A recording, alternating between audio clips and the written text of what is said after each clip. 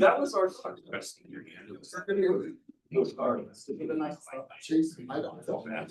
So this meeting is kind of. Yeah. Says you in person. Well, we're gonna. Training.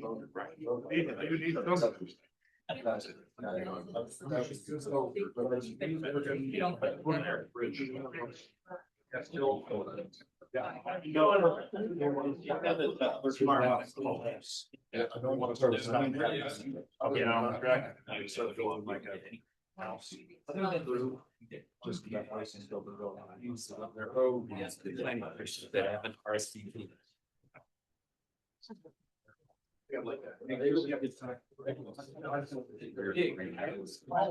Great play.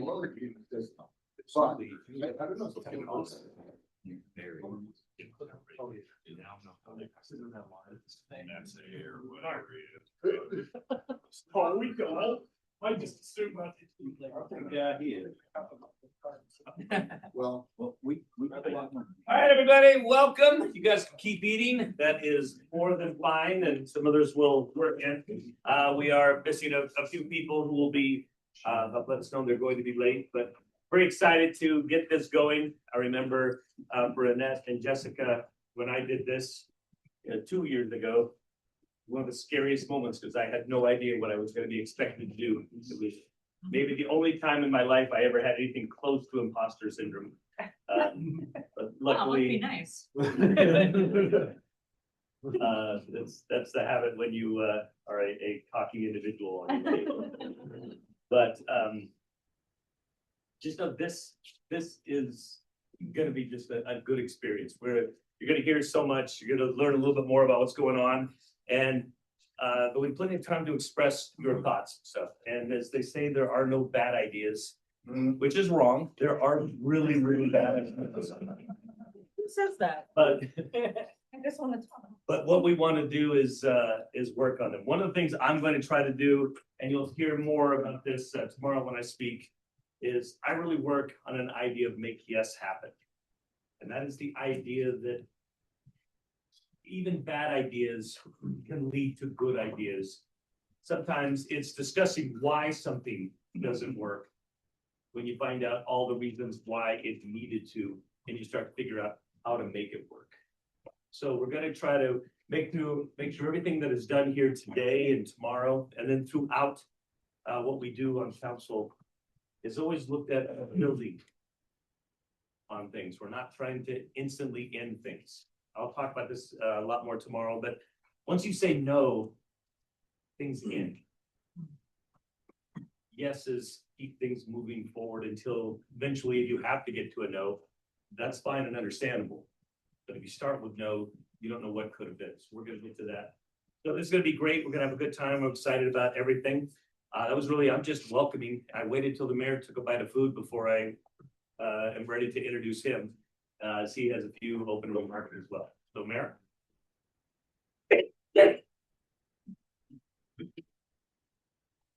Wonderful, welcome. I'm sure you look forward to this every year. So do I. Great to have you here. I'm gonna let Corbin take most of my comments, but I do want to say a couple of things to start with. First of all, the budget's an extremely important part of the city. Thank you for taking it serious and making it all work together. I had a resident say to me one time, you know what, Mayor? I could have gone $10,000 off the budget, just like that. And I'm like, you know what? Hope not. It's easy to take things out of the budget. We can take off, we can cut public works right in half. It's $5 a page, we can do that. We can cut our fire department down. Their insurance will go way up, but we can do that. I had a resident tell me we should cut our police department down. We can do that. That would save us a lot of money. Jeez. Yeah, you can say that. So my goal isn't to find a way to cut the budget in half. My goal is to find a way, and the budget you'll be getting in front of me will be this way, a way to cover the things we need to cover in the city. Now, some people say all we should do are the needs, not the wants. I have a hard time doing that because where do the needs stop? and Where do the wants start? If the need meaning we don't need a sidewalk on both sides of the street, we just have a sidewalk on one side. Does the need mean all our streets could be narrower? The need mean that we can only get one with half the police officers. We don't have to plow the streets when it snows. Is that a need or is that a want? Does it mean we don't need to have any parks? Does it mean we don't have an art building? So what our needs are is what the residents want. That's our job. And that's great. Let's find out what they want, then find a way to accomplish those things. I love the way that we've done doing it past. So I think one of my jobs as the mayor is to find the funds to do the things that I put in the budget that gets to you. Whether it's getting money from our federal delegates to help put out the 13th West to do that project, whether it's getting TRCC funds to build an art center, or if it's getting monies from the state just to do maintenance on the roads. All those, in addition, the sales tax, the property tax, and the fees we collect. My job is to find ways to get those monies. And I appreciate your help you've done doing that too, by creating relationships with our county and state and federal delegates. Helps that. Thank you.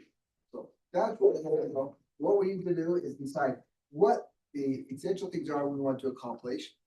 And the most important wants or needs that we're gonna do. And then I need to find a way to fund that. And then I'm gonna put all that into a big pot and work it out. And then I'll bring you back to budget, but I wanna hear your thoughts, of what you think are the priorities. And that's what I will fund for you, I think that to you. And it'll be wrong because there's 7 of you and only 1 of me.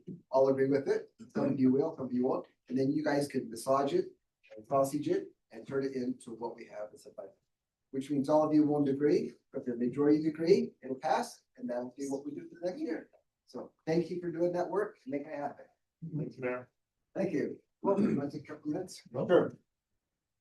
Warren, you. I'll start over down Katie's here. No, please, no. This is a good, Carry on and ignore me. If I leave, I just leave. Right behind you, right. thank you. Okay.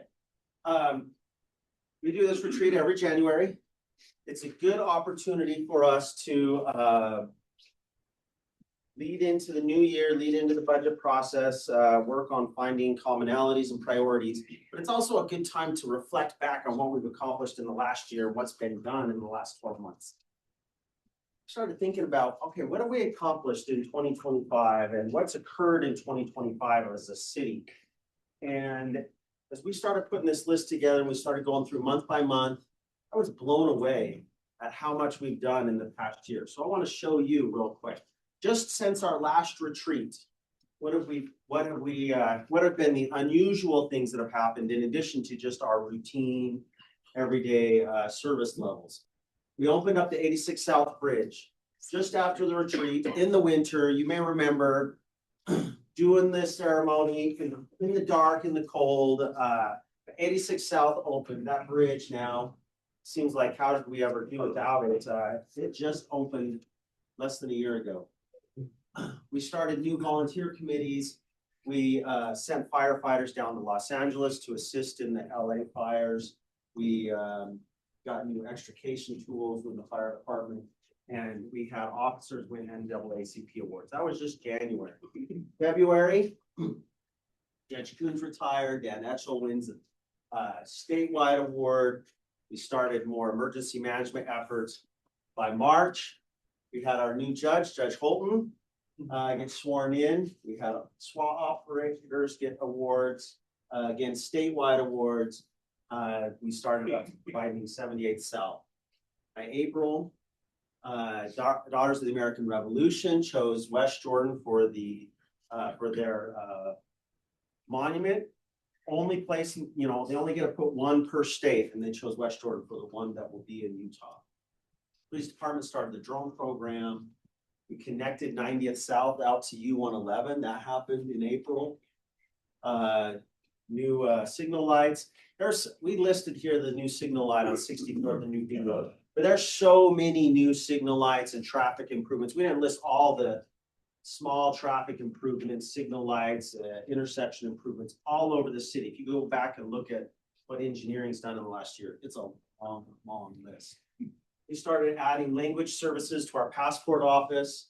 West Jordan was named a Get Healthy Utah City down at the Utah League of Cities and Towns Conference. Many of you were there for that award and presentation.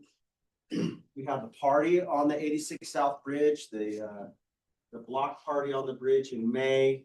We opened up the new entertainment stage. One of the things we did is we changed the format for the community markets and started doing the community market in Betts Park on Wednesday nights instead of out at Ronwood Park. Once a month, we started the community market every single week. It's been a big success, a big hit, lots of people coming to it. If you haven't gone to that community market, no, it's such a nice evening. It's such a great place. Corey's making it even better. We have a great vendor that runs it for us. It's awesome. We started the 70th South Bridge over by Heartland Elementary. Construction started there early summer. In June, we opened up the long-awaited Community and Arts Center. We've been working on for years and years. It was so nice to get that open. The fire department enhanced the level of services that we're doing with the bucket brigade, some of our efforts with trying to be proactive about how we manage firework danger and fire safety. West Jordan was ranked the #5 place to live in Utah. In July, the Wheels Park, Bike Park expanded. We had our Western Stampede. It was our 70th year. We installed lights at the Wheels Park. We had numerous water conservation projects. You'll notice if you start to drive around our parks and look at them closely, the way we design parks and the way we've been retrofitting some of our existing landscaping is a lot more conscientious about water. Corey's team has been doing a lot of projects over the past year, trying to use less water and be more conscious about our water. Plum Creek Park, Pioneer Hall, Betts Park, Maple Hills Park, all of these parks around the city, we're careful about where we install turf versus xeriscape. Just the facilities division remodeled the lobby area in the Justice Center. We started doing joint town halls in August with mixed success. Say, I disagree with mixed success. I think that they're becoming better. the ones that came, yeah, I mean, it was worthwhile effort. Those that came did get informed. We would like to see more people come. I think the last one that Zach, I and Jessica and Kent were at was very effective. I think you mean the individual ones that we did. Oh, the church, okay, sorry, Yeah, the district ones. Great success. yeah, okay, sorry. As a council, you said, hey, we want to see more art in the community. We've been working on that. The first art piece that went up this year was the mural on the water tank just across the street. Very well received, very popular. We opened up a new disc golf course in the Sycamore open space to encourage more recreation. You know, some mixed reviews, I guess, right? Some people don't like that we're trying to bring more people up into that open space, but frankly, it's city-owned land that we're maintaining. We want the public and as much of the public as we can to appreciate it and enjoy it and use it. The disc golf course was a good way to take advantage of that land. And it's a very popular disc golf course. Now we have 2 popular disc golf courses. We redid the police memorial. Chief spearheaded that with a lot of volunteer effort and volunteer labor and donated items. It's a beautiful space. We added events like the splash party out at the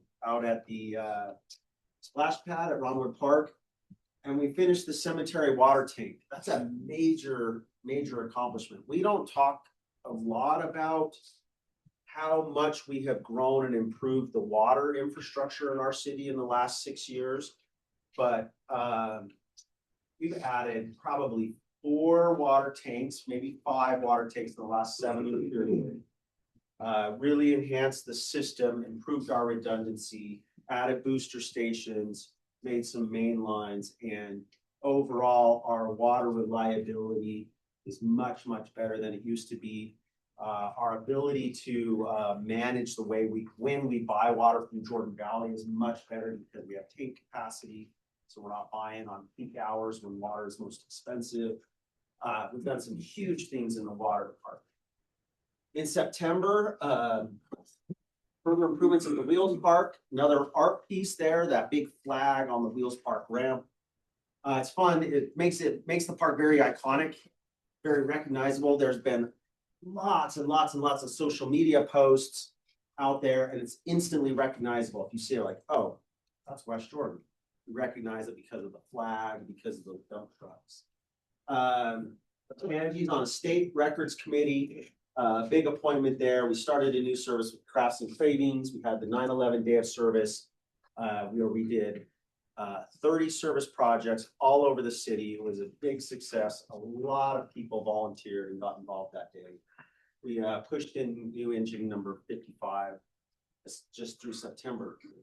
In October, we did domestic violence survivors, honored. We partnered with Ability Healthcare and the fire department.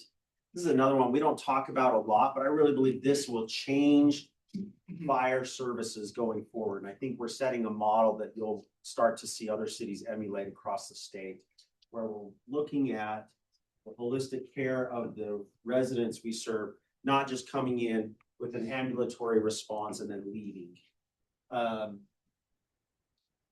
We opened up the columbarium, the cremation center. This was in response to a challenge to the public service staff. How can we get more value at the parks and cemetery space? How can we keep providing the public with a service there, even though the land is starting to fill up and we're running out of plots? They responded with this columbarium. I didn't even know what a columbarium was.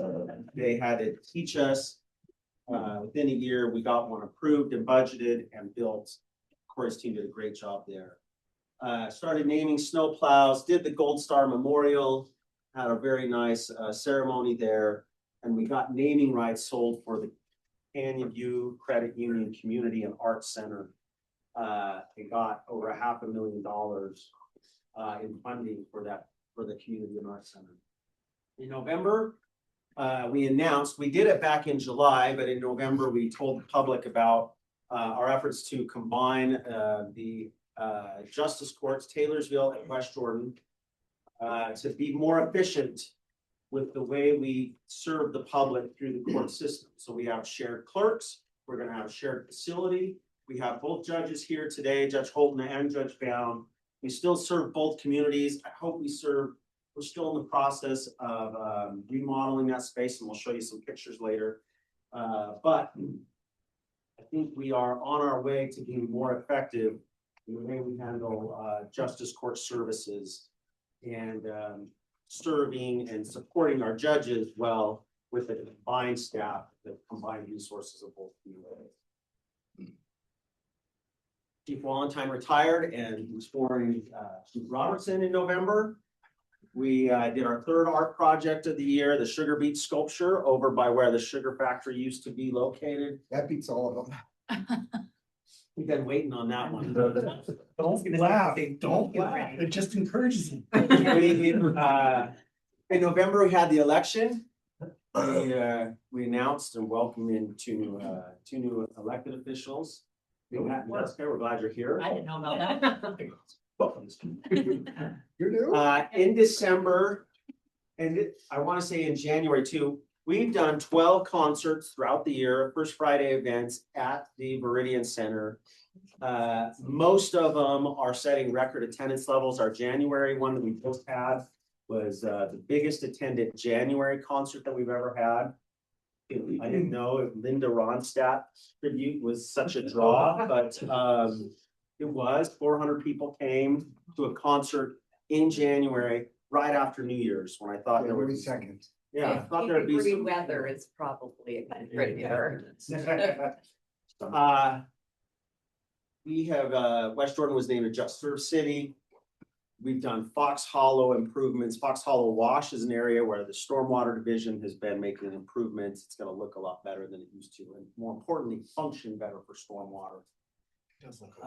We have done a lot of technology improvements that I'm not tying a specific date to, but for example, Draft One is an AI report writing tool that you approved in the budget process. We've implemented, the police use it now, and it makes their report writing more efficient. It's a really fantastic tool. We're using drones in a variety of ways in the city. Some of that started before 2025, but we really picked it up in 2025. For example, we use drones with some police response. Particularly, we use a separate drone for SWAT. We can send a drone into a house or a building instead of sending officers in to figure out where someone's located, if they're boarded up, if they're hiding. It's much safer on our SWAT officers to use a drone first. We're using drones to scan and inspect our stormwater basins. We're using, the GIS team is using drones to help us with all kinds of measurements and work in public works and public services. We're using AI language support more and more in the police department and in customer service. That's what we've done on top of our normal stuff. Our normal stuff, just our regular routine, reoccurring services, 64,000 police calls, 7,700 fire and EMS calls, over 11,000 new passports. That's up 65% from last year. We're the second busiest passport processing center in Utah. Yes. 1,400 new business licenses, 15,000 building inspections, 500 plus development reviews, applications, and so on in Scott's department, 2,600 code enforcement cases. Have we noticed any difference in our passport office and South Jordan Open Days? I don't, Denise, I think it's too soon to tell, but I don't think Yeah. it's dropped off. Tell them about the review. It hasn't Oh, dropped. yeah. Tell them about the review. Come on, Denise. I already know because I sent it in. Yeah, Kayleen's the one that saw the review. South Jordan opened up, yeah, you should still go to West Jordan.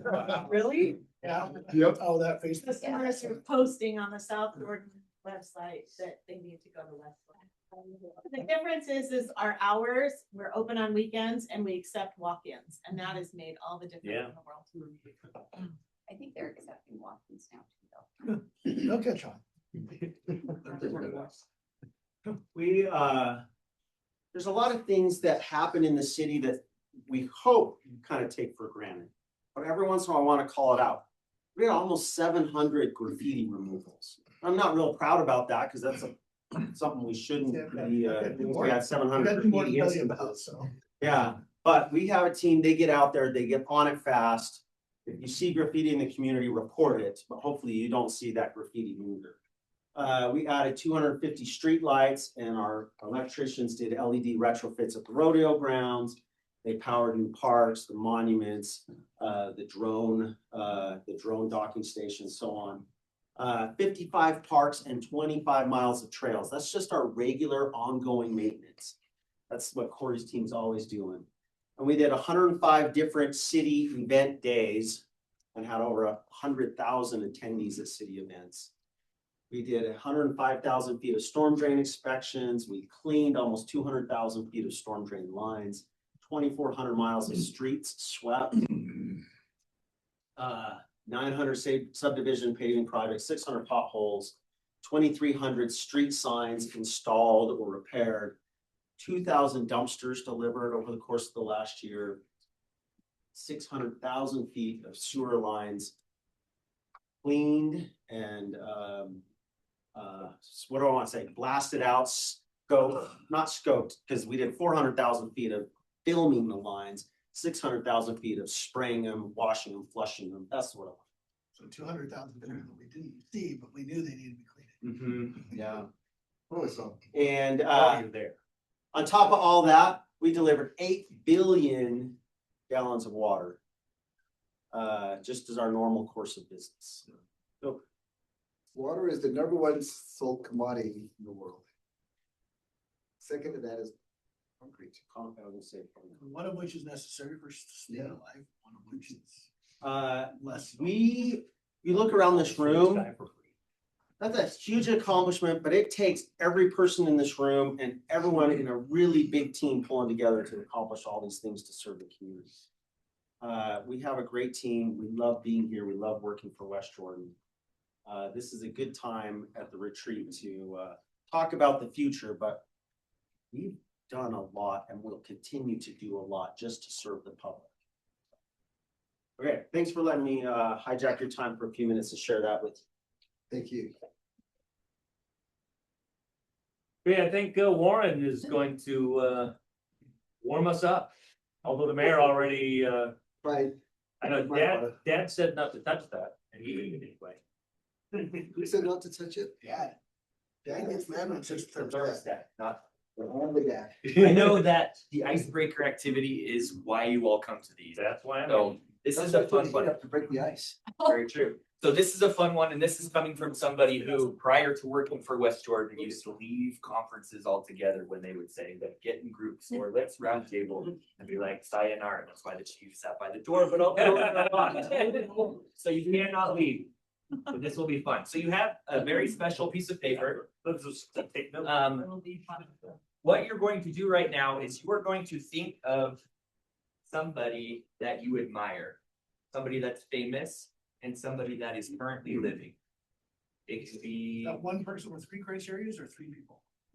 one person, one of those 3, or all of them, whatever. Somebody who people would know who they Just are. someone who's living. You're gonna get into groups, dare I say, you're going to get into groups. And hopefully other people know who they are. So they can be an actor, they can be an athlete, they can be a leader, somebody who you admire, somebody that you look up to, somebody that you could otherwise explain their characteristics, why you think they're good people. And then you can write that down on a piece of paper. It might be helpful to your group. Not required, but might be helpful. So think of your person. If you have your person, the dreaded, we're gonna get into groups. We're gonna go, if you're 1 through 5, so we're gonna do 5 groups of 5, and then I'm gonna tell you the scenario. So number 1's come over here by Denise. Number 2 over there by Corbin. 3 in the back by the judges. 4 right here in the middle. 5 in the back by Chief, so he can't escape. So I'll just do this. 1, 2, 3, 4, 5. 1, 2, 3, 4, 5. 1, 2, 3. Greg is 4, 5. 1, 2, 3, 4, 5. 1. Patrick 2. Scott 3, 4, 5. Okay, so if you'll get up quickly and move to your little areas, grab some chairs. I can't remember. Location. Yes. So 1's over here up front, Why is our 2 leader leaving? 2 over here by Yeah, everybody, yeah. 3 in the back. Down there. Coach? 4's right here by Zach, and 5's in the back by Kayleen and Paul currently. We're 2. We're 2. We 2 are 2. You have to make sure we win. How you win this one, or we do need to. Agreed. Yeah. But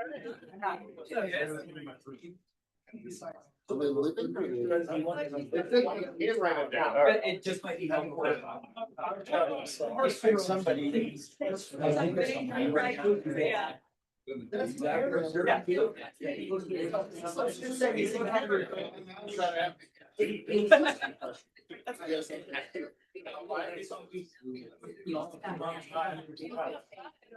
Okay, so your little piece of paper is just helpful to your teammates as you're talking about yourself. Because you are going to be that person in this upcoming scenario. So it's not a secret. It's not something you keep from anybody. It just might be helpful to show your teammates. As I'm talking about myself, remember, I'm Ron Swanson. Are we supposed to tell them who we are? Yeah, you will. Yeah. So as you get in your groups, each of you take 30 seconds and explain your person, share your person, share why you look up to them, share why you think they're reputable. And in 3 minutes, we'll go to the scenario. Okay. Anybody can go, yes.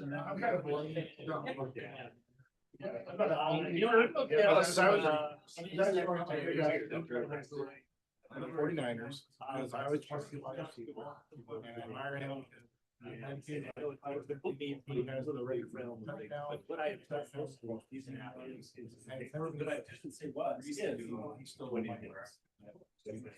They're to not say who it is. Alright, I think. I love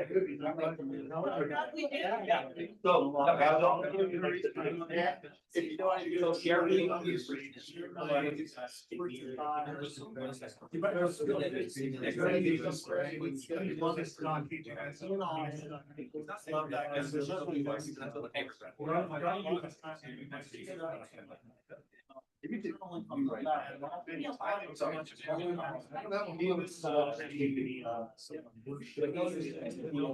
Oh, no, I said. So if you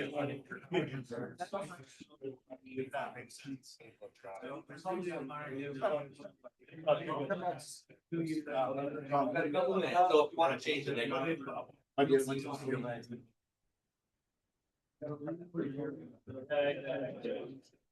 It was close. Yeah.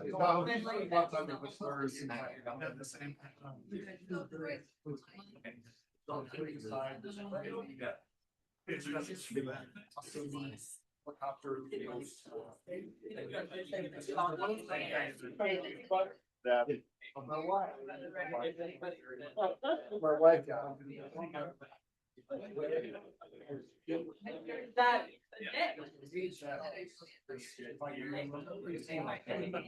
Just thought that was kind of.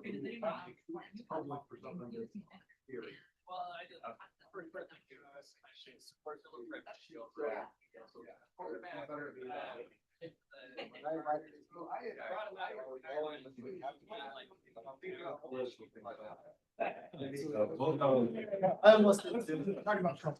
Well. I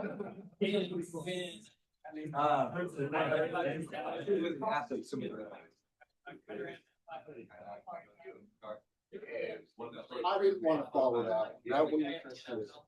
I think. I'm not a white.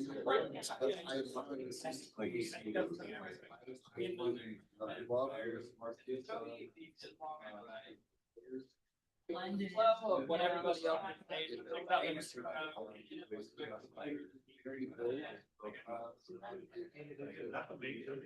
Big salesman. Amazing to watch. Just kind of. Hey, about 20 seconds. Why you can come up, coach of the whole team of the sport. Tremendous. What our country is built.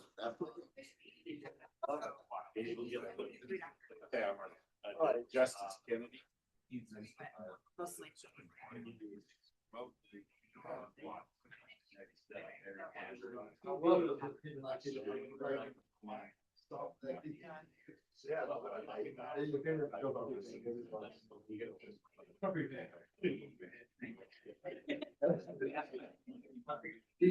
Too fast. That's a big.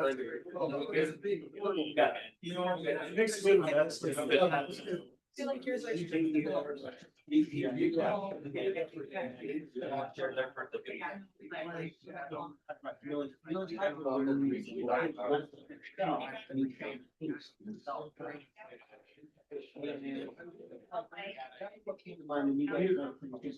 Yeah, you're okay. No, I'm not surprised. No, do you know what makes it? Everybody's swing goes. It's really not.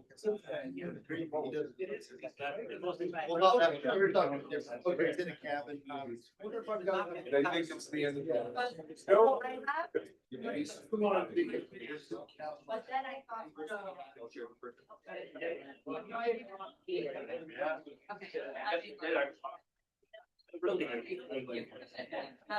Oh, that's funny. I know, I'm.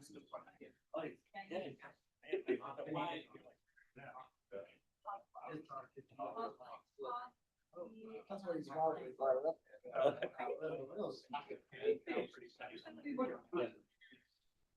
He's like a bird that's happy. He's covered. Yeah, that's fine. Yeah. But it's like a very, like, ultra small. Well, 22nd or? And like.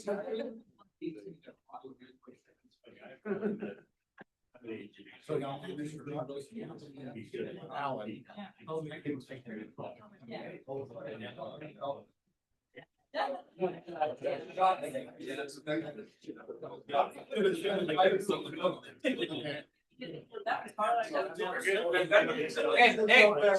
Okay, next step in the process, and you can explain a little bit more about yourself if you didn't have sufficient time. But what's gonna happen now is all of you are on lifeboats. And the lifeboat is sinking. And there are going to be 4 rounds, and you have to vote who of your people, not as the personal people, who of your people you're gonna vote off the lifeboat every round. So you have 3 minutes to figure it out. Yeah. All fine with me. So you have to vote. Even if you get voted off the lifeboat in the next round, you have a vote. So you're like Jack hanging in the water. In the same Okay, so you have 3 minutes to quickly share why you should be saved, and then you have to vote somebody off.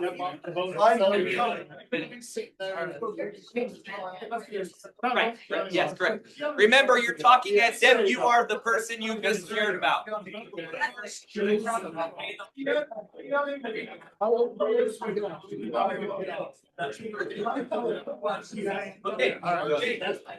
minutes, go ahead and talk.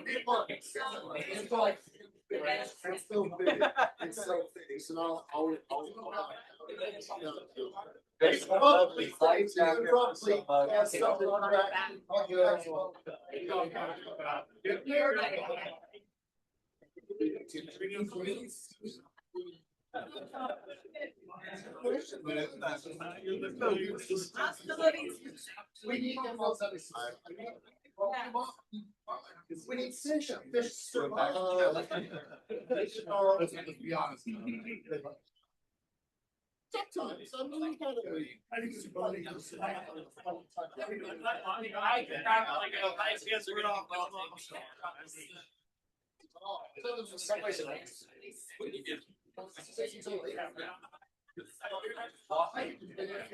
was about to say. You can barely.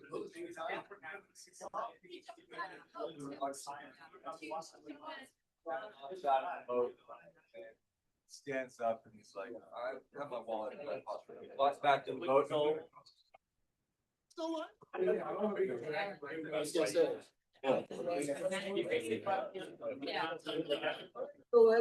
My wife. Come on.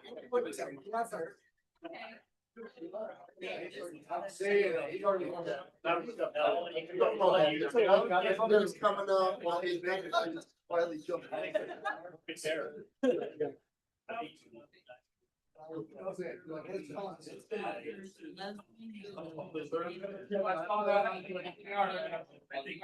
Favorite council member.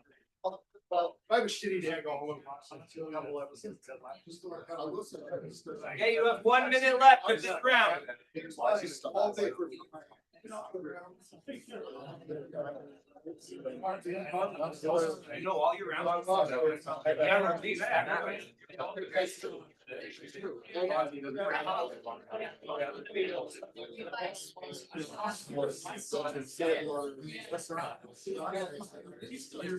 Now it's our feet all there. Yeah, I'm just gonna hang out. Sure.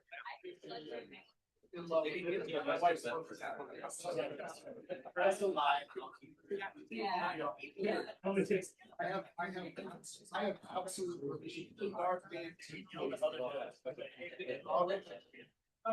Are you guys done? You voted? You guys voted? Yeah, you guys voted? Okay. Okay, that's the end of your first round. So only 4 of you are alive. No, that was wrong. Four of you are, you, oh, you're. You guys figured out all yours? One person drowned, the other first. These guys did too. Did you only do one round or did you do all four? Okay. You guys only did one? You did all of them? Okay. What? You're right. Okay, so you guys are all done. You guys are all done. You guys only did one round? Okay, so just take 5 minutes and figure out how you're gonna survive. Would be another. Did you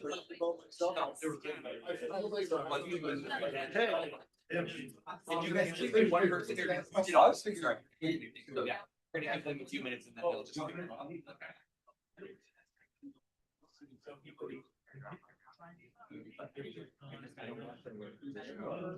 mean, what's Guy.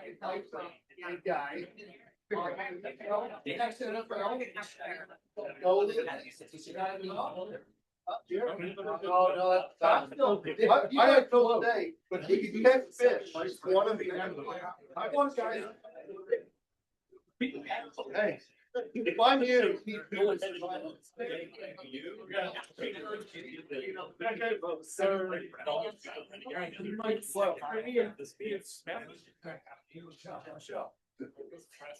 Alright, so.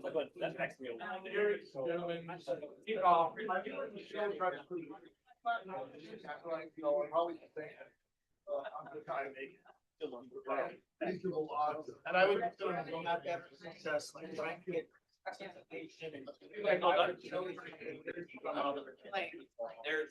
off. Still talking. Last big thing I've got. My question is, does the last person ever get saved? Right, we're gonna be talking. Someone did.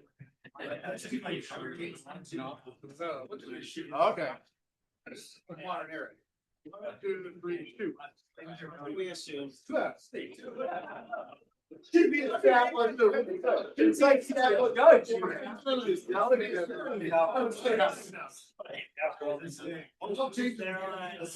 No, Rose started.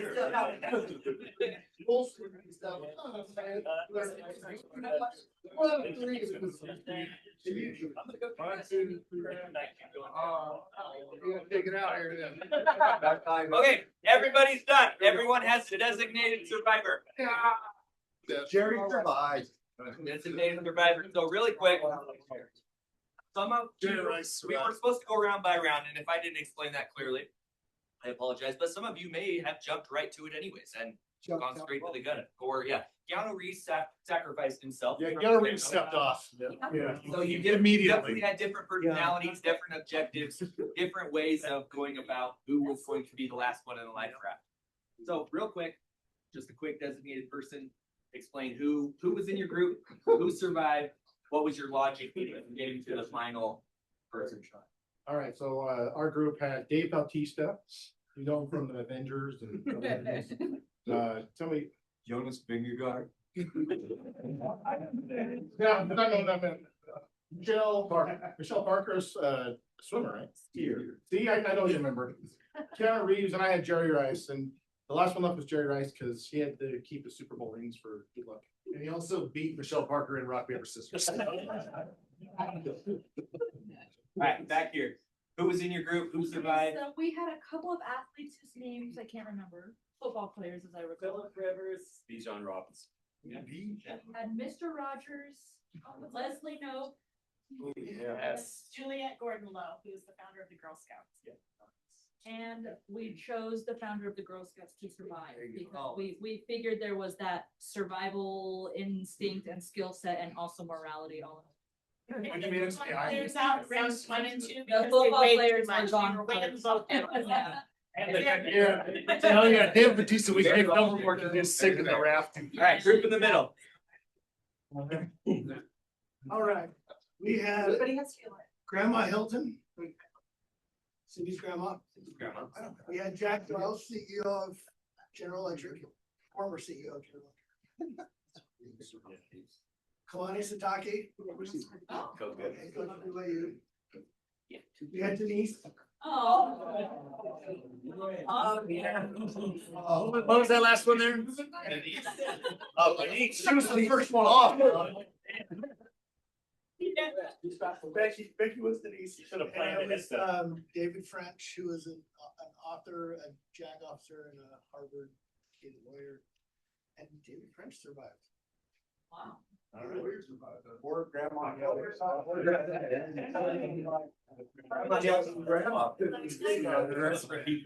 She was gone. I was gonna say, she lived her life. Here in the back. I can't believe you guys threw Denise over. Well, we had a bit of an She unfair volunteered. advantage because two of us picked the same person, and so naturally he won, but he also is the only one that carries a gun, so we chose Chief Valentine. He's armed, but actually we had a couple of people martyr themselves and jumped off, so it really wasn't that difficult. So, our other people were. Aw. Susan Fulker. Jeff Flake, Senator Flake. He's a Flake. I think that's how we ended up with Denise, is there was a duplicate here, right? Yeah, so. We were going to Kalani Sitaki. Both ones. Alright, last group. We had a Kalani Sataki. Yes. We had former Supreme Court Justice Kennedy. We had John Stewart. We had John Wooden. And for some reason, David, he said the mayor's wife. So. I think I got that right. We had Kalani get off first just so the vote would rise up a lot more and we thought we could go longer. But in the end, we all decided that the guys would have all given up the vote to the mayor's wife. And let her finally have some rest. Sit quiet in the ocean. All right, well, and one thing I told this group, but I didn't tell anybody else, is do you guys know where Point Nemo is? I thought it was somewhere. You need to have a history lesson, geography. It's the most remote place on earth. There is a literal buoy there, but that's where you would have been dropped off. So whether the person in the lifeboat would have survived, you guys said this is dark. We don't know. We'll never know. So that's the end of the activity. Thanks for playing. That's a fun. That would be good. Yeah, thanks. It's on ranch. Budget move. It's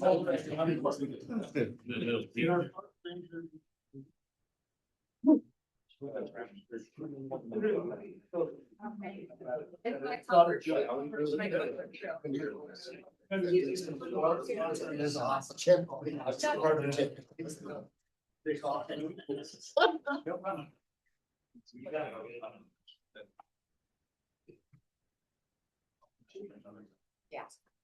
Yeah. All right, now we're going to, we spent after we had our session of this last year, we talked about one thing we really needed is we needed a vision statement, something that would then lead us into decisions that we made. We could all look at this vision to be kind of a defining factor of, you know, is this decision that I'm looking at, or is this want, need sort of thing I'm looking at, does this fit into the vision that we've outlined as the city? And, that was Alan's name on there for a minute. Wow, that was crazy. So here's what, for those that weren't involved in any of this and didn't quite see the ending of it. Our vision statement is this: West Jordan is a welcoming, vibrant, sustainable city that honors its past while embracing future opportunities. A community where families flourish, businesses thrive, and natural resources are preserved for future generations. In some respects, vague, but it encompasses a lot of things. When was this?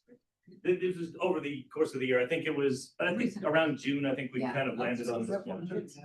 Yeah. Took us a little time. This, like I said, this is an interesting statement because it is vague in its approach of a lot of cities probably think in terms of this. But what we have to do is internalize this message, and what does this mean to us? What does this mean to West Jordan? What does this mean to us individually as then we decide on elements that will go into West Jordan? Excuse me. And as we go into this next little bit and we start talking about some of our desires for this city, we keep this up on the board. At least I think it'd be something that we can kind of keep looking to and refer back to in terms of how our desires and how, what we'd like to see the city improve during our time here on the council and, you know, with the help of the amazing staff that we have, what we can look to do. On our agenda, we have it that we look at our individual priorities. I think Corbin and Alan will help us kind of run through those and get it done. Is this where you're gonna start recording things? Yeah. Alan? So we're gonna look at that. I don't know if there's anyone who would like to speak first. It has, now it's done where we just have the districts 1 through 4 and then later mayor and the at-large. So we still want to do that with a break or do you want to just let people free flow? Or you can kind of go in any order. What do you guys want to do? Yeah, let's go in order. Do an order then? The goal is kind of open mic for an individual council member Okay. of what they see. There's just some ideas. It is open mic. You can say what you Yeah. would like to say, but it's, you know, what do you see in our identity that's related to the vision statement? Or what are your priorities for city code? These are just ideas to get the juice flowing. Priorities with intergovernmental partners such as Georgia School District, Salt Lake County, State of Utah. And then your municipal vision, and as Corbin and I have talked about this, like short term, what you'd like to see during your term. So Annette, Jessica, Kayleen, you're on for 4 years. So got, 4 years, what would you like to see? The district reps, they've already been on for 2 years, they got 2 years to go, and then they can choose to run again or retire. So we just have like, what do you want to see short term, first year, third year, or long term, when you're off? 5 years, 10 years from now. As an example, as we talked about this, West Valley, when they designed and figured out Fairborn Station, that was a 10-year process that occurred over multiple city councils to get to where they could redevelop that whole area around 27th West and 35th South. So kind of those kind of things. What do you want to see when you're off the council? What's your legacy? You have about 10 minutes, 10 to 12 minutes to do that. These are just guidelines. You don't have to answer. They're not questions to answer. They're just helping get the idea flowing. But if we could start with District 1, 2, 3, 4, I don't know, Chad, you want to go first? Now, I think I explained what we're gonna do there. I'm going to record it on this digital recorder, this next segment. And tonight, after dinner, I'm going to load it into Google's Notebook LM, which is an AI processor. It's pretty cool. And I'm going to create a podcast. I'm guessing it'll be 15 minutes long. It'll be 2 individuals that are sitting at microphones, discussing all of these topics and kind of gelling everything together. So tomorrow morning, while we eat breakfast, you're going to listen to this AI generated podcast of what you're about to say. So I think, Yeah. so I think we're going to talk about what we can probably do, since there's 8 of you, is maybe have the mayor go forward in this segment until Kent arrives. That sounds good. That's why I was wondering if we would want to. Yeah, so let's do Chad, Bob, Zach, Mayor, then we'll take a break, and then we'll start maybe with Kayleen, Annette, Jessica, and hopefully Kent will be here by then. Sounds good. All right, so I'm recording, and I may come up here and just kind of move it around. But, want me to have a timer, or you guys? No. For 10 to We're 12 good. minutes? I think very few of us jump over.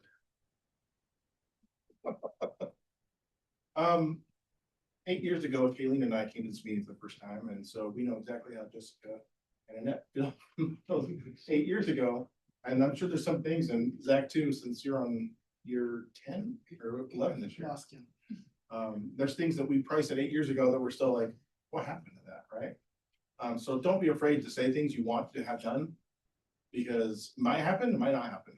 I don't want to put this as a priority, but I still think from 8 years ago, the Jordan School District property across the street, we've got to start moving on. I thought we haven't moved on it at all. I think we've talked about it for 8 years, but we haven't really done anything other than talk about That like it. I know. 3-hour PowerPoint, But we that don't, doesn't yeah. count for anything. No. We've talked about it, and there's been what, 8 different ways to design that area, so I don't wanna put that as a priority, but that's still on my list of something, and it might be because I live next to it, and I've lived in my house for 25 years now, and just see, when did Grand Central go away? Actually, I guess we can go back to when Fred Meyer moved from 78th over to 90th, that whole shopping center has been dilapidated since. So it's been a long time. I was in the lifestyles gym when it was there. Yep, exactly. And did you have a lifetime membership that wasn't a lifetime? Not your Exactly, it was in their lifetime. for sure. Yeah. And then, I think a priority, I think we really need to look at, and obviously I don't think this is this year priority is, I really think we need to look at, refurbishing the rodeo grounds. Those stands are past life. I didn't realize this, and someone told me this, that I thought those stands were new when we moved to that new location, but no, they're from the old location, from when I was 5. So those are some old stands. There's no leg room. They're horrible to sit in. Anybody that sits in there, I feel bad for them, and yet our cities charge them seats. But they're there for the event, but There's 3 hours of luck. exactly. Well, it's either knees in your back or knees in someone else's back. But that's, that's part of the park plan there. I already, Part of the plan, you said? well, we've got a plan to look at redoing the park. So there's a parks plan. Is there a plan to do it now? No. But we've talked about that, and whether that's a priority this year or we do other things. I'm also at the park. I would also like to move forward and see about getting a splash pad in our main city park. I know we've got the one out on Wood, but I do think we need one on the east side of the Central Park. Yeah. So that's, if we do things like, I know the biggest talks are pickleball courts over in that park, and I don't know what's more work, pickleball courts or splash pad. Pickleball courts with a splash pad built in. That's up. Are you 6 or 60? Yeah. Do you have kids or? Yeah. Yes, exactly. Funny thing is, I never played pickleball. Me I don't have it either. It's a blast. I'm scared to, because whenever I play sports, I break something. Don't wanna get an I can't wait Achilles to or hear something. that in the podcast. Part of the murder. Yeah. I always harp on roads. The mayor came to my house, we had a conversation about my road, and he said, Chad, it's fine.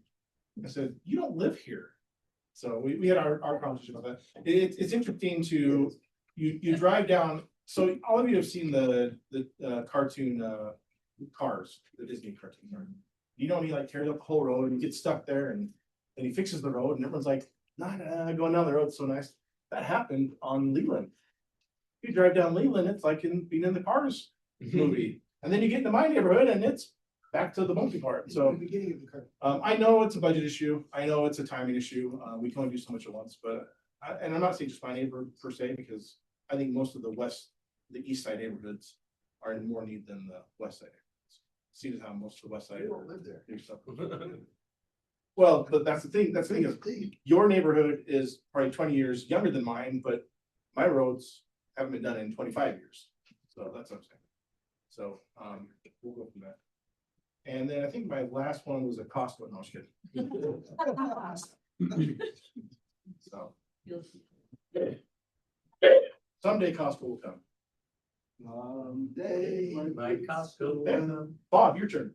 All right, mine, much like I've spoken in, especially last year, and kind of what led to a lot of this vision statement was finding the identity for West Jordan and really finding something that sticks us out. So when people go West Jordan, they go, oh, that's the whatever. See, that's where that's anything. Because I do that about almost every other city around us. Oh, what that city is.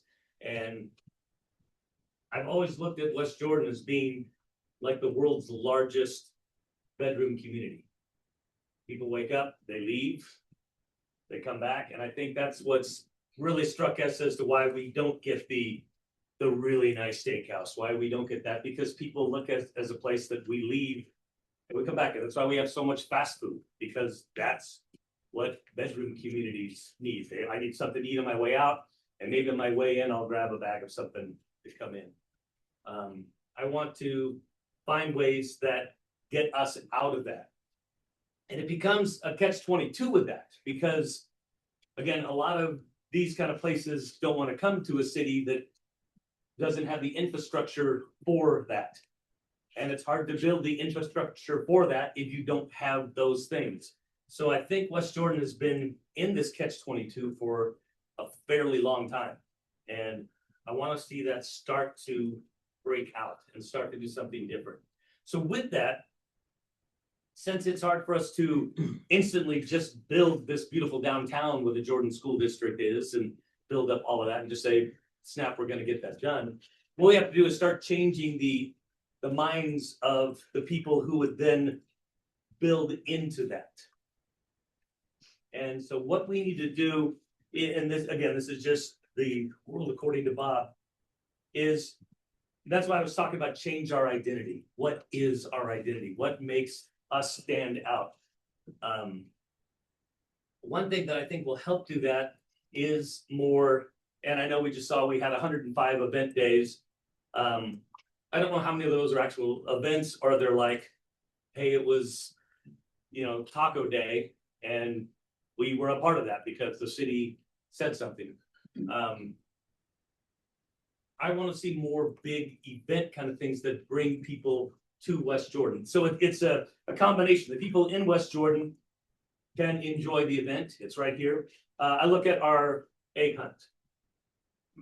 I think that is amazing. It That's is, 15 seconds. oh yeah, it's faster than the Kentucky Derby.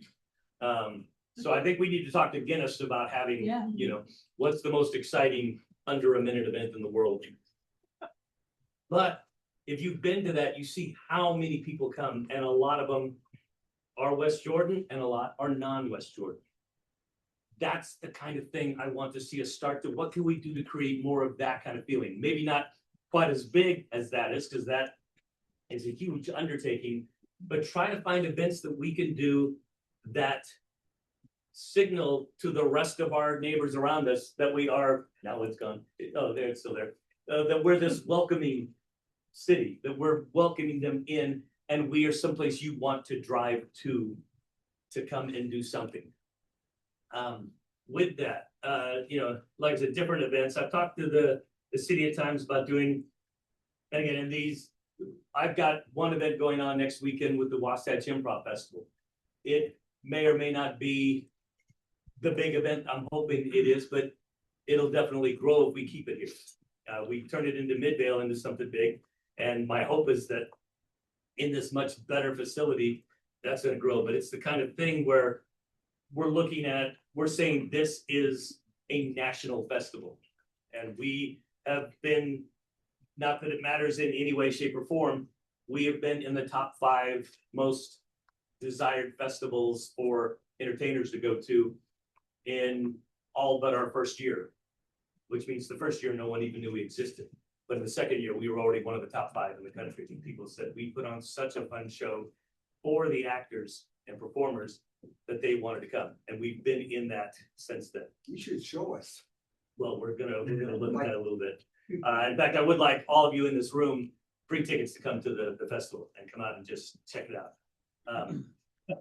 But that's one thing. But I'm saying we can do these kind of events that are going to bring in people and make it so that we're not just we're not this bedroom community. I'd like to see us expand what we do at the museum. I talked to Robbie. The pumpkin walk was a big success, I thought. But there's no reason why we can't do a pioneer kind of thing there, that we can't do. I've wanted to do sort of a Dickens-esque festival in Veterans Park for a long time. I'd like to really see that come together, but if not, I'd like to see a smaller version put in where the museum area is that we can build up. Love to see, you know, an Easter, you know, there's things we can do in that little bit. What that'll do is if we can remind people that this exists, we'll go to. I personally told Robbie, I will work one Saturday a month in that building, even though I don't know everything that's there, they'll teach me. But I just think it needs to be open for people to see. And if I'm saying that the museum has to be open for people to come to it, I'm saying the entire city needs to have that kind of open, there's something to come see. For things that I would like to see on a bigger scale, there's been the little mini joke of with mine thing of the container park that I've been to several times in Las Vegas. It is different than what is done in Springville. but it's that same kind of simple idea. I would love to see us find a space and build something like that. Those of you that are not familiar, it's this sort of like a little mini mall-esque kind of thing, just built with containers, shipping containers, sometimes 3 high. And the idea that works really well with that is each container, if you think about it, is really about the size, if not bigger than a food truck. So food truck kind of things can be in there. You've got plenty of little places to eat. They're also big enough, little boutique kind of stores can go in. The way it is in Vegas is they all work down to the very end where there's a stage set up. And there's a playground in the middle for the kids. And it becomes something where I think it's the kind of thing that is not offered anywhere around us. So it's kind of thing people would then drive to again to do. That's what I want to start seeing. We look at oftentimes when we're looking at a business, what business is going to come in. And those businesses are oftentimes thinking, well, we need to know how many rooftops are around us before we want to go in. I'd like us to start looking at businesses that don't require rooftops. They require a place and a parking lot because people are going to drive to it. Because those are a lot of times for people not in West Jordan. And I would rather them start spending their money in our city and doing things. There are also some conversations that are now starting to crop up finally on automobile dealerships. We've got an area that is set up for used car dealers, and through my boss and David Dobbins, there's some opportunities in there. There's also, we're looking to have someone come talk to the council about the opportunity for new car dealerships. And if we want something like that, these are great sales revenues. They're not the, kind of survive COVID kind of things, which we were grateful for to have all the grocery stores and stuff like that help keep stuff coming into the city or that. But there are places when they are good and thriving, bring a lot in. So, and also a lot of those are going to be people driving into West Jordan to get there. So as we look at what my priorities are in terms of what we do with the city, what do we do to make our city have this vision that other cities are seeing and people are coming in to see us? And how do we do that, but keep it with the parts of our city that we want to keep, with our, embracing the past? How do we do that? It still has that same kind of feeling to it, so that we're not trying to become something that we're not. We're not downtown Salt Lake. We don't want that. So we want to have something that feels like Specific identity. Yeah, an identity. So that's something we look for. I want to be looking at what we do in terms of as we go on and look at some of these other things on here. With the code, I like where we've been going with code. I just want to always make sure that what we're looking at in terms of city code is something that the enforceability factor is high in that. We've started to find some things that are a little more gray in how we're able to enforce them. So as we look at code, I want to make sure that everything we're doing and putting together is not something that a year down the road we're going, well, now we don't really know how to enforce this right. So we're going to try to work really strongly with the people who would have to enforce that and see who, is this strong enough for you to go after and help so we get it going. As far as the council, and I'll talk about this more tomorrow, I want to see this council really working as a team to make this happen. Our job is to do what's best for the city. Our job is not to do what's going to get us reelected. If you do what's best for the city, that should be enough to get you reelected if that's. So I want to really do that. I want to work together. I want to be a strong council that we all have each other's backs. As I talked about, there's a lot of, sometimes we say no. What I want to do is find a way to, instead of saying no, we can go, and we'll talk about this in improv. Improv is about yes and. Yes, that is this, but, and this could be added, or, and this could be done, and this could be a part of it. And start working together as a team. That'll be something I'll be talking about more, and when I do that tomorrow, that's going to be a huge bit of what I hope to accomplish in the council written. I'm so excited about this year and what we can all do together. I'm so excited about my last year and for Jessica and Annette. My first year was a lot of me just kind of going, okay, I'm starting to see it. I think this last year, I think as a council, at least in my mind, we started to really gel really strongly and we were starting to make some good things happen. I think the two of you, hopefully we can integrate you in very quickly and we can continue this. Because this is a council of 7. And that's what it needs to be. And I want that to continue on. So we will now move on to District 3. And Zach, you have the call. Roger that. I like that, a lot of people, too, they've spoken. We're a lot. A lot. And both mentioned downtown. As you know, even you guys, I've been harping on downtown for years now. I think it's time for a very big vision I think we're starting to gel around a very big vision for downtown. I think we've gotten to the point now where the small thinking is probably we've outgrown it, and I think we're mostly there. I said not every year, but some years I will go into the new year and I'll set a word for myself. And it's instead of a resolution, right? My word for 2026, and I'd love to have this be like a council thing too, is execute. So I always frequently have big ideas, neat thoughts, neat things like, oh, I got an idea for a business, we can do this and this and this. And that's as far as it ever gets. I got this idea for a business, and sometimes I'll go a little further and I'll go into ChatGPT and I'll start typing stuff out, we'll start making a plan. And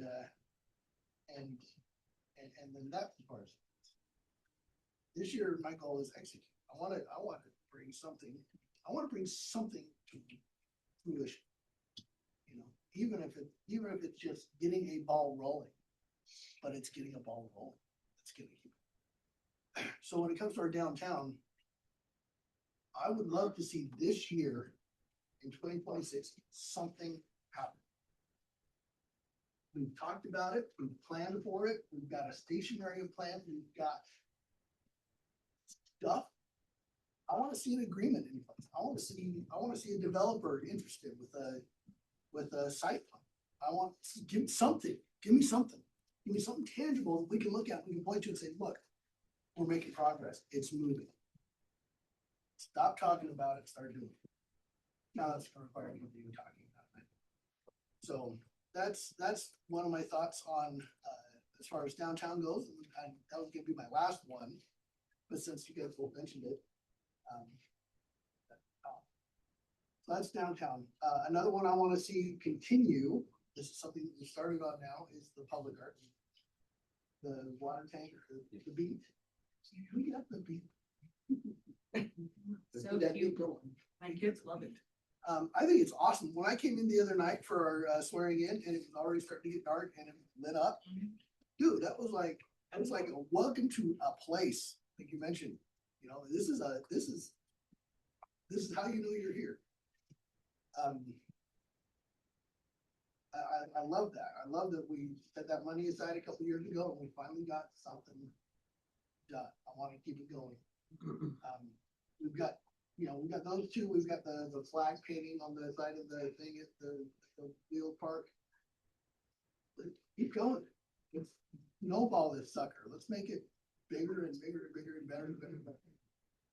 It's funny because I'm walking into South Jordan's swearing in ceremony the next night. They did theirs on Tuesday, and as I was walking in their city hall, they have if you've been to their city hall, so this little plaza, and I'm walking in, and they've got a little, like a temporary little hut set up for something. I don't know what. If it was in Harriman, I'd say it was their ice skating rentals or something. It's like some little temporary little shack kind of a thing that I'm sure is open for business sometimes, but it was at night, so I don't know what it's there for. But next to that, there's this little Little areas where there's no, it's not really grass, but it's, you know, under the trees and stuff that are out in front of the city hall. And there's a statue in there, like a public art statue, a little kid sitting on a stump or something like that. And it's small, it's only 3 or 4 feet tall. And I'm like, nobody ever sees that because where they put it, and it's now behind the shack that you're not even gonna see unless you happen to look that way. You know, let's get stuff that people are gonna go, oh yeah, I know where the whale is in Salt Lake and I know where the beet is in West Jordan. You know, let's keep it going. Keep that going. So keep the public art going. Give us a better identity there. The sustainability issues that I brought up a couple months ago, I want to get that passed. I still haven't received anybody's input on that. Because they were email me, the two that are on, I sort of put their input.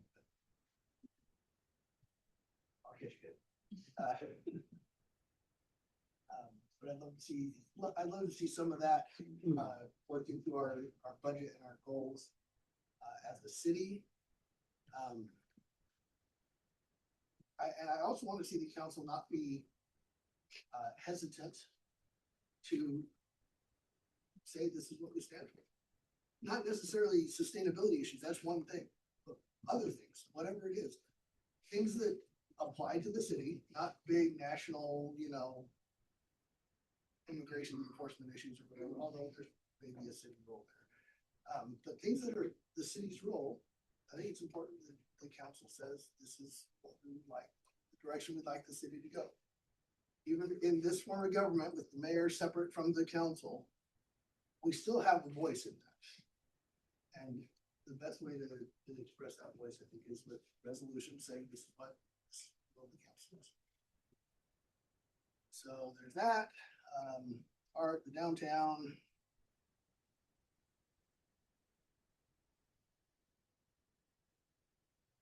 I think that's that I had. I'll leave it there, but mainly the main thing is execute. Let's see something tangible happen this year. Whether it's by allocating budget money or whatever it might be. Let's make something happen.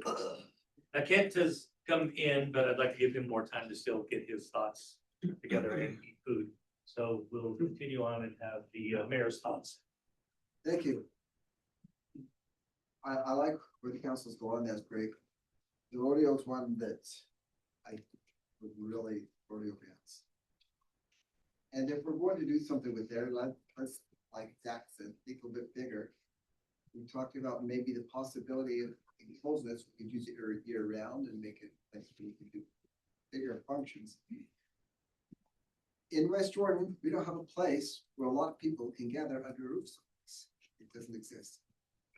So the closest thing we have is the Viridian, and a lot of people don't come here because that's the biggest thing there is. So if we could find something where more people gather, we could do something there. And have some closing the arena, accomplish that. And yet we can still hold our rodeos there.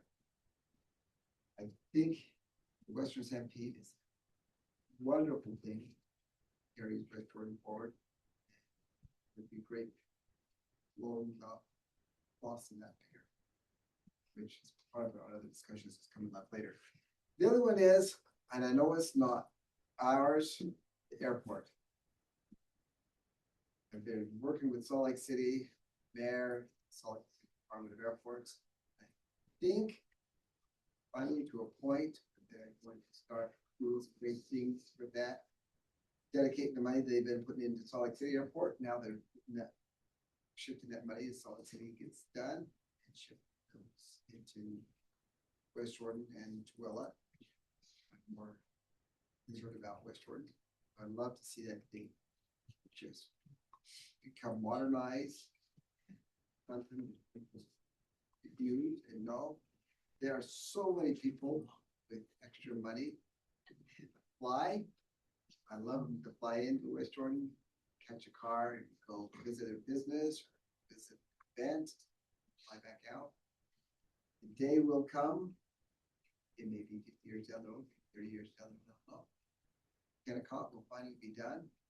and start skiing in those mountains. I don't know if you've ever been up those mountains in the winter. The only way you can get up there is a helicopter. Having been up and peak of that mountain, Farnsworth, a couple of times, amazing up there. There's a whole industry of skiing and other. It would take me 40 minutes to get there. Anyway, that's long term. I'm supposed to keep it short term. Tell us what you want. And the other thing I want is our city has gotten really good with their community service, customer service, and treating people very well. The next phase I want to focus on is the opposite side, us getting back to them. I think we could still improve on returning communication back to them. Marie has done a great job just doing the general communication, such as what's happening in the city with the things that she's done electronically and getting that out there with the JoJo or whatever it's called on the website now that just got up and started, it's going. And the system that she's put in place where we can do if there's a water break somewhere, she can target that neighborhood and just reach out to those residents that are the affected ones specifically. She can pen that in and we can communicate with them on that. But the other communications like reporting back on service requests when someone puts in a tree branch that's down, getting them in the face when they're jogging, or Never happened.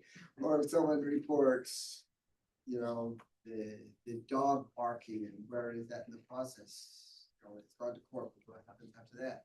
And the police getting that information back on what's going on there. We haven't. Government typically doesn't do that, so that's a new thing for government to do is to. We just think what's reported to us, it's in our hands, let's take care of it. I think getting the information back to them and finding a functional way to do that would be good. Sometimes it's difficult because some information we cannot share. Can't tell them, it's maybe a court process or something. I don't know. But I'd like to find a better way to make that happen. We have increased the technology of this city very well. Some that I'd like to try and help share that among other departments now. Departments are really good at reaching out to other departments and sharing their abilities or helping them with their needs. For example, in community development, who is down the administrative assistant right now with Julie being gone. Other departments are helped jumped in and helped with that. Keep that ball rolling. I'd like to see us do the same thing with our computer programs. When someone has a computer program and another one says, well, I need something that does this too, let's check to see if someone else in the city is using something that will also work for theirs and share that, share employees and do cross training with our computers programs do there. But I'm not worried about AI taking jobs away from people, but I'm looking at AI as fulfilling jobs so we don't have to find more people to do it. It helps keep our budget more stable. And Scott and Denise are both good examples of that. We brought in Denise is AI. She is. That explains so much. Not blue. And if it wasn't for her, the AI and the AI that she uses with her own personal AI, we'd have to have several more employees in order to do that. And if we use technology to get us those points, we can be more effective, more accurate, and then use those additional employees to do other services to other residents. Help keep that one. That's some of mine. All right, we are ahead of the game right now, time wise. So what I want to do is I want to look at this was the first half of us as a council talking about things that we're looking for and things we would like to do.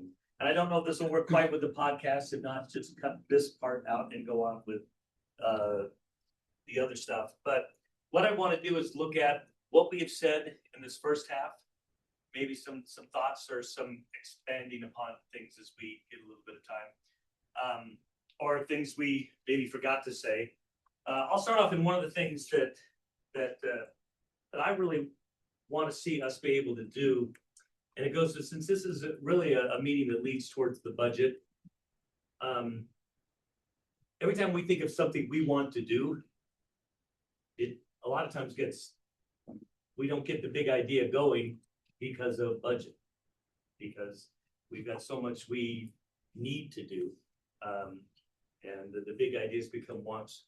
But what I want to make us sure that one thing we look at when we do this budget is, and this is not going to make me a lot of friends, but we'll see how it all works out. I don't know if it'll ever come, but anytime I want to do something bigger, means I have to spend money to get the bigger thing or to make things happen. I can't just go, well, I want something different to change in my life, but here's the same thing I've been doing for the past 5 years to make it happen. I have to make more of an effort, or I have to spend more money, or I have to do different things. And I've talked about this a couple times in some of my thoughts. It becomes that thing when you go to before they opened all this, the shop for yourself, check yourself out kind of lanes. There was always a thing of, there'd be 20 lanes in a grocery store, but there would be a line behind the one lane that's open. And you're always like, you've got 19 other lanes, open those up so that we can go through. And it always became a big hassle for someone to go, I'll come over and open up. And a lot of times that was because the grocery store just didn't want to pay for more people to go there, because that might raise your grocery prices. But what I want to see is our citizens never in line behind one cashier. I want to do what, if we have to, whatever budget, so I'm looking at, all the great people that do all the work, all one seat on the outer rim of our little council rim here. We need more self-checkouts. I want residents to be able to check out themselves and It's go. like a park. But what I look at is what's going on, like with our, look at what's going on with our passport. Why is ours better?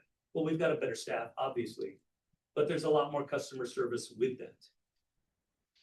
Customer service is what wins people over and what can make that happen. So what we have to maybe do as a city to make sure that we've got enough lanes open. And if we think we can keep doing it with one lane and it's working, fine. But if we need to get something and go, man, I wish we could do that, but my hands are tied because I can't make things happen. That's kind of our job, is to decide what lanes are we gonna allow people to open. So I'd like to see as people give us their the budgetary needs and get them to the mayor. Look at what we need to do to improve. If it's an area we need to improve, then it can be something that we can all talk about and decide whether that's an improvement that's needed or not, and we'll go from there. I'd like to see more of that kind of thing. I love the idea. I didn't talk enough about I forgot I was going to talk about the rodeo grounds after Pat brought it up, but and then the mayor saying that's one of our biggest events. I think it's the closest thing we have to an identifier of West Jordan right now. And if that's it, then yeah, let's make it better. If this is our biggest piece that we have to show the rest of the state and country of who we are, then let's make it better. And whatever that's gonna take. An enclosed arena that could be used for a lot of things. I love our rodeo grounds, and it works okay for rodeo, but then it's empty a lot of the time because it's really not suited for anything else. If we had that and it was suited in something that could bring in some concerts or other events. I jokingly, when I was putting down a list of things I would like to do, I started looking at how cool would it be if we could get West Jordan, if flag football started to become a big thing. If West Jordan had our flag football team that had its little stadium there and came in. I have also, and this is something else maybe do on my own, but I have, there's a thing called disco soccer, and I've shown it to a few people. But man, I would love to create a disco soccer league in West Jordan and have it where a thing where people who want to do this are gonna come to West Jordan because we're the only ones who are having a disco soccer league. And it is something big and different and an identifier as this is a cool kind of place to be. We can turn this into something. So as I looked at some of the things we talked about, just giving you an idea of things that were said and work on it.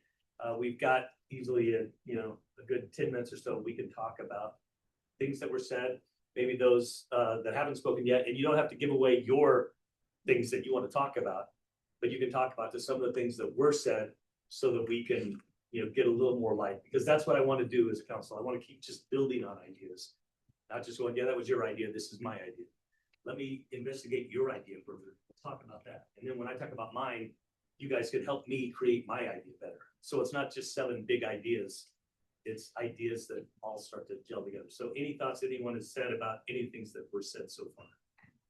Yeah. About the vision for a downtown. Uh-huh. Is there already an area selected, or is that a question? I mean, that's. You don't wanna clearly like- don't know where Grand Central was. I don't call it an issue, but I don't feel that there's an obvious down.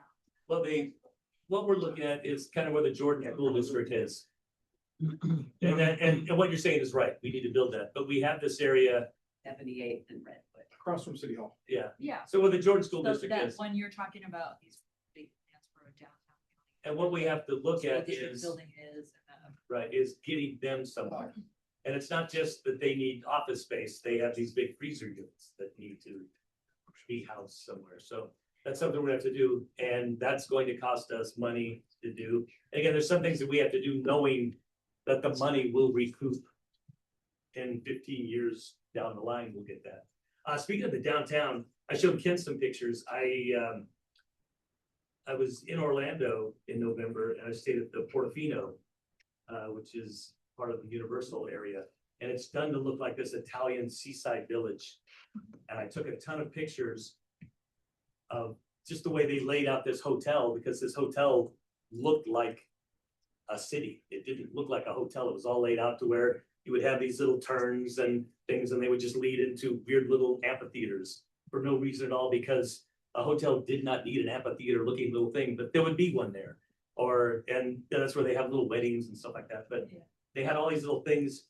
And I started thinking, man, that would be, because I remember a couple of years ago when they brought up, here's a downtown look. I said, that looks like you went to, I really feel bad now saying that. It looks like you just went to AI and said, give us the most basic idea for a downtown. And I said, I don't want that. That won't be our identifier. It needs to be a downtown that looks a little different. It makes people go, oh, I want to just stroll around and feel what's going on down here. So I was gonna put a bunch of those pictures of these things, but that's the downtown. Okay. We Thanks. we do have a very nice place that represents West Jordan's history, and we could play off of it. It'd be really nice if everybody knew it was in West Jordan, and that's my dream, has been since day one. That we get signage there so that people know Gardner Village is part of West Jordan. That is our heritage. Larry's in particular. Definitely his heritage, and my feeling is we should honor that and expand that. I think that's what could be unique. That's why I like the sugar beet so much, is because that was West Jordan. Many people have histories that lead to West Jordan because of sugar beets. And I think that's how we create the identity. It's already there. People just don't know they're in West Jordan. When I talk downtown, I'm talking from City Hall to Gardner. And so is our stationery. And inclusive, Okay. inclusive, the whole thing, the cemetery is in the middle of that. There's other things that are there. I realize, and we get sometimes hung up on this, well, then you'd have to move to La Frontera. Well, yeah, we'd have to move La Frontera. You know? Okay. Or gosh, what about that trailer park? Well, yeah, you know what, we'd have to move the trailer park. Or you know what, we make the trailer park land so dang valuable, they'll move on their own. You know, the auto body shop or the Rolf's cattle industry, whatever else is down there. There's this, what's the big gravel thing next to the cemetery? That one. Kilgore. Yeah, those guys. Asphalt materials. asphalt material, that's what it was. Yeah, yeah. My downtown idea, when I think of this downtown idea, is not, it's not building around what's already there. Yeah, it's a raise and rebuild, kind of, I mean, that sounds harsh, Redesign. right? But it's a piece at a time, and we can start the ball rolling on some of the easy accessible pieces. The school district's a willing partner, they'll partner with us, and we can work together on how we move some of their operations, maybe not all at once, maybe it's a piece or whatever. But maybe the first thing to do, and we've acquired some of that land that's across the street, maybe the first thing we need to do, what I've been saying is find a developer who's willing to come in and put the first piece in. Say it's a 20-story office building, and the school district is the floors that they want. And then we get them moved over, and we got now more land that we can then, and it can snowball, right? It can keep developing and keep going, and it's, yeah, literally, it's 20 west to the river. Includes the park. I mean, the park I think stays, right? But it becomes part of that downtown. So it includes the park, it includes City Hall, it includes the courthouse and everything. We have this little civic center kind of in the middle of it. We have a track station. We're not gonna move that. That's a key part of it. We have 2 track stations that are part of that. Yep. So, yeah, it's this huge, and I get it, it's on the edge of the city, which is not necessarily ideal for a downtown, but that's the way our city grew and developed, and that's the way it is. And Kayling's point about keeping Gardner Village is a big part of that. It's strong. For sure. And that goes into what we have on our Mhm. vision statement here about honoring our past, embracing the future. Right. I don't know if anybody's never been to Boston, but if you've ever been to Boston, there are great examples of honoring the past while embracing the future. You take a picture of the, old State House. It's now a subway station, by the way. Mhm. And you get this old state house where on the corner, there's cobblestone, there's a big monument where the Boston Massacre happened. And in the background, there's big tall glass and steel buildings that are housed by insurance companies and all this other stuff. And it's like, you got the history and you've got the future, and it's all right where it coexists, and nobody's mad about it. Oh, okay, somebody's wrong. It's there anyway. We have, just for Jessica and Annette, we have, as parcels become somewhat available, we have been as a city purchasing them. And we do have an agreement with UTA. They have extra property there. If you go over, you see it. And they're a willing partner that the property is there, so. There are things that have been done and are being done, but. Any- So Zach is right, getting this started is Can't hear that off. on the hard.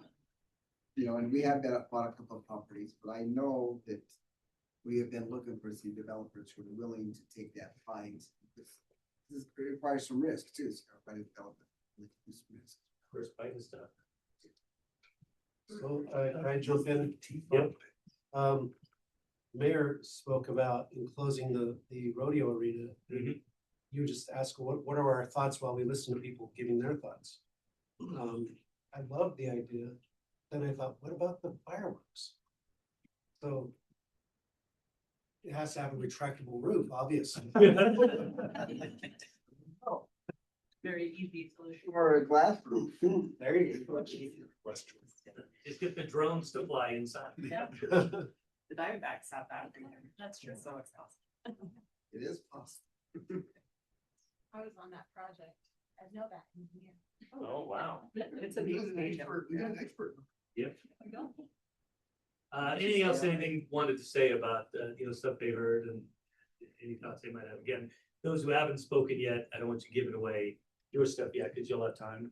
And I think at the end of that, we'll do the same kind of exercise where people can build up.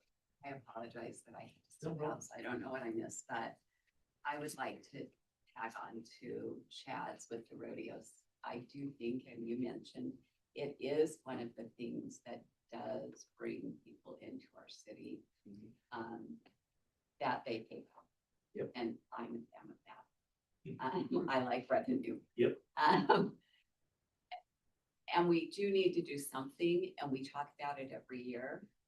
Councilmember McConaughey was very big on pushing the rodeos around. You would have put like a awning over the stands. But, and we've done a few things, right? We put in some flagpoles, we got the LEDs. Air conditioning the stands. Kind of, yeah, kind of. We have these VIP stands, ladies, and when you get to go up in there, the first time I did, I thought, we're putting our VIPs there. Okay, this is great. I bet they feel really special.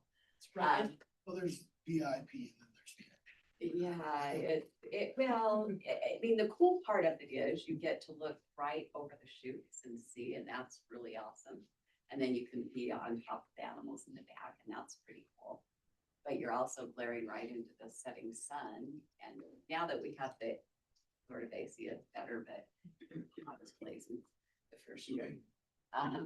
But I think we need to ask the mayor to dedicate some funds to be, you know, to have a dedicated savings account for that. Because we're not, unless we bond, and I don't know that our residents want us to bond for that unless we do it more of a year-round venue. If we never start putting money away, I just, you know, it's been 8 years. I don't think we're gonna accomplish much. So because I think it's something that we care about. I think we just ask, Mayor, please start putting, you know, $5,000 or $10,000. If we had done that since I started, maybe this year we'd have enough to do something more than just say, we wish we had something more rodeo grant. Well, now we're basically saying that to the mayor. Everyone get out your wallets right now. Get delivered. So going with what Kenny says, we would just wanna keep what we have and do the improvements like we're doing, then yes, that's the right way to go. If we're gonna do something major, like we close it where we tear it all down and start with something new. I don't wanna put $5,000-10,000 into it and then have that Never thrown get out. We'll never get there. $500,000. Yeah. Right. If we're gonna do this, I think it's gonna. And a bond is appropriate for that because a bond, I mean, that those who are using it are the ones who are paying for the construction of it, That's right. right? Because you're paying as it gets That's used, what the future. right? You're making payments in the future for what you're building now. That's appropriate. And that's been the challenge with the city center, because trying to get, you know, and I was on the council too, all the council members to agree on what that plan should be. That didn't happen until recently. I'd say we probably still not 100%. We're still not, but we have somewhere. to But there's at least bones. We have 5 or 6 plans. We have 5 or 6 plans. And so on the rodeo arena, if we're gonna do something major, we gotta get everyone on board together to do that. Otherwise, I will do what Kayleen said and just put 5 or 10 to it every year. Maybe we need to get the Smith group into the rodeo. Right, it's like it's a light. Oh, and then they. You know, one day when you do- Pay for it. That's what I'm saying. Right, There you go. so. And so the council gets to help me decide how to But make you it. know, it wouldn't be the worst thing in the world to happen. Funnel out of an indoor building, go out to the park and then watch. We do have a park very close. Yeah, the big one. Well, some years we've made them leave the rodeo grounds, to go watch fireworks. Anyway, yeah. We did. You can watch them from. Because we were shooting over the rodeo. Well, it depends on who our Bruce Kenny trip was. Having everyone on one side of the stands and strong enough to hold them. Oh. Yeah, something. So instead of having to move, we just have them stay in their same spots. They used to all shuffle down to the north end. They got concerned. Do you even need a fireworks show anymore? It seems like there's one everywhere. That, I think you do that is another really good discussion. We spend a lot of money on fireworks, and this year, being 250, I'm thinking we ought to spend some more than we usually do. Then after this year, what should we do? I'd like to have that. If we had the enclosed place, what we do is get projectors, just project a fireworks display. We Again, put speakers and they make it sound that way too. you just need something to say, ooh, Like store over California. Yeah. Or, Like the if spirit. you've ever been to Fremont Street in Vegas, they've got that. Yeah. We did something like that. Going real quickly back when I talked about the container park, and I was excited because David Dobbins was gonna go down to Vegas with me and take a look at it, so I can see what it was. But go. David, you know, I'm not gonna give you a free trip now, lever. But I would like to see about anyone who's interested to see what I'm talking about, why I think this could be a fun West Jordan thing. I would like to look at maybe at some point taking a little, we could leave early on a Saturday morning, get to Vegas around noon at lunch and then kind of look at that. I've got another area I'd like to show people is a place called Area 15 in Las Vegas, which is just this big warehousey building, but you go inside and it is just another world inside. And of stores and golf simulators and restaurants and museums, so it's all inside this little bitty thing. So I would like to look at seeing it and taking a drive out there. Who might like to do that? We could be back the same night. So yesterday I talked to somebody who said if we need to go fly someplace, let them know they can fly us down in their. Really? Yes. Well, That sounds good. That sounds better. yeah, it does sound better, but it does. 12 hours in a How car. many people can they fit in their private? Two. I don't know, well, it's free. Well, that's fine because it. They have more than one airplane. Because what I would like to do is, before we do that, get in contact with the Las Vegas City Council people there that could come and then show us. And tell us more about how this got built and what it took. So, that is something I would like to probably do within the next, sometime within the next 6 We weeks. need a limited use permit for a casino across the street? We just call it a casino night. And We just just pay for dinner. do a casino night every night. State will remind us, we are a subdivision. Exactly. With their hand out, they will. Don't put that on a phone pole, bro. They're just all upset about subdivisions. Any other thoughts? If not, we'll look at taking a break. Take a break. All right, so we will take a little break now. When we come back, we've got our at-larges and Ken. And then I do think it's good to have that little talk afterwards as well for questions and for to go a little deeper and to maybe add some of your thoughts to what people are saying, because it may not have been something that was in your mind at the time. Till then, let's take about 10 minutes. It's about 1:15 now. So at the very latest, let's be back here at 2:30, ready to start again. Yeah. Thank you, everybody. I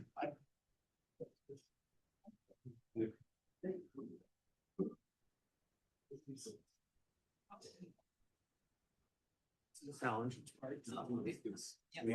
Pause the recorder. I didn't know you wanted. I did see. Okay. I forgot to do that one.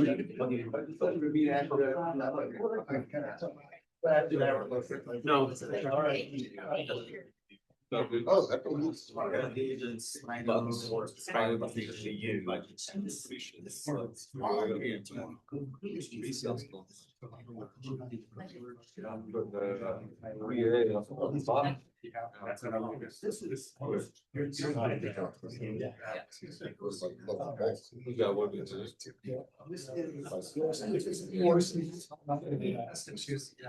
Yeah. That'd be fun.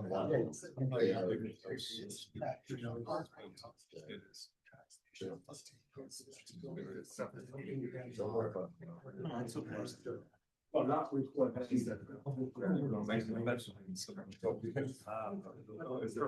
They're not moving there. Right now, I see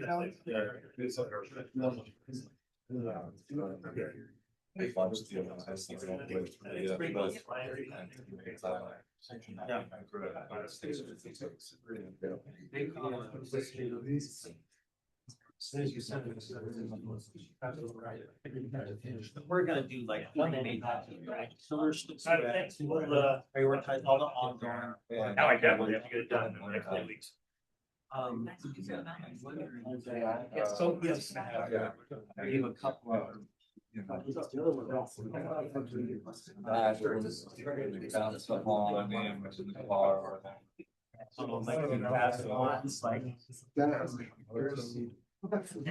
kind of ball. Oh. Still get chocolate. That's exactly. There. Uh-huh.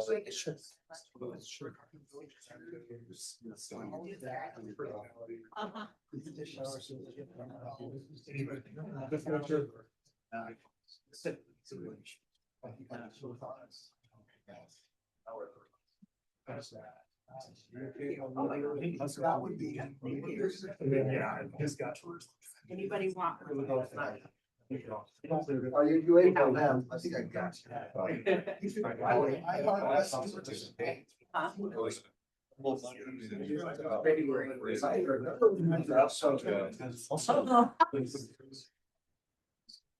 That was my idea. That is a good 2 years idea. ago. I appreciate it. I got it. Thanks.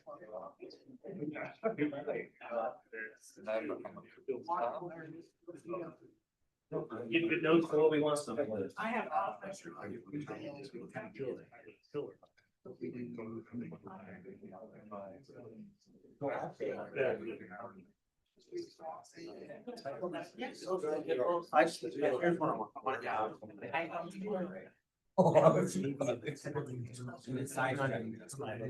I wanna show the fire.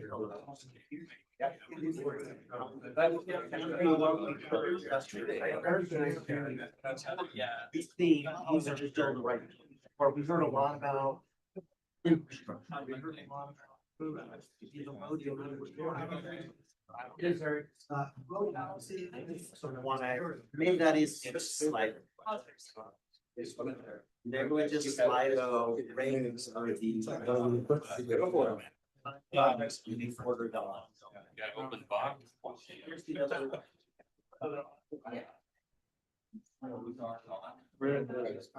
Like 70. Not even.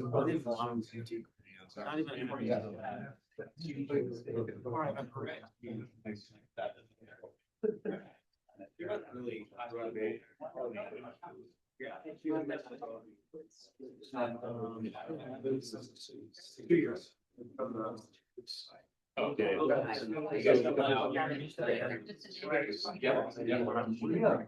Thank you.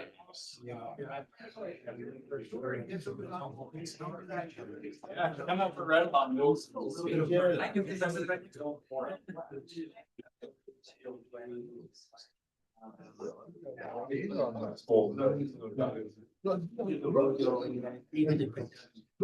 Yeah. No, I don't want to.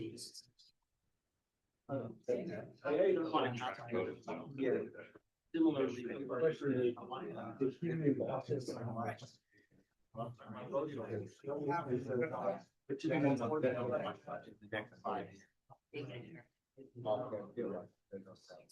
This is like.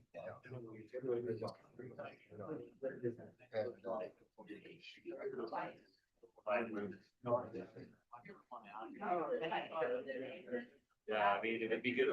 So, yeah.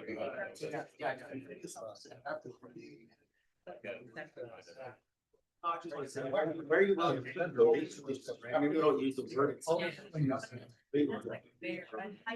Financial resources. Yeah, that's for sure. So we want to ask a question, the item on those needs in addition to the.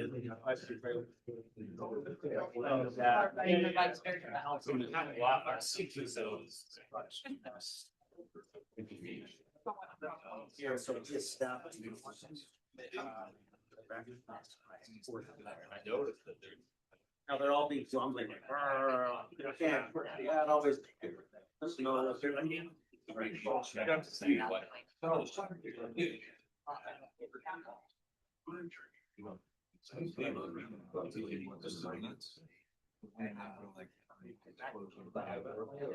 Yeah, yeah, whatever. I'll look into it. So, Anyway,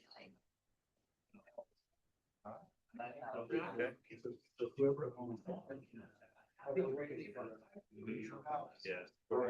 I agree.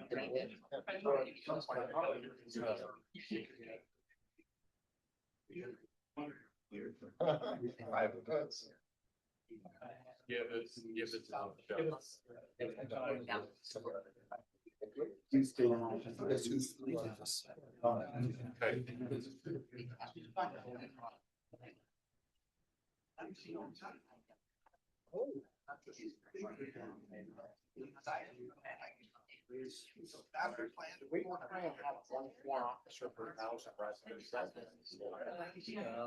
kind of a case that is a bit low.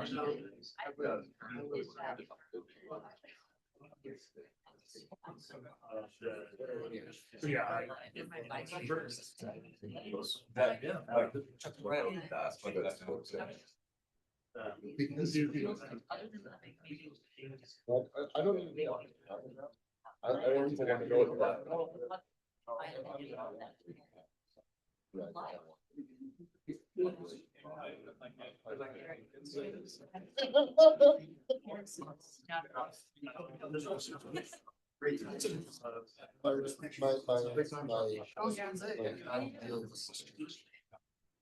West Valley is that little.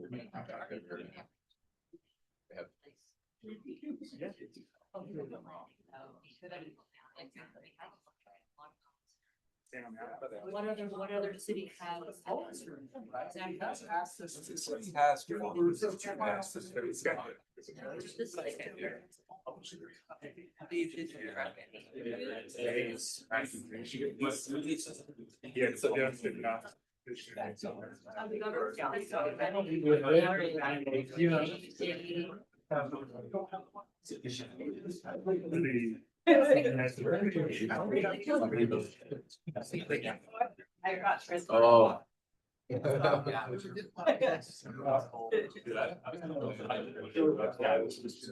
Make sure you knew where that station.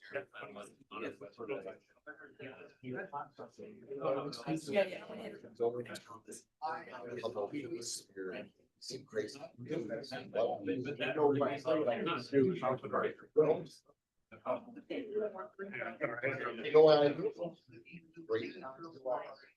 True. Actually, caffeine. I was actually.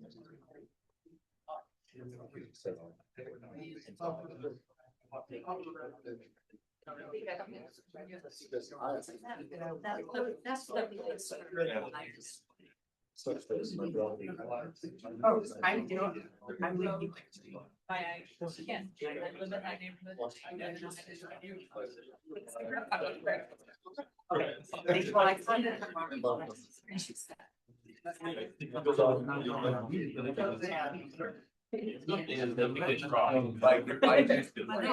On my own.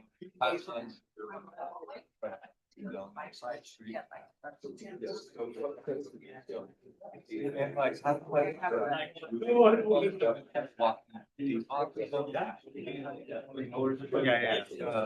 Here's what I'm trying to do.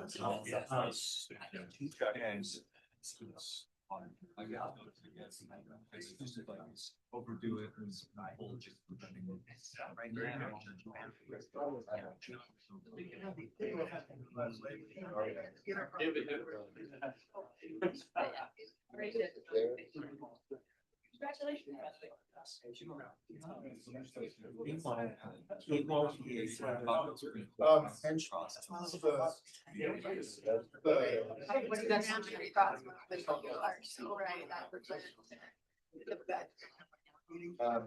We need one here. Well. No, you can't talk. Okay? You can be part of it. We live in a.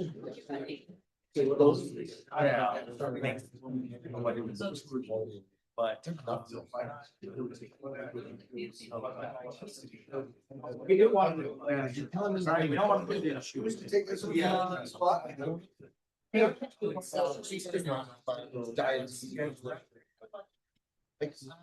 we go.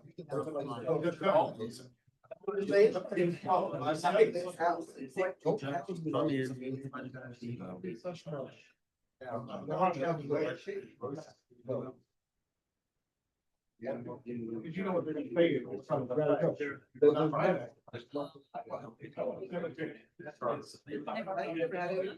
Next will be. Yes.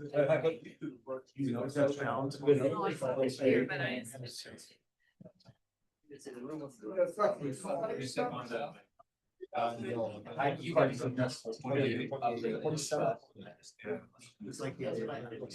It's just off I.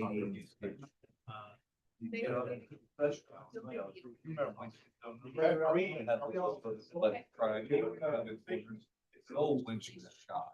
And all they do is just.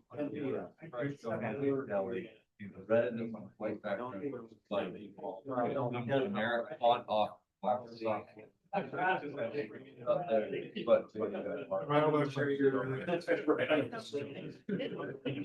Back of your protocol.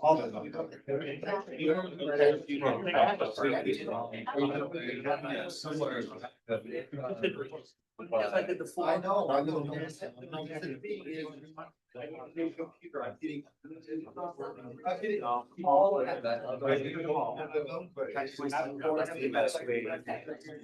Email, I'll try to get emails. Emails can get lost.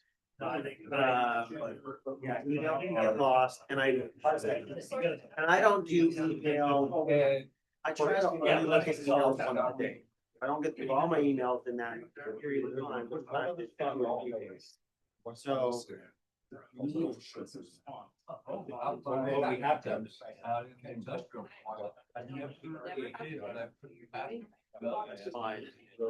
Here's what I tell my wife. I won't. Do it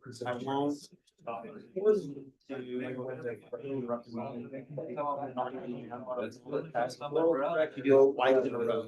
Do it twice in a row, there we go. $500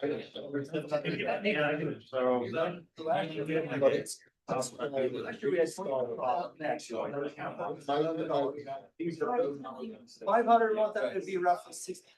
Doesn't mean the. Go for it. And we're just breaking into the.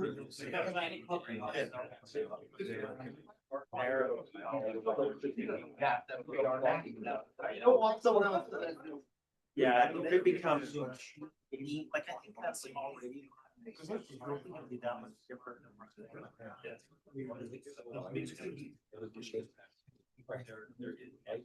Change it. Spend money on. Yeah, I'm gonna refill my drink and I think we're. Yeah, let's get ready to go in about another minute, everyone. We've got 60 seconds. Another minute or 60 seconds. Yeah. That's the potential pre- right, right, in your cash. Prioritize, Mayor. I know the city owns. I know the land. We did a. So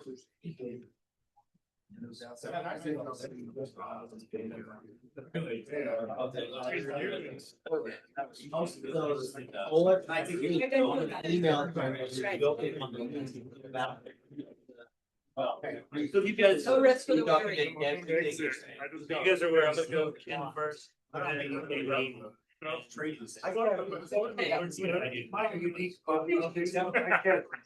have. It's always fun. Hey, round back up again. Yes. Wow, you got quiet. Yeah, we're gonna be starting.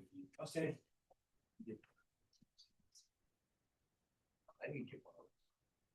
Yeah, now that I asked for it. None for Bob.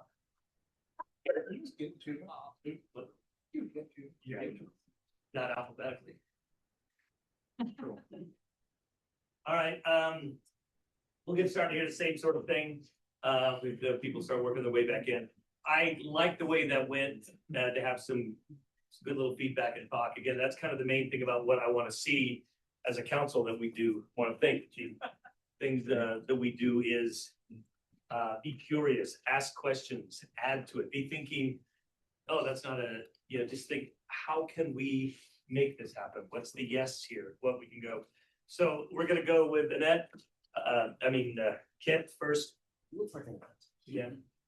People get us mixed up all the He's the time. safety net. We're gonna go with Kent, then, if Kayleen, comes back in, we'll go there. If not, we'll go to Annette and then Okay. just, and we'll go from there.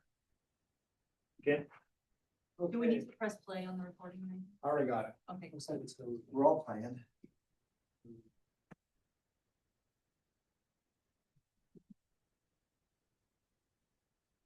The,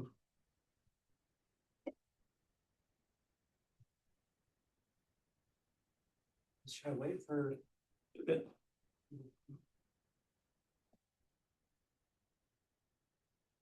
Just a minute.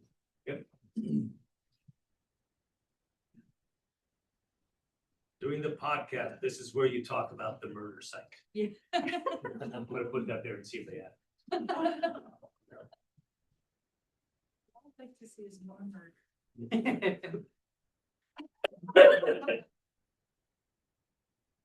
Should have put that on your cards. Yeah. Eye catching. Oh, wow, this is a, Yeah. this is a councilman with a Parker. vision. Think, I could just get the drink. Anyone who runs against Net in the future. Yeah, that would take care of your competition right away. I watched Oh Brother, Where Art Thou last night, and where the governor, candidate for governor who reveals to the world that he's in the Ku Klux Klan was epic. So, For the podcast, we don't want that. okay, That out. I'll get started, even though I want Zach to be here. I'm here. Oh, there he is, sorry. First of all, I apologize to the room for not having been here on time. I had some business obligations that pulled me away. I did listen. I was grateful to, as I was listening to you guys doing your safety, getting out of kicking people out of the boat. I was just grateful to not be here. So what floats your boat, yeah? What floats my boat? Some of you know I went on a trip to Indiana and visited a town, a city called Carmel, Indiana. Brings the cargo back. Did not. But I learned that it's Carmel, not caramel, so.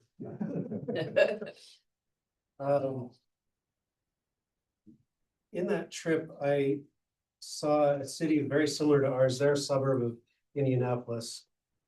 I went there because I've been studying about them already, and some things that they do, and I'm not saying that we need to do this exactly, but they have used the arts as an economic driver in their city.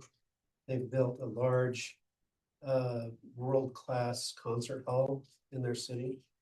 And their city has less than 100,000 people, or right around 100,000 people in their city.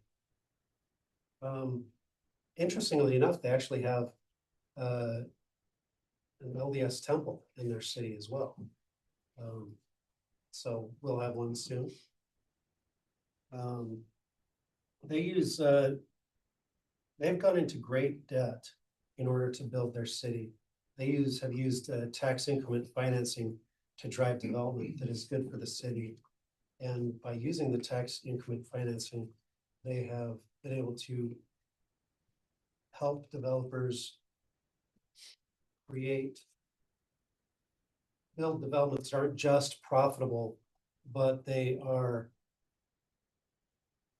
something that is going to work with the vision of their city as well, all at the same time. They have worked very hard on improving transportation in their city, not just roads, but active transportation infrastructure like trails, and that are, for bicycles and walking. And then with roads, they have built out their city with roundabouts. And so there's still car accidents in their city, but they're much less severe. And their city is, I can't say for sure, but I don't believe they're having traffic fatalities in their city because of the roundabouts. At least on a much lower scale, if that's still happening at all.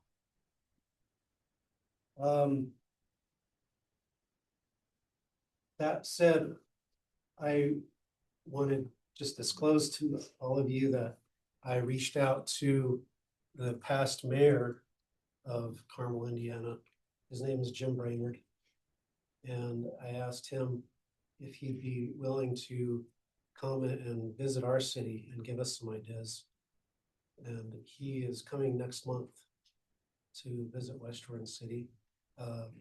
Mayor Burton plans to take him on a skiing, go skiing one day. West Jordan City. Up in the mountains. Open mountains over there. They're gonna ski. I'll have to try to keep up. So I'm not suggesting that West Jordan needs to do everything that Carmel has done. But there are pieces that could fit what our city needs. And we can pick and choose those pieces and create something amazing for our city that could be transformational. And when Councilmember Jacob said, let's get some things done, just 100% behind that.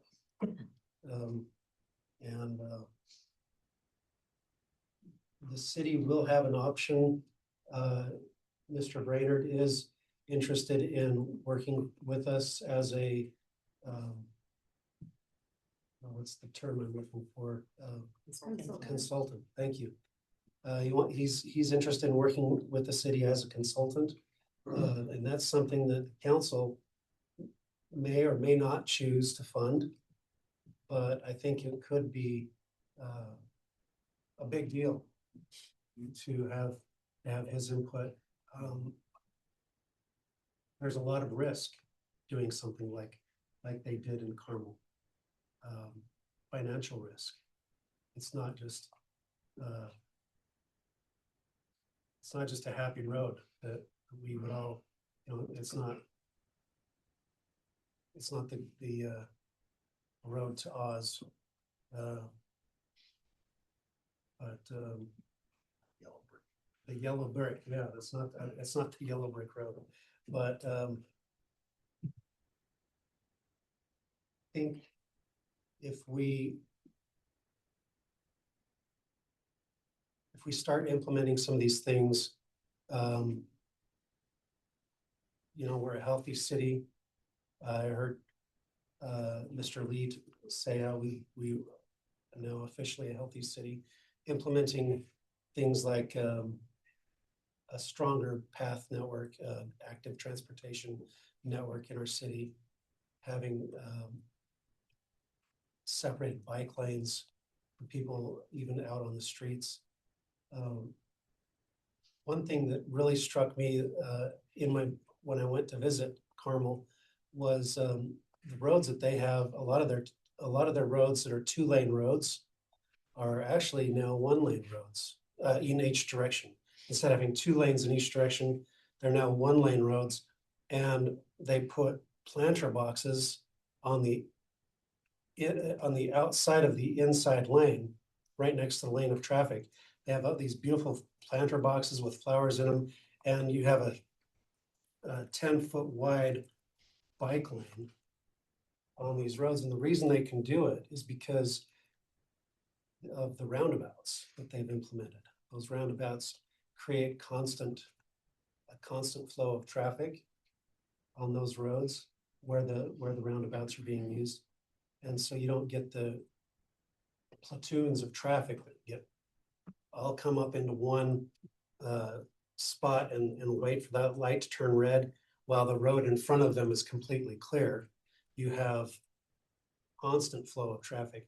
And on those roads, one thing I'll also mention is that there's no left turns. So when you say, okay, well, what about cars that need to turn left? Well, you just go to the next intersection, go around the roundabout, come back and turn into the business or the location where you were looking to go. So it's a completely different approach. But I found it refreshing in my visit, and there was one traffic engineer I spoke with while I was there, an employee of the city. He said that in their main corridor through the city, they reduced the overall traffic, like the time it takes to get from point A to point Z on that corridor. They reduced the amount of time it takes to get there by having roundabouts on that corridor. And not only did they reduce the time it takes to get through there, they reduced the speed that cars were traveling on that corridor as well. So anyway, I think you've all heard me talk about this before. Maybe not our new council members, but a lot of you have already heard me talk about this. And I'm not sure exactly where each of you personally stands, speaking to council members. If you feel like I'm blowing a lot of hot air, or if you think it is a good idea or not. But Mr. Brainerd will come and hopefully we can have some time set aside for him to present to the council more eloquently than I am able myself of some things that we could implement in our city to make amazing changes for our community and not only just make it a more desirable place to live, but make it a safer place, a place where we each have friends and neighbors who every day we go out on these roads, we could potentially not come home with. And we can save lives on this council by implementing some of these changes as well. So anyway, that's all I have. Okay. Thank you, Kent. We'll now go in the order. We're gonna go Kayleen, then Annette, and Jessica. Okay, thank you. So I know this may not be popular, but one of my goals is that we don't have to do tax increases all the time. I understand we have needs and we have wants, and I think we need to balance those. When I want something different at my house, I don't usually go get another job. I do, but not all the time. I decide what have I currently got that maybe we don't need that I can replace it with. And I wish that we, as well as all levels of government, would do that. Look at, are there things that we no longer need or that we no longer, our community no longer, for me, it's more that our residents, are there things that we're doing or providing that our residents no longer desire to have us provide those services? And where can we find savings? As far as code, I want to continue as we have been cleaning it up. I certainly want to keep the city safe legally, but I also want our code to be something that the average resident can look online, read it, and be within the law. Because when you go online and you read something and you're trying to follow the law, and you don't know what it says, it's really frustrating. And I fielded a few of those calls.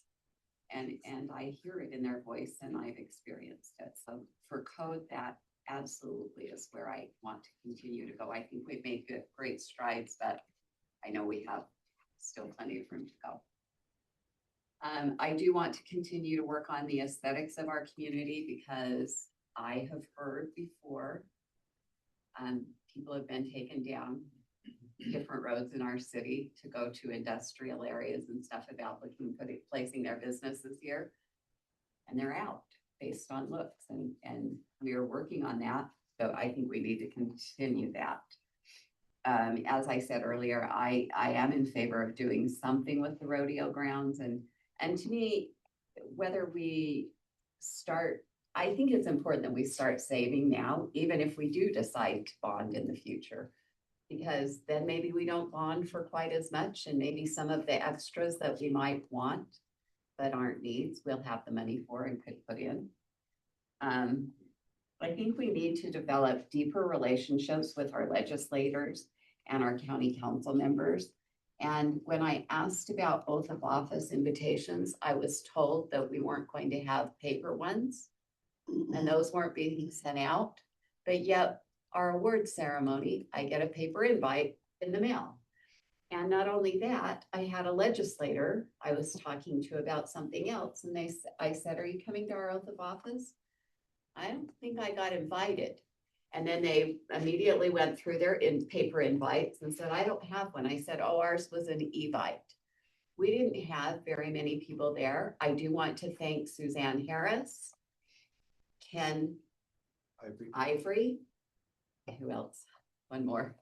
Alan Helpy, Lainey Chapman.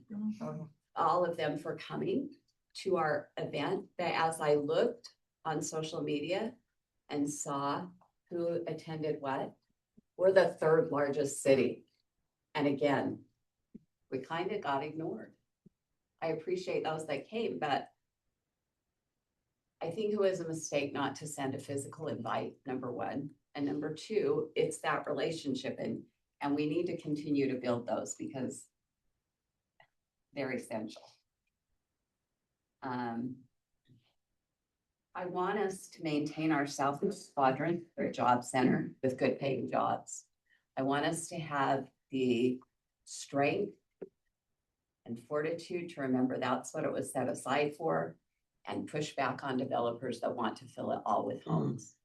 We need high, good paying jobs for our residents in our valley, not in our valley, in our city, because then we don't have to have so many people leaving our city during the day to go work outside of the city.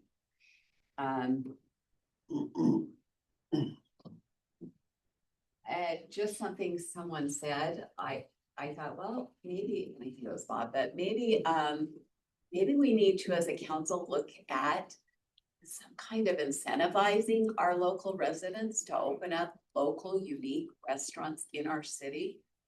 I don't know how Harriman is doing that, but I feel like they are, and they're getting them. And I know people that drive there to go to those places. So I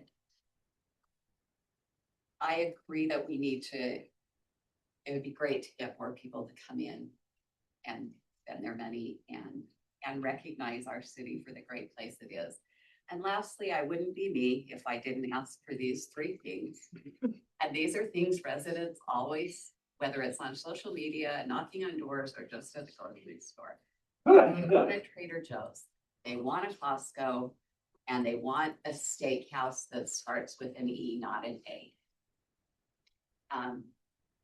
They want a sit-down steakhouse. We have plenty of STAKE steakhouses. They want an STEAK steakhouse.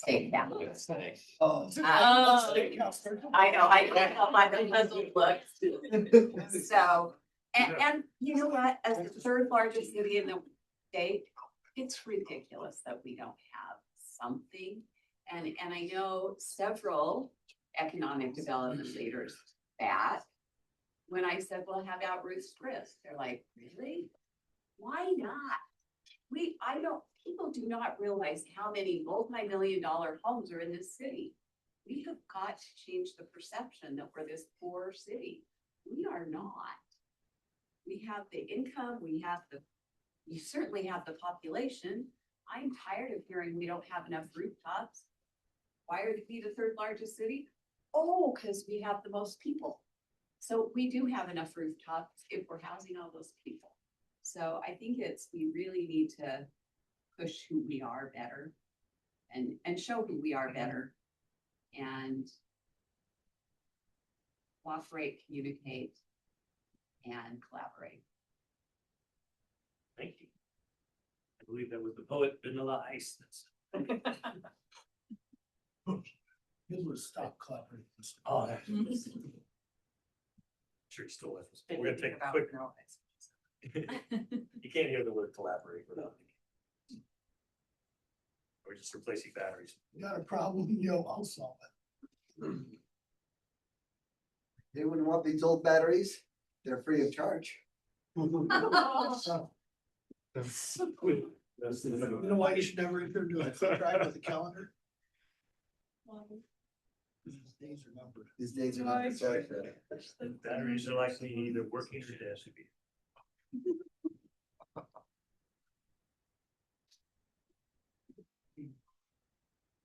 You never was. That's For many reasons. still on the dinner table tonight. All right, we're now continuing on. Annette? Okay, thanks. Well, I'm looking forward to a day where I can engage in this conversation with as much experience and opinion as I've heard from the council members so far, but I'll start by acknowledging a great deal of humility I have as being someone new to this table or series of this view of tables. And, but I will represent two things. So I've really appreciated the conversation about city identity. And that's something that I relate to and connect with and agree with as a need.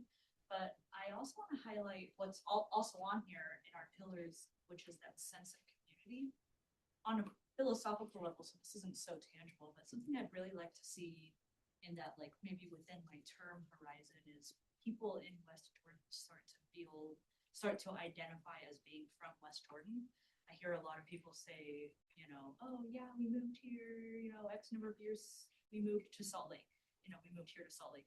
But no, you didn't. You moved to West Jordan. I want people to really feel home here and proud to be in West Jordan. And I think there's a lot of different ways we can do that, and a lot of things that have been discussed. But that's kind of a more general philosophical goal that I'm looking forward to driving towards.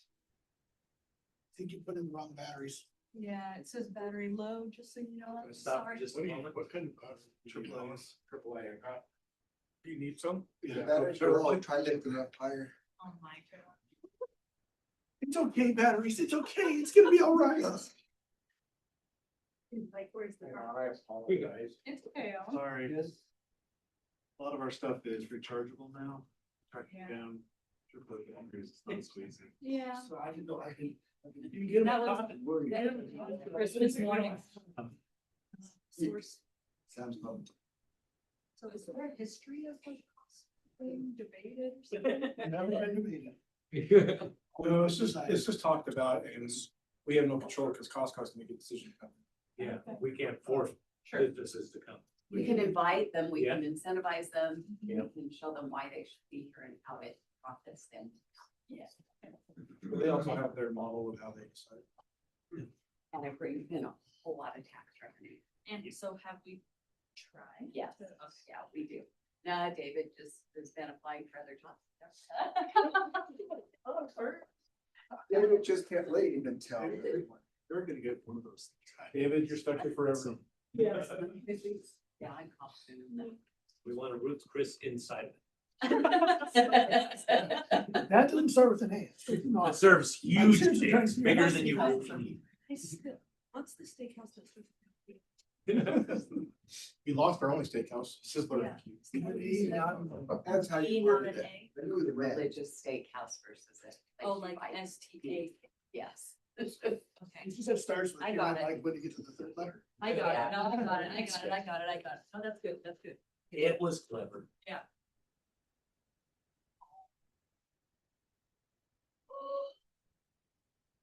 for that underlying mission. That's okay. And I think I got my philosophical thought out, and then I just have one kind of pragmatic. Cool.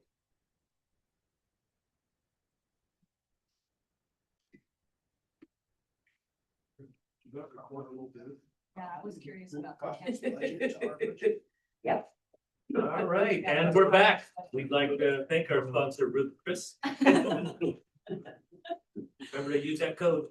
Okay. Okay, so sense of community is something I'd like to develop, and I think, like I was saying, there's a lot of different ways we can do that, and it's something that I'll be trying to pay special attention to as we work for the next year, and I'll learn a lot, I know, and then we'll just keep on going. We've got 4 years of this to think about this and grow toward that. The other thing that no one has talked about explicitly, but I know is an emphasis for West Jordan. I would be surprised if it's in plans and budgets already, but that is I'd love more bikeability and walkability. I think that I'm speaking as a resident and speaking for people who have talked to me about it during the campaign.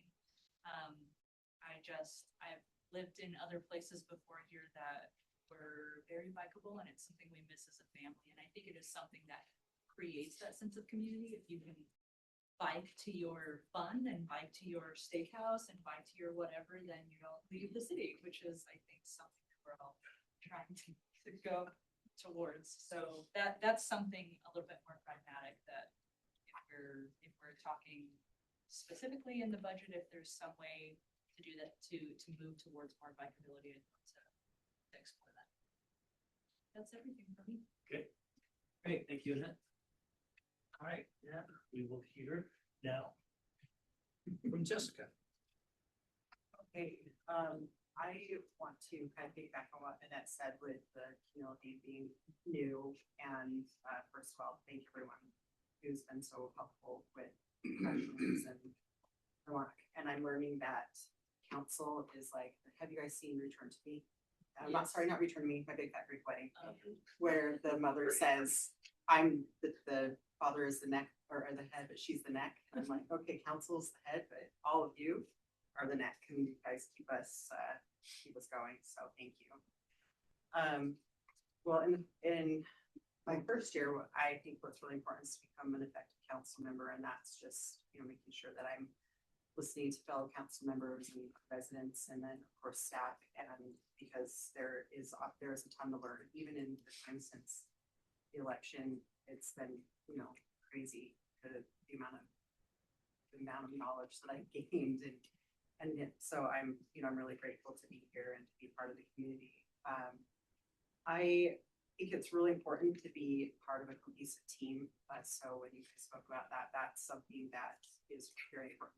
We're not getting along, or we're not listening to each other, then we can't make good decisions for our residents, obviously, and our city, which is the most important piece of what we do.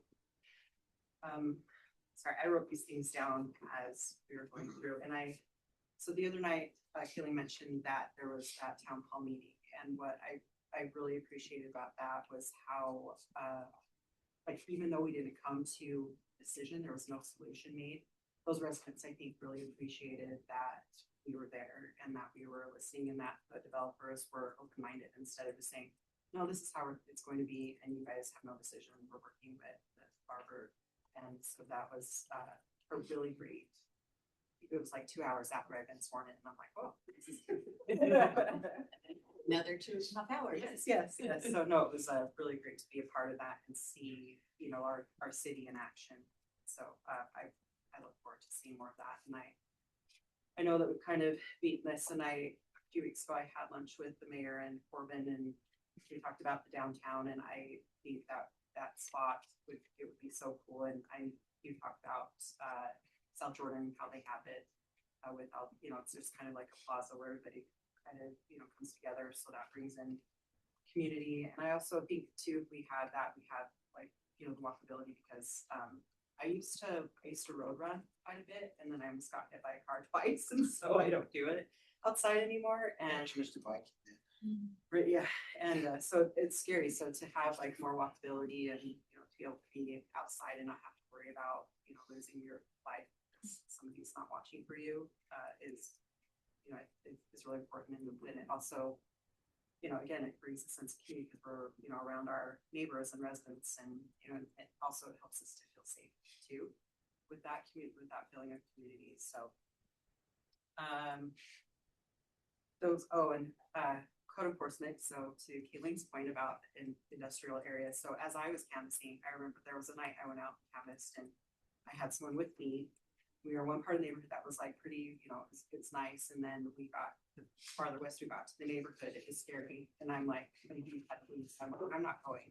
So I know that we don't have control over how everybody keeps their yards or, or their actions or anything like that. But if we can help, then I don't have the appropriate answer for that. But if we can, then that would be, obviously make it more attractive to come here and, get that revenue that we keep talking about.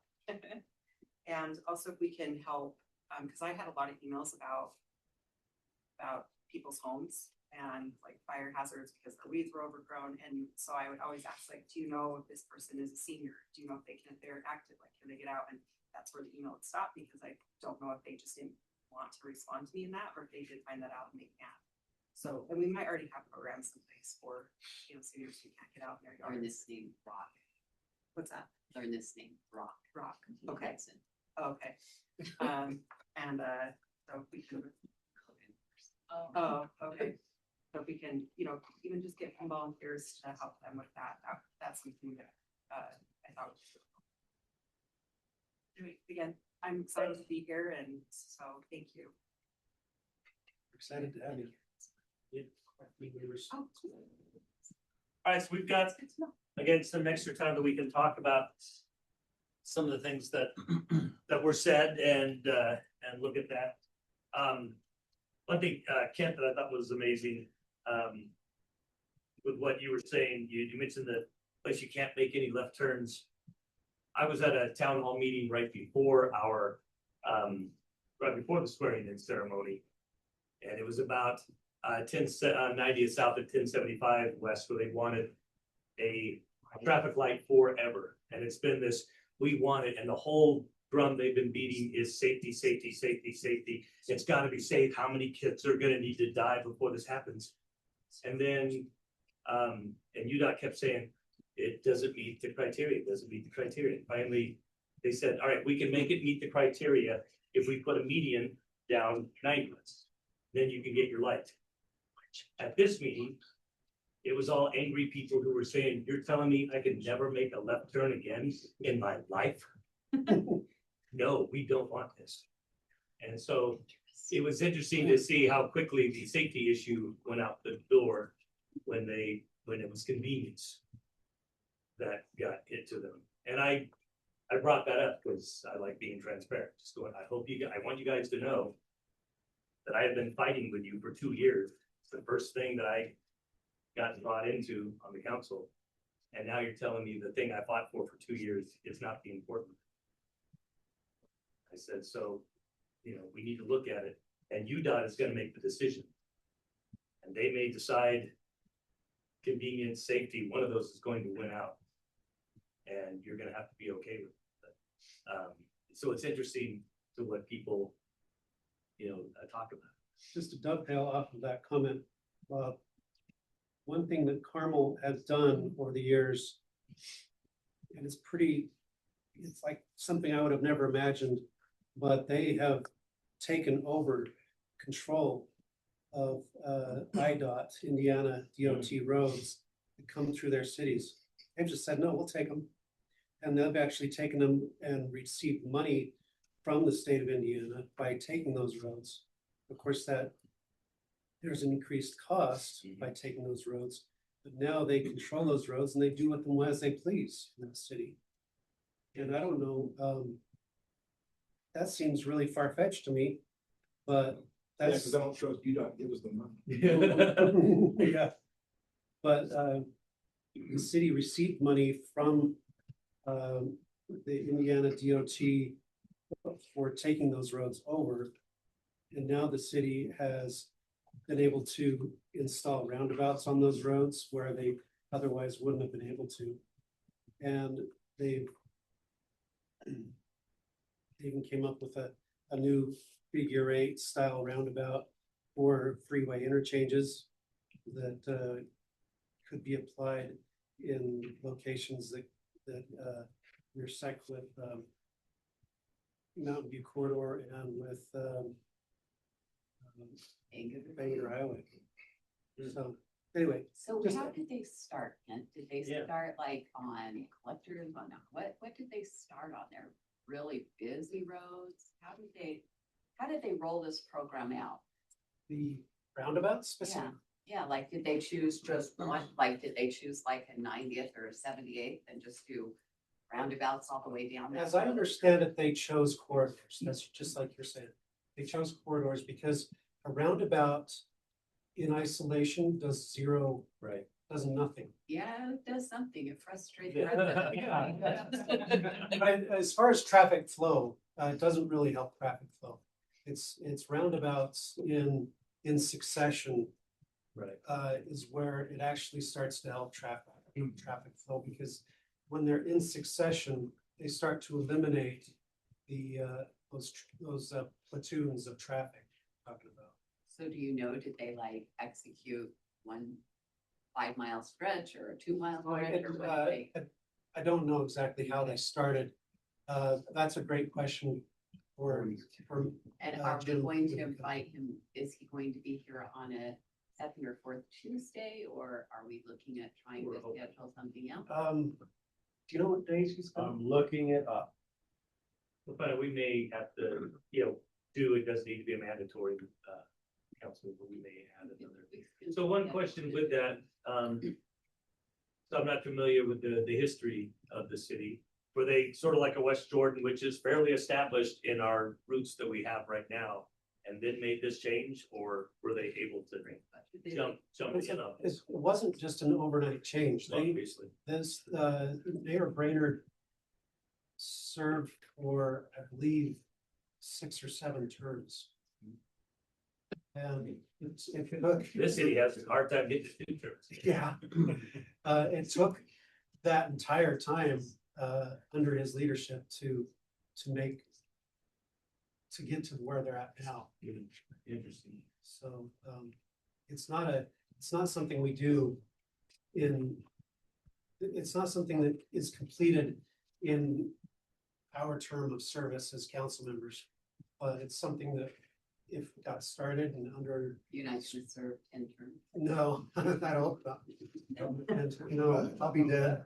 I believe we have a Your caller. brother's on like 16, right? I'm 16, well, my brother, not that that has anything to do with this conversation. My brother Don is starting his 4th term in South Jordan as a council member. I believe we have a caller. Corbin, you're on the line. You're on the air. February 23rd and 24th. The 24th is a council night. To be honest, we had focused primarily on having Mayor Brainerd meet with our traffic engineers, our engineering staff, public works staff. If there's interest in having him come to council, we can maybe rearrange things and have him come at that committee, the whole meeting, or visit with the chair and vice chair about. Maybe scheduling give him a half that. hour. If the council is gonna be asked to fund his, whatever his fee might be, I have no idea. But if we're gonna be asked to adjust the budget for his consulting fees, I think it'd be good for the council to actually meet with him. So you're saying, but this would be something he might come in if it's decided with the He's traffic, coming- I mean, he might be yeah. a consultant. He's coming to the city. This visit there's no charge to our city But if we for want his to. visit, for his. Business development. It's business development for him, so it's a business decision. He wanted to come and he loves our mountains. Who wouldn't want to come to Utah? West Jordan. Yeah. He wants to visit Dan.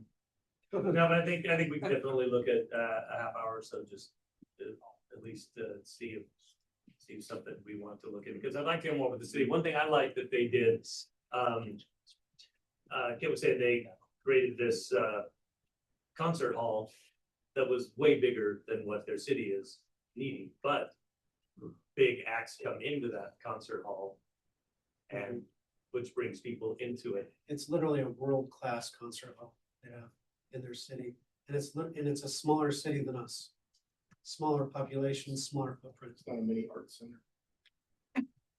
So, actually, nothing against our current arts center. Yeah, but I'm just saying that's the kind of mentality. And to Kayleen's point, there's something that I banged on from the beginning. We're the 3rd largest city. Let's start acting like it. And like I said, I love our art center, but every city around us, or not every city, but most of the cities around us have a bigger art center. One thing that as I researched Jim Brainerd, there's some negative feedback online about him and how he increased the city's debt by magnitudes, orders of magnitude. But his return or argument on that is he's also reduced the tax burden on individual citizens in that same period of time because of the economic development that's taking place. Cool. I think, yeah, I look forward to seeing more about that, and we'll see what that can lead to. I liked, when Kayleen talked about the code more simple to understand. One thing I would say, it's hard for us sometimes as council members to look through and all the code. But I would like to task some of the different departments around us. Look at your code and see if it makes sense to a common individual, and does it really meet your needs as something that can be enforced? And, you know, bring that to us, with ideas, and then we can let attorneys and stuff, work through it some more. It is important, and I love our new council members, but we did lose a council member who loved reading code. In fact, I'm sure he's probably still reading through code and calling Alan every day. I think he memorized Yeah. But, Probably knows the section. but that is something that I would like to see. I agree completely that as simple as possible, and it doesn't need to be artistic in the way it's written, and it just needs to say what it needs to do and say what'll happen if you don't do it, and make sure that it's something the attorneys can go. So I'd like us to really, that's a task I'll make to the city, something that'll help us as a council. Because I'll admit, especially, and Jessica and Annette, you guys will see, first time you're starting to really dive through and reading code that you're gonna start getting in your stuff, it's like, oh my gosh, there's so much here, there's so much to read. And after a while, it almost numbs. You start not reading it fully, and that's the tough thing. And that was a tough thing for me to overcome. So I'm never going to find out. Yeah. But Haley, when I can't remember your exact words, but you talked about how council has been chewing a bit this for a while, fixing the code, my understanding, simplifying it. Is that a systematic process, or was it just as things came up, you tried, or were you going I through? wanted it to be systematic, but we never got there. Okay. But it's So it's just just been, a little bit yeah, like as things it came up. comes, we challenge, and Patrick Boyce has been really good at this. there is a system. Getting, he's got it. Patrick knows that, well, he is there. Hi, Patrick.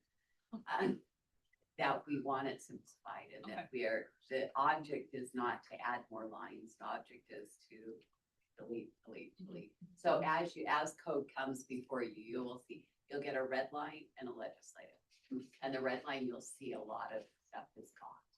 One thing I would say in that, though, with that red line, as much as you can, still try to read through that. Because it's very important to know what was taken out. Because sometimes things are taken out, you go, wait, I think we needed to keep that in. Yeah. So don't just skim over the red line going, well, that's gonna be done. It really is. I think this is why I tell people, I was not elected for any other reason to read the stuff that you as citizens don't want to read. And have to figure out if it makes sense or not. Yeah. That's some of the real reason why we get elected, is to make decisions on stuff that, it goes back to the idea of when we were kids, we hated when our parents said because we said so. And then you find out as you're an adult, the reason you say because we said so is because no kid wants to listen to the full list of explanations as to why they're not allowed to do these certain things. Yeah. It's easy to say because we said so. We now have to read all of those reasons every single time. So something we're gonna look at. I would like to look at too, Kayleen, we need to start really looking at with budgetary stuff, if there are things we don't think the citizens might be needing, or things, I think we need to be more vocal about those things and bringing them up fully, and where cuts can maybe go. Because I'll see at times we do a budget and it's all talked about, well, I think we could have found that in the budget somewhere. And we're like, oh, well, we've had the budget for 6 months. I didn't see a place. If you know one, let's bring it up so we can talk about it, because, I think that'll be helpful as a council, if we can all start looking at it and really think, if it's like our home, and we say, if we want this, we need to get rid of this, and start making those, because those are tough decisions that we as a council have to make, and I think, we need to start being more vocal about pointing out if we get there. I think that'll help us out, because it really is a beautiful thing. I remember when I opened my first business, I had all the people around me coming, we need this, we need this, we need this. My answer was, do we have money for that? And then they'd say, oh yeah, we got money for that. All right, well then we'll get it. Then they'd say, no. Well, then we don't need it. Let's move on. And so, because I never wanted to use credit, I ended up, through a long story, not having that business anymore. Other people had it. They instantly put everything into credit. And a business that became very successful became very unsuccessful very quickly, because they couldn't keep up with all the debt they threw into it. For me, as I'll just continue on, I love, you both talked about sense of community and stuff. Again, that's what I am really all about. Getting to my point earlier, we talked about why not Ruth's Chris, and yeah, there's no reason why we wouldn't love to have one here, but I don't see Ruth's Chris as ever saying West Jordan is where we want to be, not right now. Because they could go where they want to be is like near a Hale Center Theater in Sandy. They want to be near the Maverick Center. They want to be near these things. They don't need to be. I'm trying to think of a West Jordan equivalent. They don't need To to be be. fair, Ruth's Chris is only in 2 cities in Utah, But I'm just saying something like that. right? I don't think it's a West Jordan thing, it's Ruth's Chris. But Yeah, there's well, only one blue bird in Utah. I mean, Mama But Bird. no. The other That is the is Mama in Bird. Vegas. But that's a case in point though, right there is, well, Ruth Chris is the right fit for West Jordan. Why not? Now. That's if what I they said. were It could be. located- I said West Jordan isn't the only city that can't get it, it's, Right. they're only in a large metro downtown and in a uppity city up in Park City. About affluent. The county wants to build an uppity downtown in West Jordan. That's what he was just like. But that's what I'm saying. We need to build something that makes a steakhouse kind of go, yeah, we want to be here. Being a large, upscale steakhouse near the Meridian is not what they're thinking in terms of, this is where we want to be. Right. Something against the Brady. It's great. No, everything Right. against the Meridian. No, and like, Pretty kind of uppity too. that's a valid point though, when we say, oh, look at our economic development, how good we're doing, we opened a Home Depot. Yeah, And a we Nothing opened a Home Depot and a Nothing But Cake, great businesses for Home Depot and Nothing But Cake. But when we're talking about wanting to move the needle, these are maintaining the needle. This is cruise control, because the city is growing, we got another Home Depot, because there's now enough people for 2 Home Depots. Except that what we're seeing in the trends is that it just really took business away from clubs.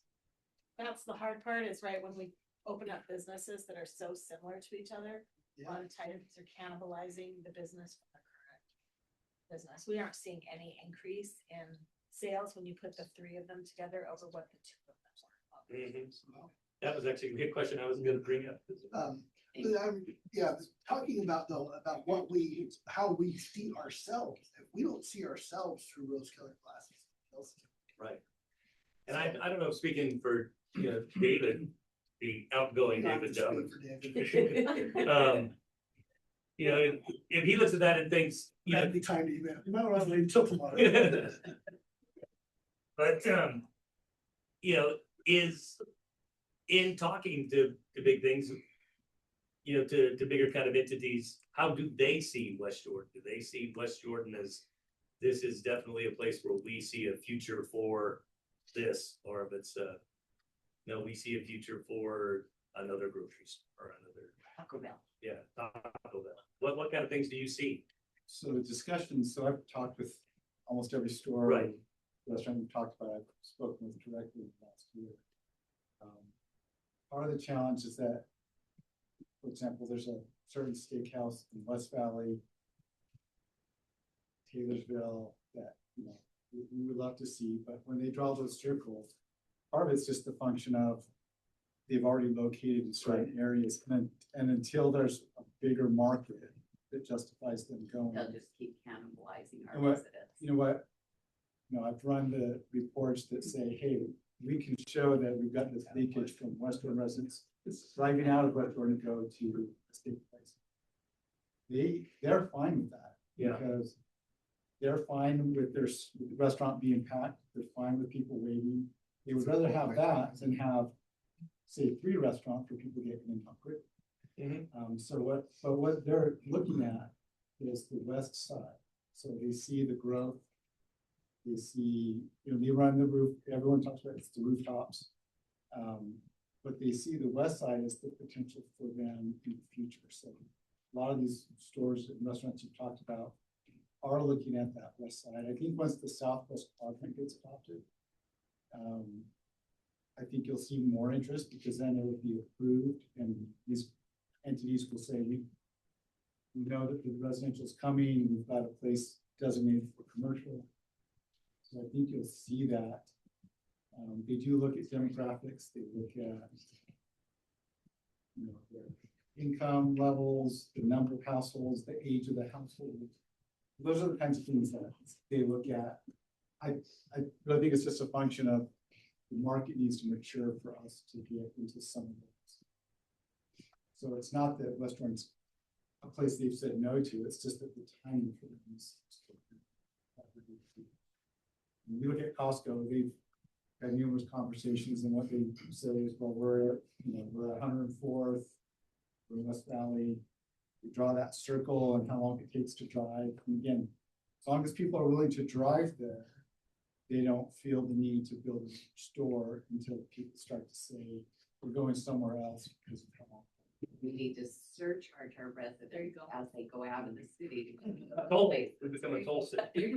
Well, and it's almost like what Denise was just saying, you know, they don't want to cannibalize each other. A third that's only making as much as 2 is a lost income thing. Berlin had a wall. Just saying. Tear it down. So it becomes something, real quick, and we're almost out of time on this. So David, on that, we talked about the southwest quadrant. Is it more beneficial for this kind of thing to make sure that it stays in that, either high level, job growth or consumer kind of thing instead of, and that's why we should maybe make sure we're not going so much into housing in that area, is able to build that up in the right way is what's going to bring in these things that we want. Yeah, because one of the challenges too, a lot of these restaurants and retailers need daytime customers. And since a lot of West Jordan residents drive out for their employment, they look at and say, maybe the evening time works, but what we don't have is enough office people to come for lunch. So, or, those are the kind of things. So I think adding high paying jobs in the southwest quadrant will facilitate that retail and restaurant. Great. Thank you very much. Anything else? Just to dovetail on that just a little bit. Part of the issue that we have is we haven't been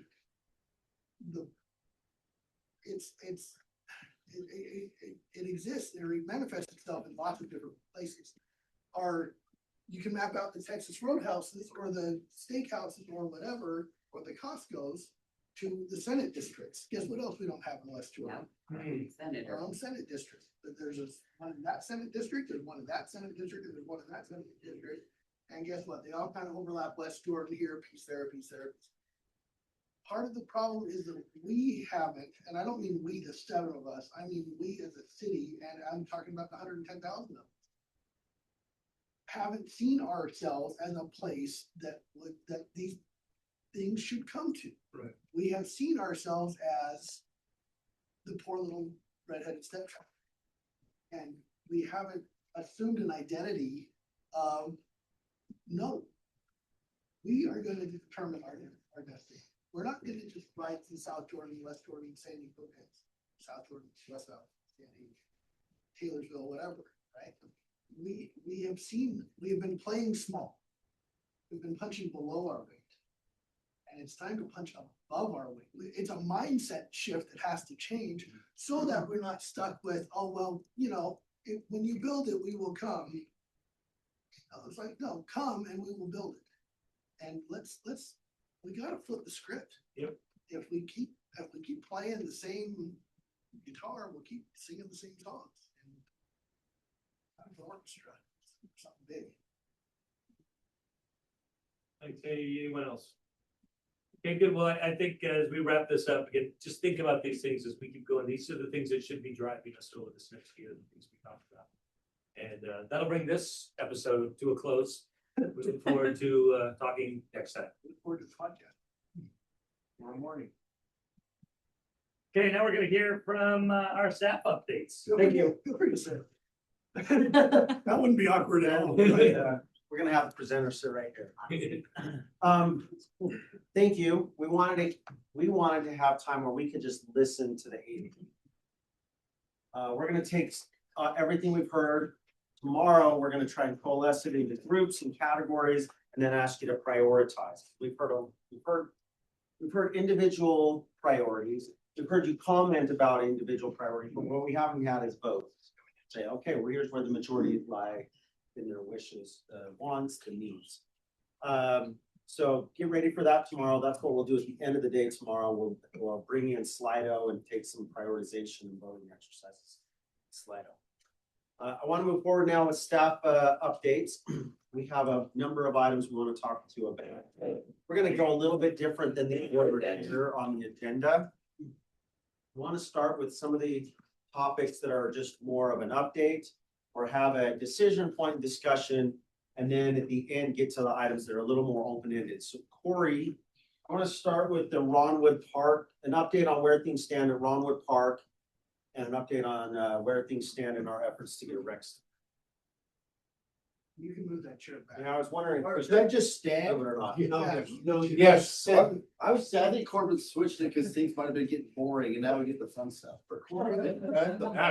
No. Story, you are a stand-up. I don't want to sit, but That was just for the little yeah, microphone. some of this might be familiar with already, so we have new council members, so it'll be able to kind of show some of the plans that they may not have seen before for Ronwood Park, the rec center. Oh, yeah. You want that? I definitely do. So Ronwood Park, we've got a lot going on out there, not just the fields, but with the rec center, Wills Park. We'll touch on a little bit of it, but I want to focus first off, kind of what's been accomplished. Yeah. You just said with the fields, but I feel like as we give explanations for Annette and Jessica, maybe we need to go just a little bit deeper. Yep, and I'll show it on some of these, yeah, and when I said, I mean, focus on this phase of the park over there, everything that we'll go into. This will be kind of what we've worked on with the park and the rec center. We've still been in continuous communication with Salt Lake County. We've been a big partner with them on the preparations for getting a rec center.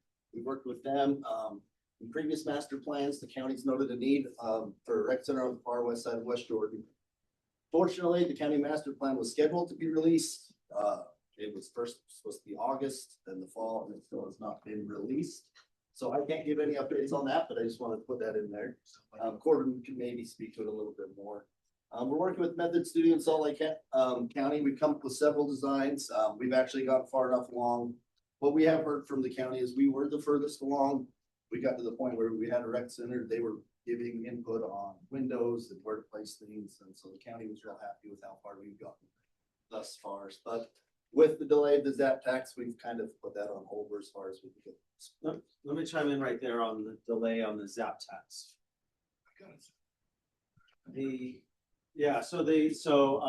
year ago, ZAP was reauthorized to be for the ZAP sales tax to continue.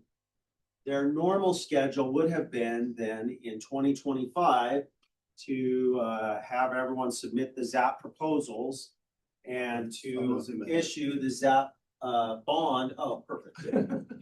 Spoiler. Yeah, to issue the ZAP bond in 2026. So the idea was in 2025, late 2025, January 2026, they're making decisions about which ZAP proposals to fund and to put on the bond. The council put all of that on the county, sorry, not the council. County mayor's office has slowed down that process. Right now, they have not, as Corey mentioned, they have not finished up the Parks Master Plan, the new updated Parks Master Plan. We understand it's mostly done, but they're waiting to release it. They have not done the process to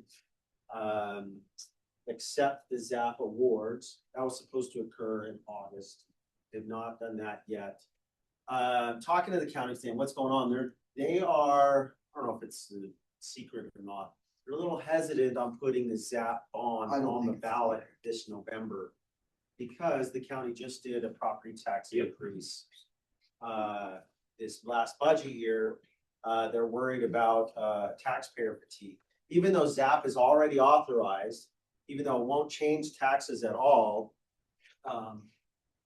their MO has been to put out a ZAP bond so they can get a GEO bond on the ZAP, even though it's funded by, it's secured by property taxes, but it's really funded by the ZAP sales tax. We keep wanting them to move forward because we want that rec center of Longwood. We've been working really hard to get that rec center of Longwood. But right now, if I had to place a bet, I think they're gonna the county's gonna push everything back a full year. And they don't actually even need to have that bond approved by the taxpayers, because it's not gonna affect anything price wise. And they told the mayor that she said she wants to be very transparent. They've done in the past. She wants to We should have done this one first, then. So that's where things stand with the rec center. Right now, it's really important for us, for the county to build and operate the rec center.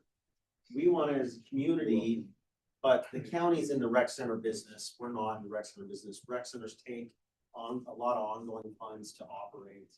And we're happy to have the county be a partner in our community to operate that rec center at their costs. So we think it's best to still push the county, but wait on their timeline if their timeline's only kicked back. Corbin, are we, like, I was at an event with Ross Romero from the county council. He had no idea that we were wanting a rec center on the west side, and I know he doesn't represent us, but I don't think it would hurt to make sure that all the county commissioners knew that we were trying. Yeah, the staff knows, certainly, the county mayor's office knows, our council members know. I don't think the other ones know. Partly, we haven't gone through that process that we thought we were gonna go through back in August, so it may be good to start lobbying all of them. Yeah. That collaboration early on. Yeah, kind of the park fields, we made the decision early on, we were working with Somas, strictly to design the park, had a few little hiccups, we made the decision to go the CMGC route, which we did with the arts building, so this way the general contractor, along with the construction manager and the architects all work together.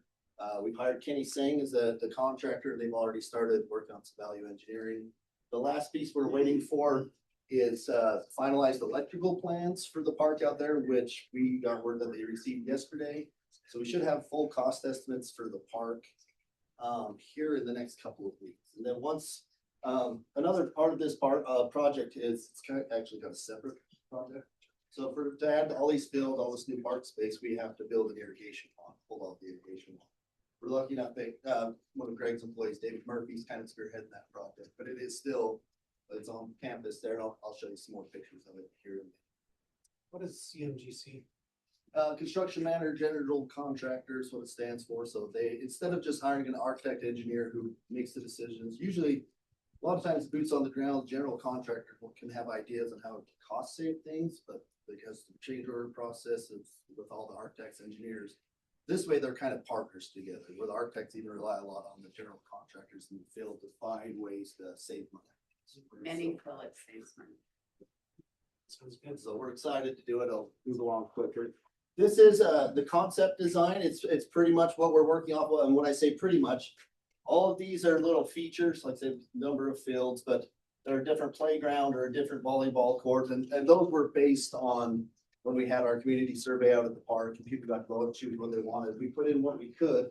That doesn't mean it's gonna guarantee to happen. If, you know, cost estimates come back, we may look at value engineering, different things. If it's too high of cost, you take one of these things out. We're already looking, we know volleyball is kind of not real popular, so we've asked to look at different cost estimates for pickleball courts or mini pitch fields they're called. So some of those little things will change, but the gist of it, with the layout of it will look pretty much like that. Here's kind of a bird's eye view, I guess. Oh, it's done. Yeah, it looks Wow. nice. Everybody, nice. So you'll see this here's this current splash pad, pickleball courts, parking lot, the baseball field, so.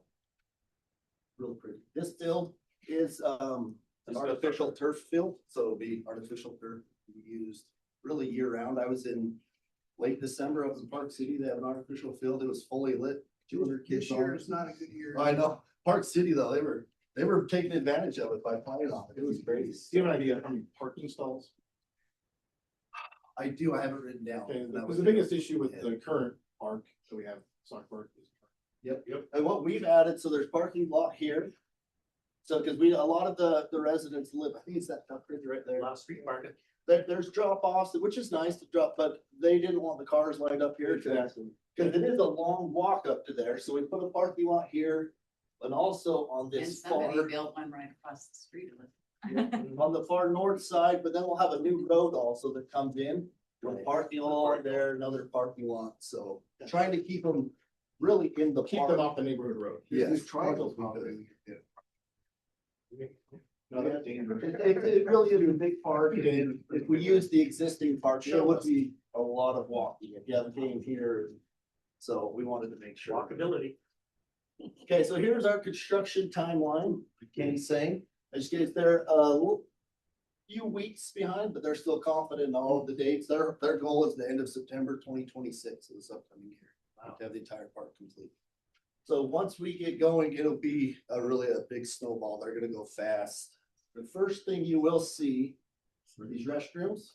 So we've actually already pre-ordered the restrooms. They've been, are being fabricated, delivered, and Kenny's saying we'll install one of these out at Wills Park on the pad that's next to the dump truck pad, so we'll finally have one.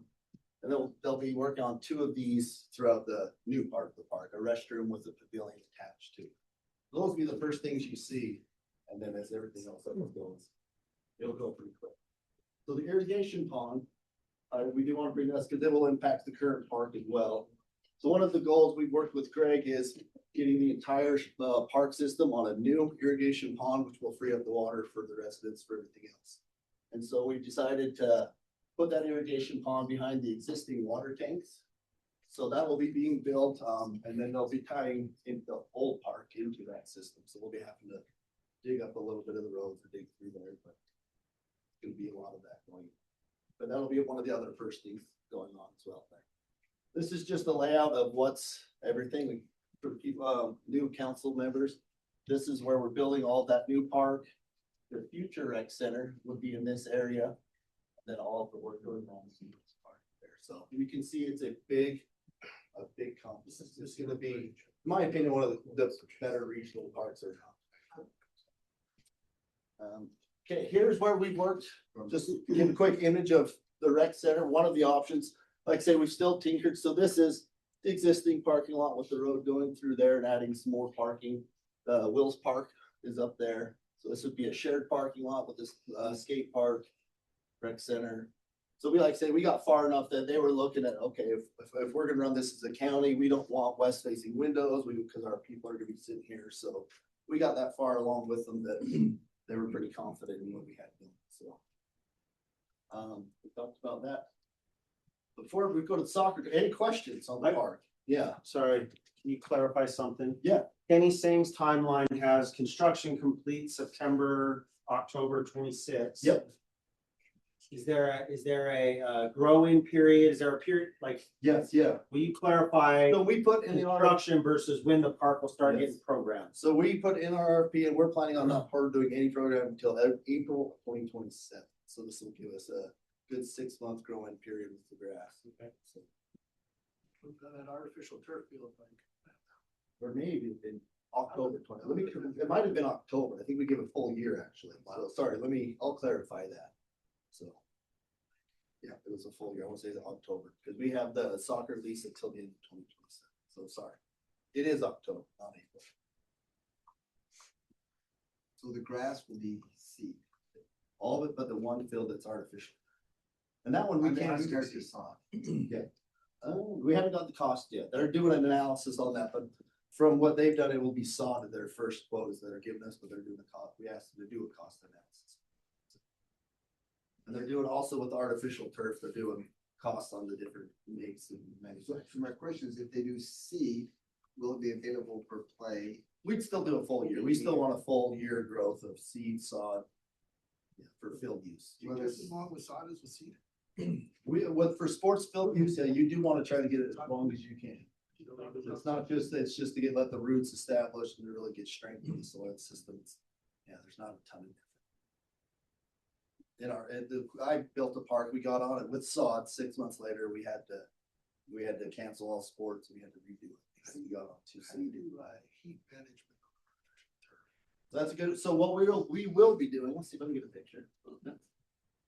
They designed water cannons, they're called, that you can cool it down outside of it. But one of the main things that helps with the heat and with the maintenance of the turf is the soil additives, they call it, just additives you put in. You see the little black pebbles. They have silica sands. They have all sorts of new materials that, as long as you're constantly putting those down, but also they make equipment that you're not lawn mowing it, but it's like a vacuum that goes over, picks it all up, kind of washes it, puts it back down. As long as you're maintaining that, it helps with the heat tremendously. So Maybe she uses white pebbles. I've ordered the same. I don't know what this- And what is the plan? Like, if it's sod, a few weeks, it's not gonna be a big deal if people are on it, but if it's seed, how are we keeping people? Oh, yeah. He's saying We're even, using sports teams, great, but if you've got this big green place, what are we doing? Well, it'll be fully fenced Probably off for until, fencing yeah, it oh, until yeah. you get some. The contractors, when they're, So we'll they keep have that 99.5% of the people off. for a That'll be while. good. Yep.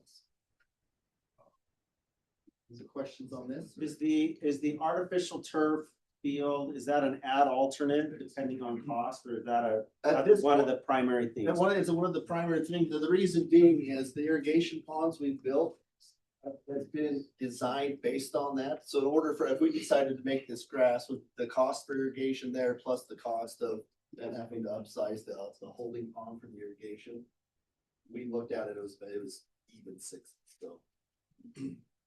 And it would, like I said, the irrigation pond's been designed. Plus that elevates us and gives us something It unique, does. which is good.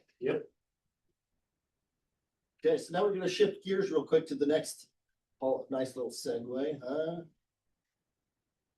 there we go, soccer complex update.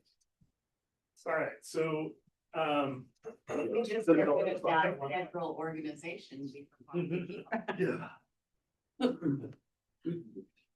So we know that the soccer complex is going away as it is presently constituted because of FAA regulations regarding protection for that road area. But it's safe right now, but not safe. Well, can you make this simple instead of complex? I'm gonna try to. Soccer people take. In fact, Corey made it more complex by just putting a title up there. Sorry, I know I should have. You made it so I didn't ruin the rest of the slides. In talking with the airport, we've approached them on a couple of different ideas. One of which, and the focus on this red area right here, try to make it faint so you can at least see what's below it right now. But we have an issue in our city right now with material storage. We've got a very wide city. When an issue happens where we have to actually have material that's wet or contaminated or whatnot, that we have to pull out and dry and dispose of, we don't have a lot of good options right now. And a lot of the options we have aren't necessarily in close proximity to where it's actually happening. So one of the things we've asked the airport is to consider having us be able to lease property south of Public Works for material storage. And that's what's represented here. It would actually be in degrees where we would sign a lease for a certain area and then potentially expand that with future leases as we need additional material storage. But hang on, we weren't going to lease it from them for soccer fields, but now we're gonna lease it from them for storage. Is it gonna be cheaper than leasing for the soccer fields? We They're haven't, already there. you know, we haven't even gotten into any terms yet. It's just, hey, are you comfortable with this? This would actually, anything we fenced off for material storage would be limited access, basically for public, works employees to be able to come, drop off materials, leave, keep going on the job, come back when it's ready to be disposed of. It would, That does math. to your, the cost. Aileen, to your point, like it would depend on what they, how they define fair market value, right? The FAA requires them to lease it at a fair market value. It's one of the reasons we bought the continuing the soccer complex. But if they can determine fair market value on material storage a lot A lower, lesser- then a it might lesser be worth, use. because it's a lesser use and because it doesn't have the public on it and public access. Those are some of the things Paul's got to negotiate. And one of the things we talked about too is the potential of us maintaining some of these areas, since we're adjacent to it, we have the equipment that have already been doing it. That's not off the table either, but that's still to be negotiated. And that could actually help reduce the potential rate as well. So we keep the grass, and keep mowing it. That's, we haven't really gotten into the nitty gritty on that, but, That maybe. but this area right here on their map, aside from about right here in this cutoff, would be restricted access, which I would venture to say is going to look a lot like, the other areas of the airport that are fenced currently. So we wouldn't be necessarily maintaining areas that are, restricted. Natural vegetation. Potentially. No yes. higher than 12 inches. But that leads us to this discussion right here. This area right here is currently in the soccer complex. But right now, I didn't have a tool to draw a good line, but the present line that they've anticipated would come south this line right here, this property line, and then actually follow this sidewalk. I want to try to see if we can push that just a little bit, but that's something we have to determine later. But this would be, they're considering having us be able to use this as an approved gathering area. It would come with some restrictions, but it can remain a park. Now, their definition of approved gathering spaces needs to be, We can gather there, just not soccer gathering. so that's part of what we have to talk about. We can play frisbee. So. We're still gonna be talking to them about. So would this be something that we're paying them for, or we're just going to maintain it for them? And that's, And they can, if I'm a resident of Salt Lake, I can just drive on down here and use this park. That's part of my city. yes, and that's part of what we were talking about, is we're maintaining some of the property. They've decided, hey, we can still use this for a gathering space. They don't have to maintain it. And can that help us with favorable leases potentially over here? That could be a win-win. We're Especially if still, we already got that pavilion and right. a lot of that is used to gather on a certain holiday. Now, some of the things that we've discussed internally are, that some of these buildings, you thought we were going to point the loose, you know, the bathrooms, pavilions, so some of the maintenance that. Oh, no, not those bathrooms. Those bathrooms are pristine. But that was part of the issue with the budget constraints is, do we want to continue to put money into something that's probably going to be raised, right? That's off the table right now. We're actually putting effort back into these buildings. But one of the budget things, or budget items we need to address is that when this was discussed as being taken out of the city's I guess stock of parks, was that the parks employees that were maintaining this area were going to be shifted to the Ron Wood Park. Now we need to discuss if we're going to be maintaining some of these structures, the park, at the end of this lease period, what do we do? Man, if only there were like lawnmowers and didn't require people to actually sit on them. And they work. And then. Pay for cell coverage. And for his defense, we do have vacuums that have gotten there, so Corey's hopeful that the lawn care ones will get there eventually too, so. Anyway, that's just the update I wanted to give to you guys, in reference to these two areas of the soccer complex. Are there any other questions? Yeah, I have a question. Yeah. I knocked some doors over here during the campaign and a lot of residents asked about having a dog park nearby. Wondered if that would count as a gathering place. Their definition of a gathering place is a little, it's not as defined as we would need, what purposes, that still has to be. So It it's is the, just it's the airport in conjunction with the FAA. They've gotten with the FAA on from, no, we don't want anybody in here Anywhere. to, well, on a limited basis. I drew one square here, but really, I didn't want to show their plans. I didn't get that authorized from them. And I don't want that to be on the public record yet, but the way they have this drawn now is, some semblance of a square for just the material storage, and then below would be limited access, meaning it'd still be open, but not quite to their definition of approved gathering area.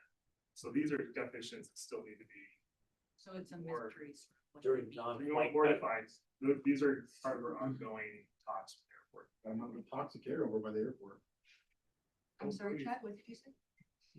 That toxic air by the airport. Oh, But we do appreciate their willingness to engage with us on this, because this is way different than what your. Not the whole list at all. Yeah. Was originally. So, how long Very have good. these conversations? over the course of the last year. Okay. My biggest thing is I don't wanna maintain all that grass for nothing. So a gathering place sounds great, but that You much have to be acreage together. of grass and it's only limited use. It's difficult, Right, and because that's- you gotta water it, you gotta mow it, you gotta. I use something, find it, so how can we make a decision? Well, that's the thing That's our here. goal. That's the Right. decision, the decision that's gonna come before you at some point, as soon as Paul can get them to pin down on what the definition of gathering place is. We're gonna have to come back to you, because like Paul mentioned, we were planning on the budget and staffing and resources pivoting from this area to Ronwood Park, so it was kind of budget neutral. If we keep this, it's a budget increase, it's an expansion of our park portfolio overall. Is it worth it? That'll depend on how they define gathering place, I think. So as soon as we know how they define gathering place, and if there's a lease charge associated with that, we're gonna come back to you and we'll have a budget discussion at that point, say, is it worth it? Or should we we have been aiming for years that this will just go away. Should we let it go away? Cause the biggest thing is, it's not near any homes. I mean, there's some homes off 48, but they're not gonna walk that far, so is it worth putting money in or leasing grass maintenance for a big gathering place that all you can do is gather? And we've even talked a little bit about how would we do parking? Would we have to make improvements? Could we make improvements to the park to make it more useful if we're allowed to? We're losing that parking, Right? Correct. The parking lot in the middle, Yeah. up north, that's out. We still have that above, but not. But that's. Not we for don't have- parking, but if this were to go with, the irrigation system would have to be totally redesigned, because they're cut off there, they wouldn't be watering their dead grass, and so it would take some, like say, investment for parking and irrigation as well. And restoration of the facilities that we have been not maintaining because we thought they were going away. Sounds like we'd have to build a new parking lot as well. Yeah, this one is too much in the flight path for them to consider. To build that in that left corner. Yep. Top left corner, So if Lovely you- Park Drive. If the decision is to just let it go, it's just become like. Brown area. Well, jumping to my last point, there's the area that's on the east side of the airport, it probably looks. North side I of don't the know. airport. North side of the airport, there's a long way to put in the runway in 62 degrees south. Yeah. It's right there. Yeah. Native grass. The big difference is Yeah. you're gonna have a road through this one. Will be your native grass. Okay, thank you. We're gonna turn the time over to David for a little bit more discussion on the airport and economic development.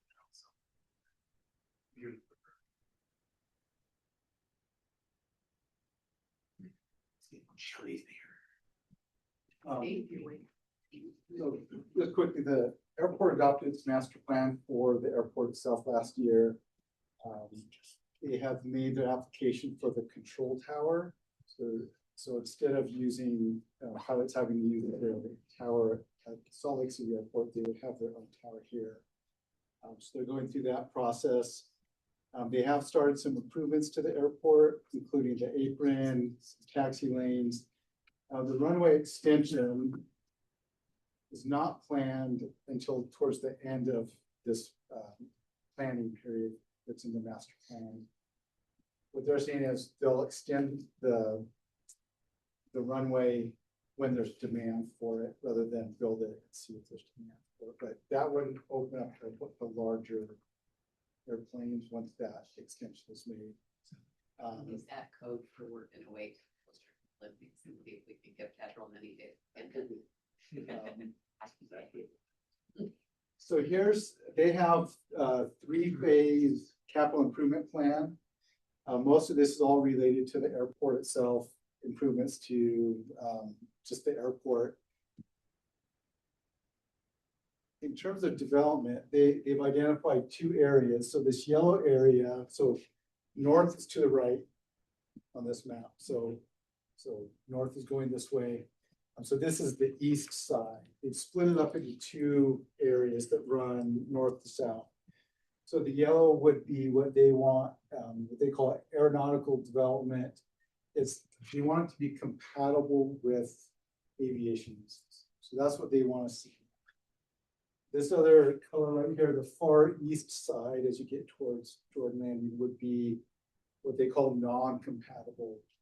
So that would be more office, not retail, not residential. This could be like an office use that, they have students there or things like that. We're still working through what that looks like. The big issue will be access. Where does this commercial development access into the site? And then what kinds of uses will that be? One of the key issues that will have to be determined before any development happens out there is the location of the tower. So they have not finalized that as far as, I don't know, Mayor, if you know, but it could be in one of these 2 locations. So they have to decide where that tower is going before they'll allow any development to be considered. So we're still in the early stages. We have been contacting different commercial users that may want to locate there, but it'll be a cooperative effort between us and Salt Lake City in terms of what that looks like. How motivated are they to get users to occupy that land? I don't get the sense that they're really motivated to do it, but they're not against it. It's kind of to us to say, hey, if you guys have a use and it's compatible and we can figure out access and those kinds of things, and they're comfortable with it. I don't think it's something that they're saying we're really eager to see development happen for their own purposes. Are they planning on retaining ownership of that as development comes along? They'll be the one selling to the credit unions or to the. Yeah, it would be, they'll retain ownership of, I think they are required to retain ownership of it, but they would do a lease. So there's city taking ownership, not. I don't, as far as I know, that's not an option. It's not, same thing with the other property, right?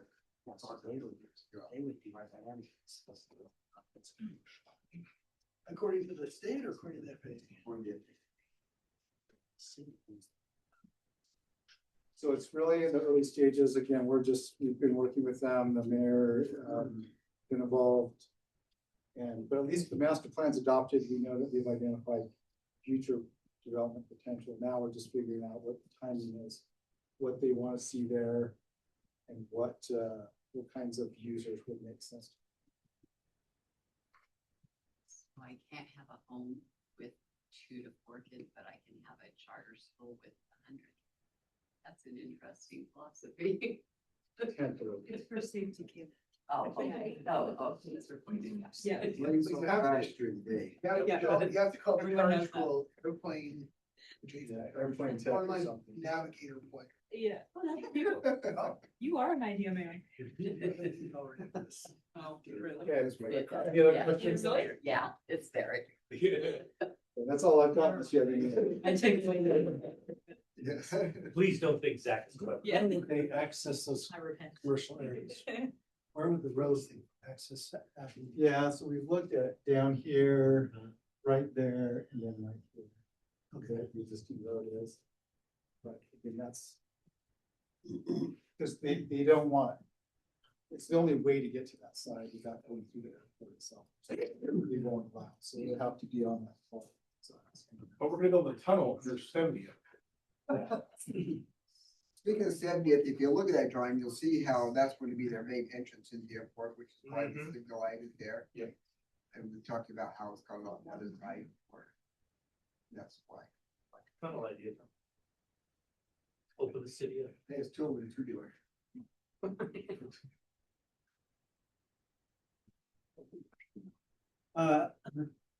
Well, I wanna go on now, Corey, come back up, let's talk about Western Stampede. We wanna get some feedback from you, Mayor, you lead some of this discussion as well. As you know, this is the 250th anniversary of the Declaration of Independence. It's gonna be a big 4th of July. We wanna get some feedback from you as to, what you might wanna do more, if you wanna put more resources toward the Western Stampede in 2026 than we normally do. Right now, we're on tap. Before I go, sorry. Right now, we're on tap for our normal Western Stampede programming. 3 days of rodeo, parade on the 4th of July, carnival, all the other ancillary events that go on with it. Fireworks on the 4th, the drone show on one of the other nights. Should we do more because it's the 250th anniversary? So last year, during the announcement of the Duncan Beach Rodeo, I told them next year, which is this year, is the 250 years, it'll be real exciting because we're gonna be celebrating 250 as well. What year ago? Stampede? What year? 71st. 80, oh, 71. I did not check with you first, because I didn't have anything in mind, but I do want to make it something special. And is it going to cost us? How much will money when I put into it? What are some ideas to make it special? So that's really what it is. We're coordinating Ashley as with this 250 commission that's got together to help celebrate it.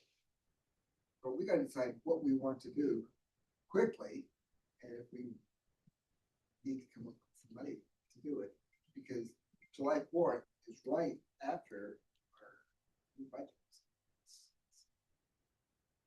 I need your help. I want to do something exciting. And Dale left the city, so maybe I could jump in off the airplane.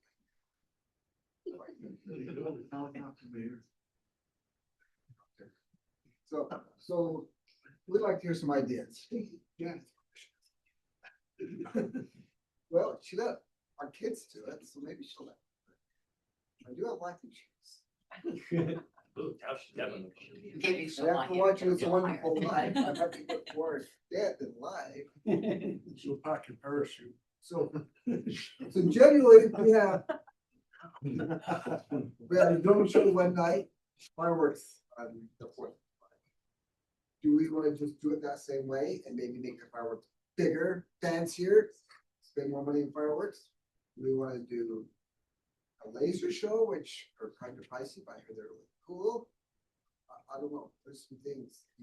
If we're going to do something to celebrate the country, I want it to include the whole community that isn't having to pay for the stampede. So whatever it is. So like fireworks, they don't have to pay. Something, yeah. Maybe we bring more entertainment in, maybe even for longer for our stage that we put up something. We have a stage. The real headliner. Do we let it stay? Okay, headliner. Do we want to pay for a real band? I don't know that we need more fireworks. I mean, Yeah. the shows are pretty good. Yeah, that's pretty If good. you double the fireworks, it's just gonna be more fireworks. So I'd rather spend the money on something to enhance. But there have been a couple of times in the last few years where we've gone to a fireworks show and said, wow, that was a fireworks show. Yeah, but I don't think we need to pay more. I think that's big enough. Some, We I did think bump the them extra up money after is worth it. 2020. Right. But I told them after 2020, we'd make it better. So we showed up. And we haven't reduced it since then, so we are spending more since 2020 going forward. Corey, will you And I think, don't help them. we are using a new firework vendor, Corey, will We're you using chime in a on that? vendor, they were down at the Parks and Rec conference 2 years ago, and Sandy City stole them for the following year, because they do their fireworks the same day as us. But it's a new technology, but not for this year, we got them, we already got them for this year, so we got a contract, but they do provide a lot more bang for the buck, they're able.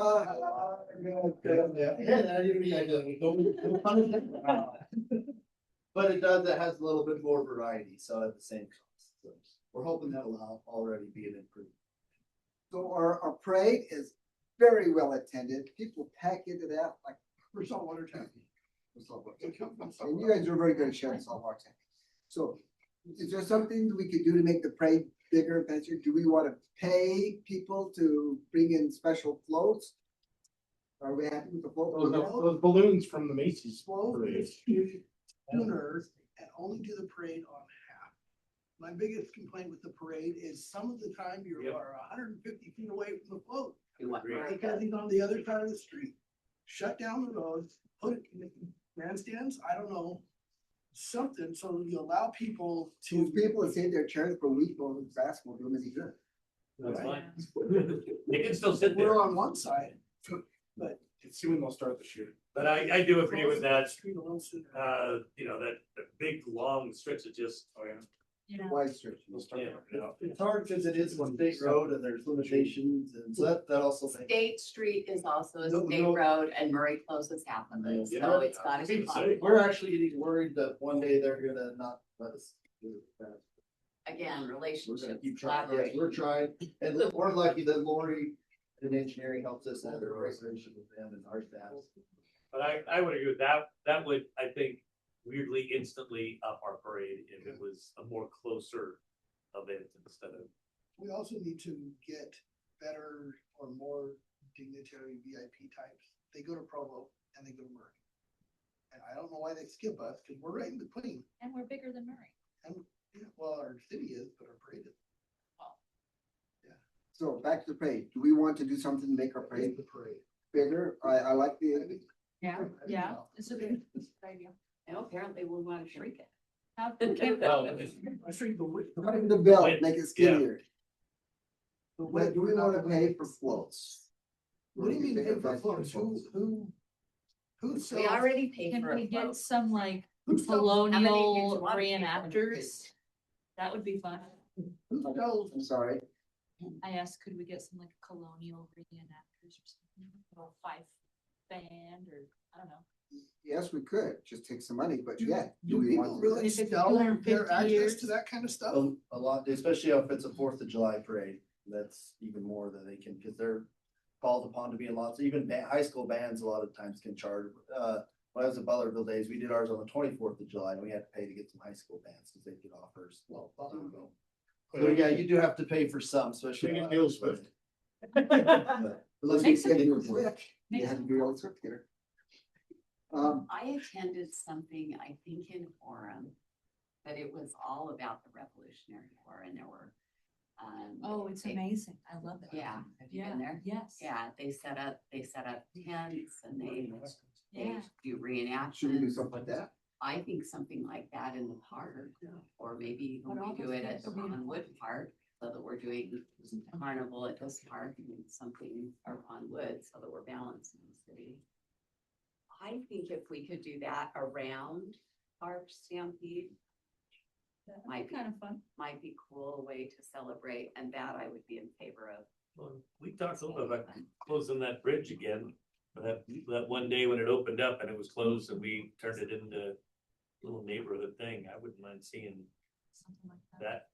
that happen again, and it could happen around that same time, and we could come up with something that maybe fits a historical thing rolling down, that hill. Let's put the mayor in. Whatever, yeah. Sounds like we left on that. Yeah, but I think if we don't do it, then I would like to see, and that was one thing I forgot to talk about, I would like to see us close that and Bridgetown again. I watched, it's fun to watch the, you can go, in fact, they had episodes of it with the, Red Bull Soapbox Derby. And that's a huge event. They had it in Salt Lake last year. But man, if we could come up with our own sort of version of that and, find a way to use that area, it leads right into our Wheels Park. It's just, it seems like a perfect sort of thing to have something like that we could almost have a wild ride down down the hill, yeah. We are looking into incorporating that in a bigger event out there, but again, it Yeah. would be till the park opens, so we're already working on a lot of those ideas. Yeah, we've kind of been talking about it. Broadwood Parks this year probably would be a good idea with all the construction going on. But after the year, You know, we really put a lot of emphasis on that. event I'd like to see, and I don't know if it's around the Stampede, but something I'd like to see us do. I think one of the coolest events that we do that almost no one sees is the Guns and Hoses softball. Yes, you sent us an email about that afterwards last year, Mhm. and I strongly agree. I think we ought to turn that into a city event, not just a. Yeah, well, what I'd love to see is, we got the fire department, we got the police department, we've got Public Works comes out with a team, we've got, and then it becomes this little tournament. It puts some pressure on our police department to play better. Well, they want to, they thrive under that. No, but I wouldn't mind seeing us take a page out of the Savannah Bananas and maybe come up with that softball, but change up some rules, so it is a very fun. That's good. event. We're getting off the 4th of July. Well, no, I just said Maybe maybe it it could could be be a part of on- that. This is going on in another part. I prefaced, if you would listen. I did listen. What if we don't we, have did something at the museum, partnered with Bobby and did something historical at the museum? Because we can bring in some That's storytellers. what we Is it open on that? could do. Maybe.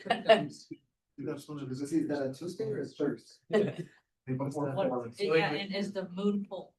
But I was gonna say that's a definite we should do, that should turn into finer thing. I think we can bring in some storytellers or I'll even sit there for a few hours. Even if we have to during that time, if someone or my lifestyle standard, I can sit there that, I think it should be open the whole time. Western Stampede. of the whole 100% time, and have some other stuff for the community to do there. And open the back gate, they go that way. Uh-huh. Is that what they did that for the pumpkin one? There's it. And maybe we do some of the old fashioned games there, right? Maybe we do a watermelon eating contest Mhm. or a pie or bobbing crap. Oh, Some that was some of those more old fashioned games, maybe those are made available for the community. to come Can kicking. Have fun. The scouts maybe stick to it. Yeah, everyone should. Yeah. Maybe. I don't know if there would be appetite on the council for this, but That's what I fear. I would be in favor of really expanding our fireworks show. I would have held on. I hear support to that. There may not be, but I had a friend of mine who attended the Oshkosh, Gosh. no, Oshkosh air show.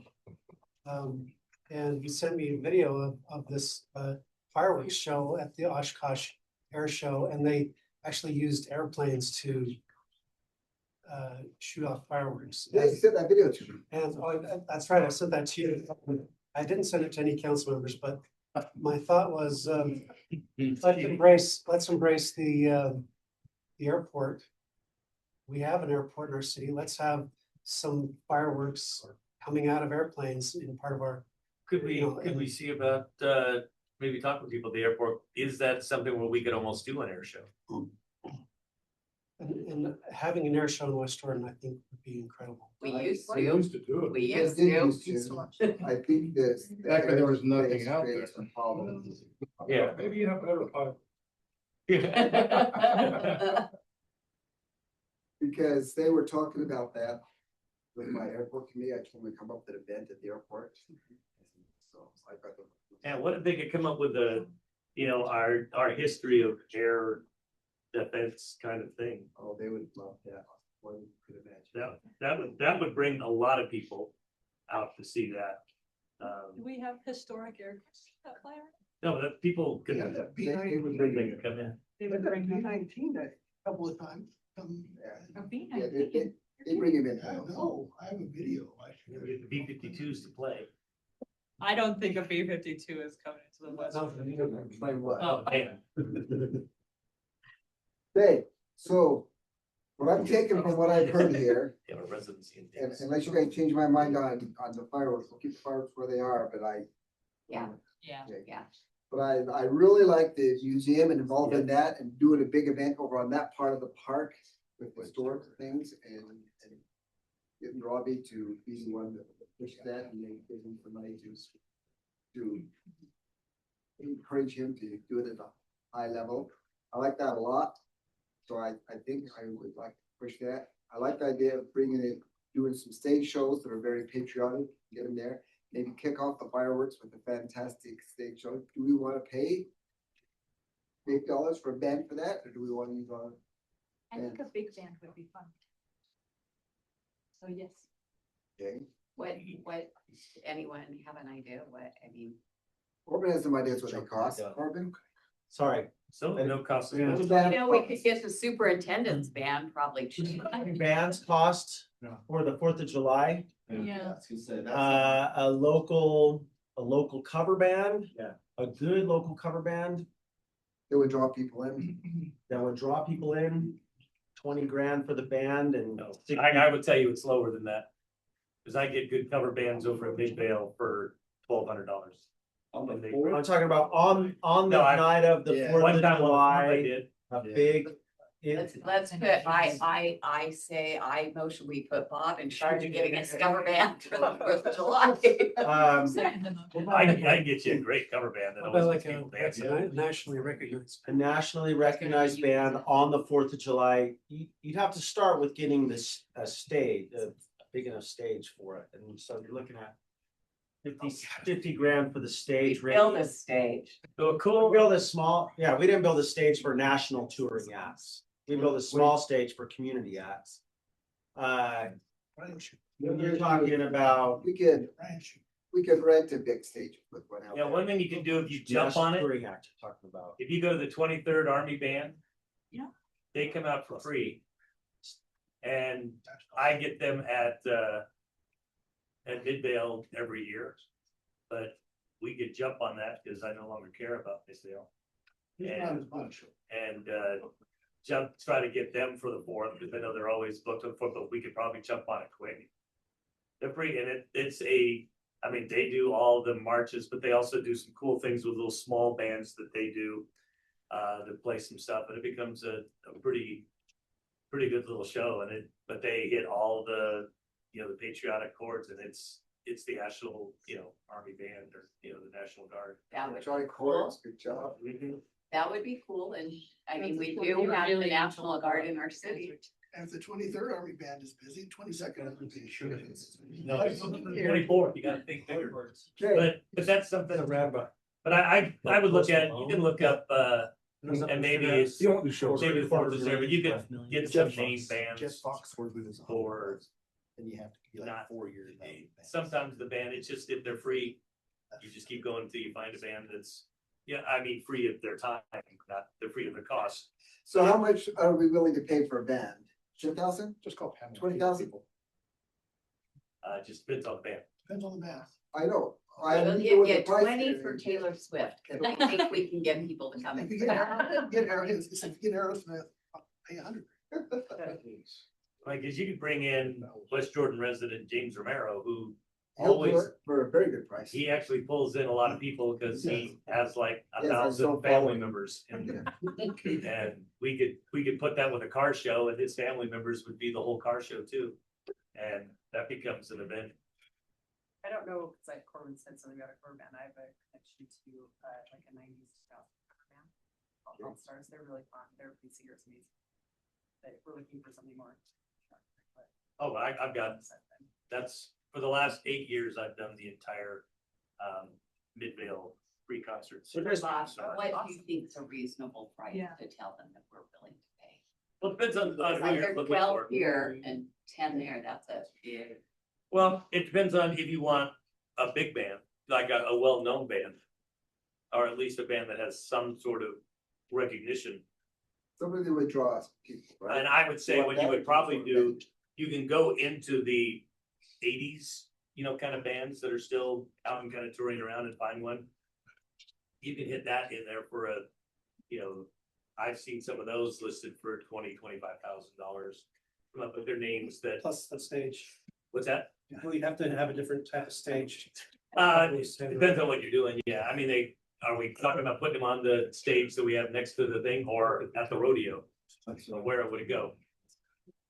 What- I'd like to see if we could get whatever he said about the army. I think Yeah. that would be a good melding with our National Guard, and then maybe we can talk to whoever's in charge there today. Or will be in charge there on July, because they seem to change a lot too. And pair something, I mean, because maybe they could even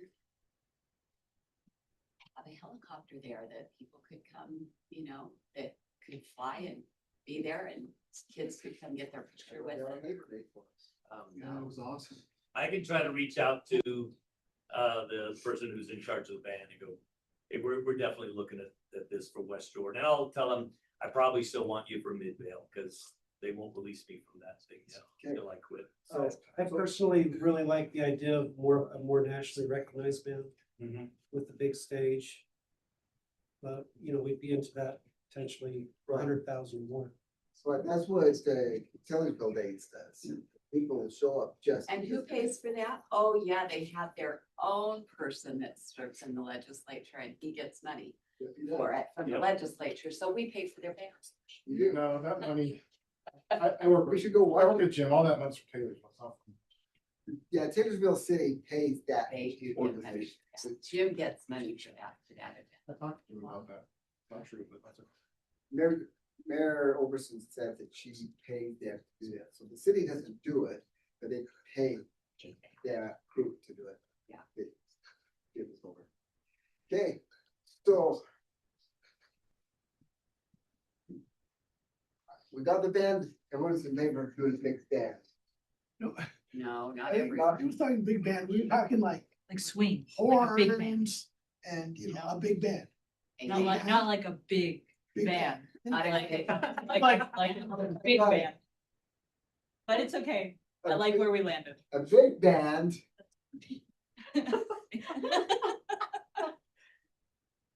Okay, no, truly, I really like where we landed. Nationally recognized 80s air band. You wanna hear, like a big. We could try to get some options. Yeah, All right, like, you can go online. so we're gonna take that and we're gonna work stuff together and bring it back to you and get some dollar amounts to you that you give us some dollar amounts. So we can come up with. That would be good. And if you like that. Probably, we have to move on it quickly because July 4th isn't very far away. We need to have it. And then I'm gonna follow up with the museum and do that over there. We'll keep the fireworks like it is now.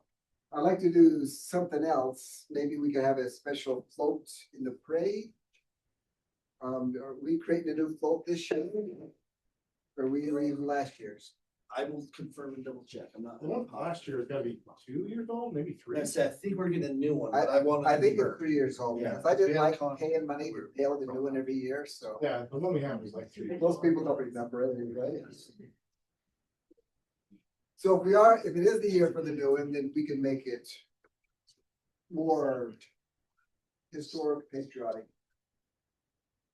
for the next few years. And keep that going. So we'll look into that.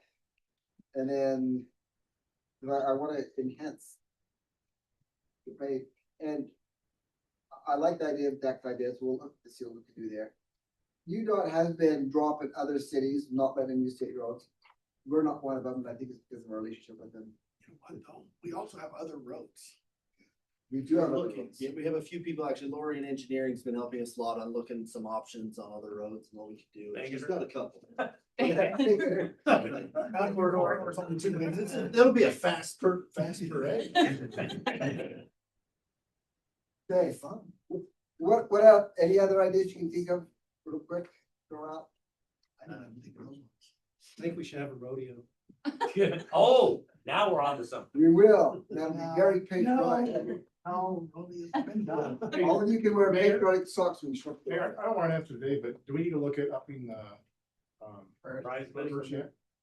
We just did, but Okay. yes, we need to keep doing that. If we don't, we'll fall behind. So, Yep. yes, Okay. we put that in, I think, last year's budget. Yeah, I did. I think we ought to do that just. Yep, every we year. upped it and then, we upped it a little more because we added a new event this last year. We added that new female, barrel rear calf roping. So, Yeah, you guys like that? the new female. Good. There you go. Yeah, I thought it was fun. Even though none of the young ladies were I don't able to think it's broken the calf funny on that the night event. that I was there, I still thought it was fun. Yeah. But that's what you said, we had a much better this year with. I would Thank like you, just thank seeing you, an we did all good. button. Yeah, Button. I'm only interested in the month bus thing.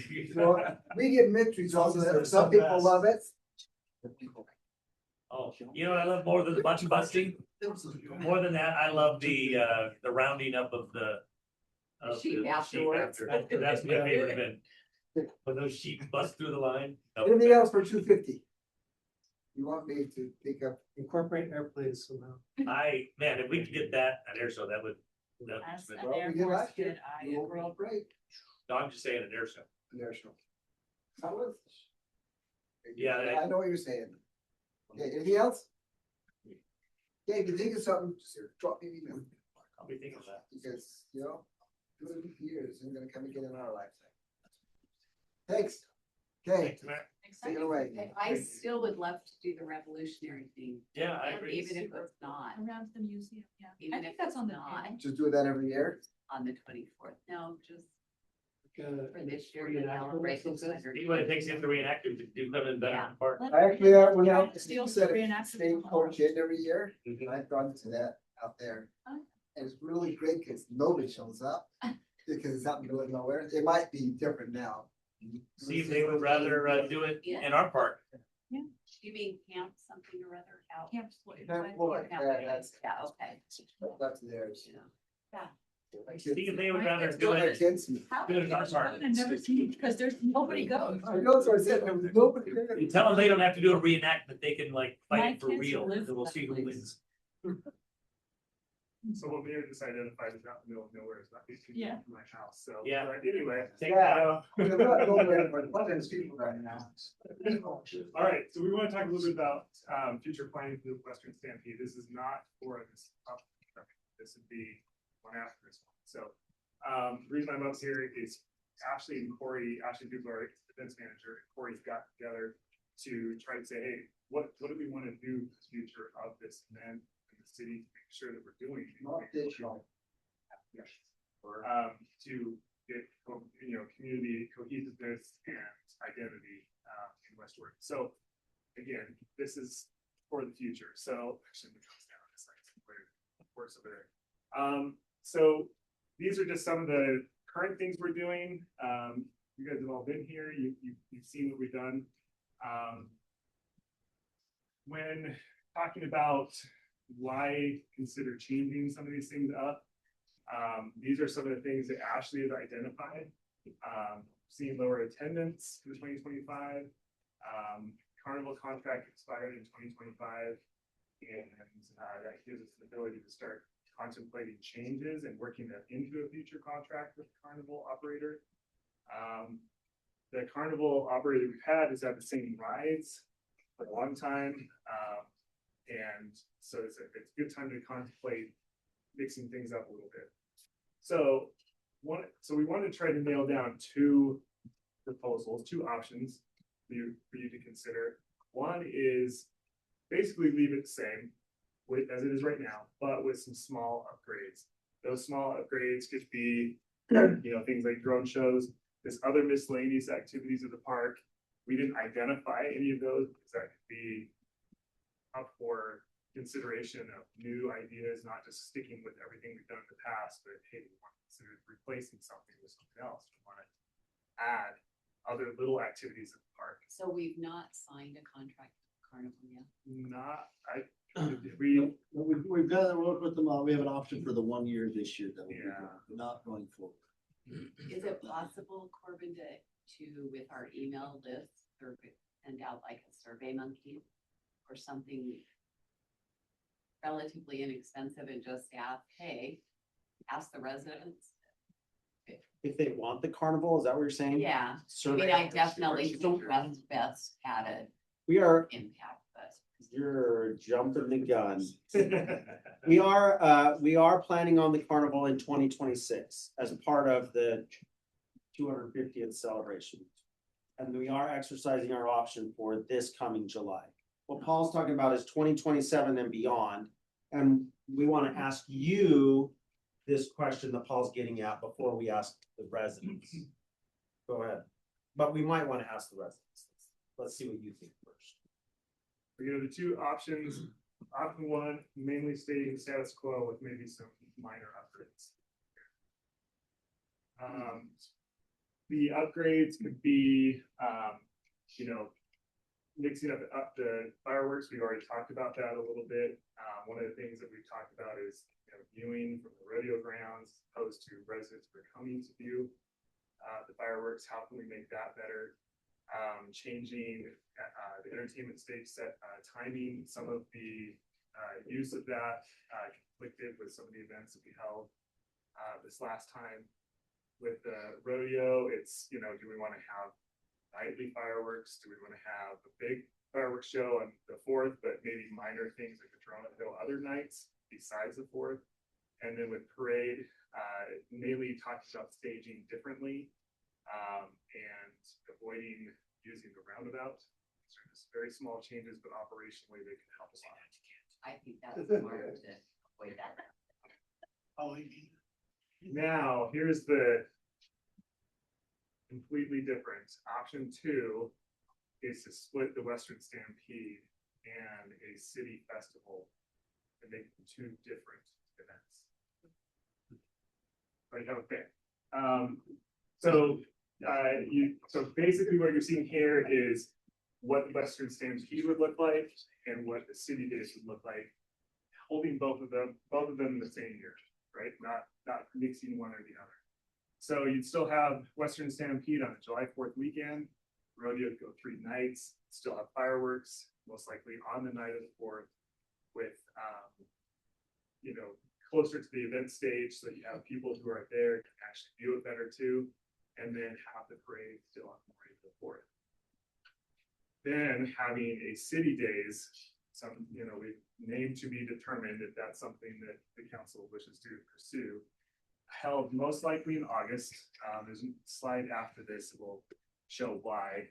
There's less city events happening in August, and there are some issues whenever you hold city days, either conflicting with another city or you're conflicting with a school, you know, looming, parents getting ready, that last vacation of the year. But the more you conflict with other cities, the harder it is to go. The carnival would be moved to city days rather than held as part of the Western Stampede. And I want to make sure that you notice that the city days would be held at Ronwood Park, not at Veterans Memorial Park. That's what we're going. That way, that helps to have, you know, talking about a city that's very wide, trying to, I know some of you mentioned connecting the city, making sure the city feels like it's one. Having these 2 events in parts of the city helps. It's a soccer complex, it's right in the middle. With an air show. Yeah. Sorry. Might be very exciting. Fireworks. Angels take off. You're in line with the runway? As long as it's an approved gathering. Yeah. The other miscellaneous activities, again, we didn't want to define those because that would be to be determined as what the budget look like for this. What are we trying to achieve? What are the demographics like? What's, you know, transportation? How are we going to get people now from the east side of the city that are used to having the Western Stampede serve as the city festival, the city days, now to go west and participate in the city days festival as well. This is that slide I was telling you about. These are the cities that were looked at by our events team. They looked at 20 different cities, Provo to Salt Lake, kind of right in the middle. So you've got 9 cities that do theirs in June, 9 in July, 2 in August. in, July, August, it fluctuates, and if one is just in August. So these are the other cities that also split their rodeos from their town days. Riverton, Harriman, Redbird, all cities very close to us. I know we're little short of time, I wanna make sure. What if I propose a third option? That's up to you guys to decide. What if we do the rodeo with some of the old fashioned things that we used to do? We did the horse thing and some of those things, keep some of those. And maybe even at one time when Chad and I started and when Zach was on, the council did a pancake breakfast. And I think that would be cool to do something like that. But instead of doing it in the summer and fall, what if we did try to do a Christmas event, a December event like the Dickens Festival or another Chris Kindle Mart? This is the place cannot handle the amount of people that are up there. And I think if we brought something like that to our city, we could bring people. It would be December, but for me, I would prefer doing that. I would prefer not your options. I prefer my options. This is about. A, B, or K. Stoking the ideas, trying to what. That's just my thought, I'm just throwing it out there. We have talked internally. My fourth option would be these two plus that. That's fine. That's fine. That's I want to vote plus that, yeah. America First Build thing. I don't know if that was a South Jordan thing or a Larry Moore. It's a shady line. Hard to know where one big. I don't think it's very shady. They're doing their The work interest. So it'd have to be at the beginning of August. Yeah, so For that's our what, city thing. that's Maybe on this I harvest did the days. right here, small there, but, be a Thursday through Saturday, first weekend of August. You're trying to keep it away from being too close to the start of school. Yeah. Where you would have these different schools, especially charter schools tend to start a little earlier. School districts, you don't want to lose that. Just these, some potential names for it. And then, sorry. Is. Now we need another sugar beet. That would or be another sweet. park. There you go. I like MVP friends. Sugar beet? Anyway, there's just the pros and cons you can read right there. You'll be able to have access to this so you can see it. Let's Jordan Ball days. Wait a minute, what? It's on my birthday. It's your birthday. Nice. My birthday's the day that's not on there, one in between. Again, this is just a look at, the future of Broadwood Park. One of the concerns was, hey, we've got a lot of parking here. Yeah, we really do. Some of it's not quite as close to where we have certain events as others, but you're not gonna get that in any park, even Rockwood. But this can give you an idea of how much parking you have. Some of these areas, depending on what you're doing, would probably be closed off for food trucks, things like that. Weird little virus outbreak you got going on next to this. There is the new part. Where they still does the baseball fields parking. Well, these are-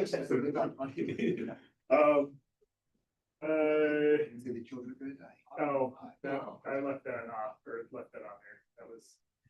We had a vote on. Okay, sorry. Oh my God. Any other questions, comments? It's right on this. No, I said, my thing is I want to see more of these kind of events, so my thing would be, I would love the Stampede, I would love the City Day, and then I would love a winter festival of some sort. I have, there's two paths that I would approve of. One is blowing up, unintended, the 4th of July celebration to rivals Provost. Provost is the state tour for the 4th of July. The Freedom Festival, they have the Stadium of Fire, they have an entire foundation. The Freedom Festival Foundation is sponsored by Provo, works with Provo, but it's not Provost. But That's true. You go to that every book going. that's where I always go for the 4th of July. Because my sister's house goes right past my sister's house. They have reserved seating, we don't have reserved seating. But theirs is huge, and they have events on Flag Day, they have events on Memorial Day, they have, it's a thing. It's like a full-on patriotic, if you're gonna be celebrating America in Utah, you're doing it with the Pro Bowl Freedom, which is on. And Stadium of Fire, the U tried to compete with it for a minute, and they didn't. So I'm thinking if we're gonna do the 4th of July, let's do the 4th of July, like, be the spot to go in Salt Lake County. Like, seriously, make it as big as you possibly can, or split off and do a city piece. And do the 4th of July, smaller, community-based, more small town thinking, kind of, yeah, rodeo, fireworks, parade, that's it, but kind of a smaller scale. And then do a city days that you can have fun with, and that's the only thing in town for that weekend. But I still wanna know if the residents want a carnival. You know what? At the Western Stampede. Just in general. We went without the carnival for a long time. Did you? Remember the year that Dirk and I got elected, they had stopped it for a few years, and the year Dirk and I got elected, we got lobbied by the carnival people to bring it back, and not just by the carnival people though, there was a demand. There was. And when we brought it back that year, there was so many people that came, and we brought it back that year, and they only sent half the carnival to us because they'd already booked the 4th of July weekend or whatever. We got half of it, and it was like everybody, the reaction was finally, you know, where's this been my whole life or whatever.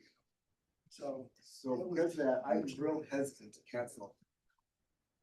I would like to do it on the city day. Okay, so our recommendation was gonna be just that. We've seen, and I think, Councilor Rodor's comment too, with the Western Stampede, the rodeo, the carnival, they're really two different crowds.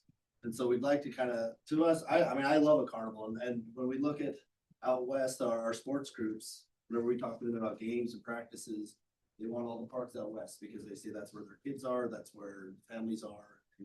So our opinion would be to keep a carnival, but yes, move it to another park out west, with the city days or another event.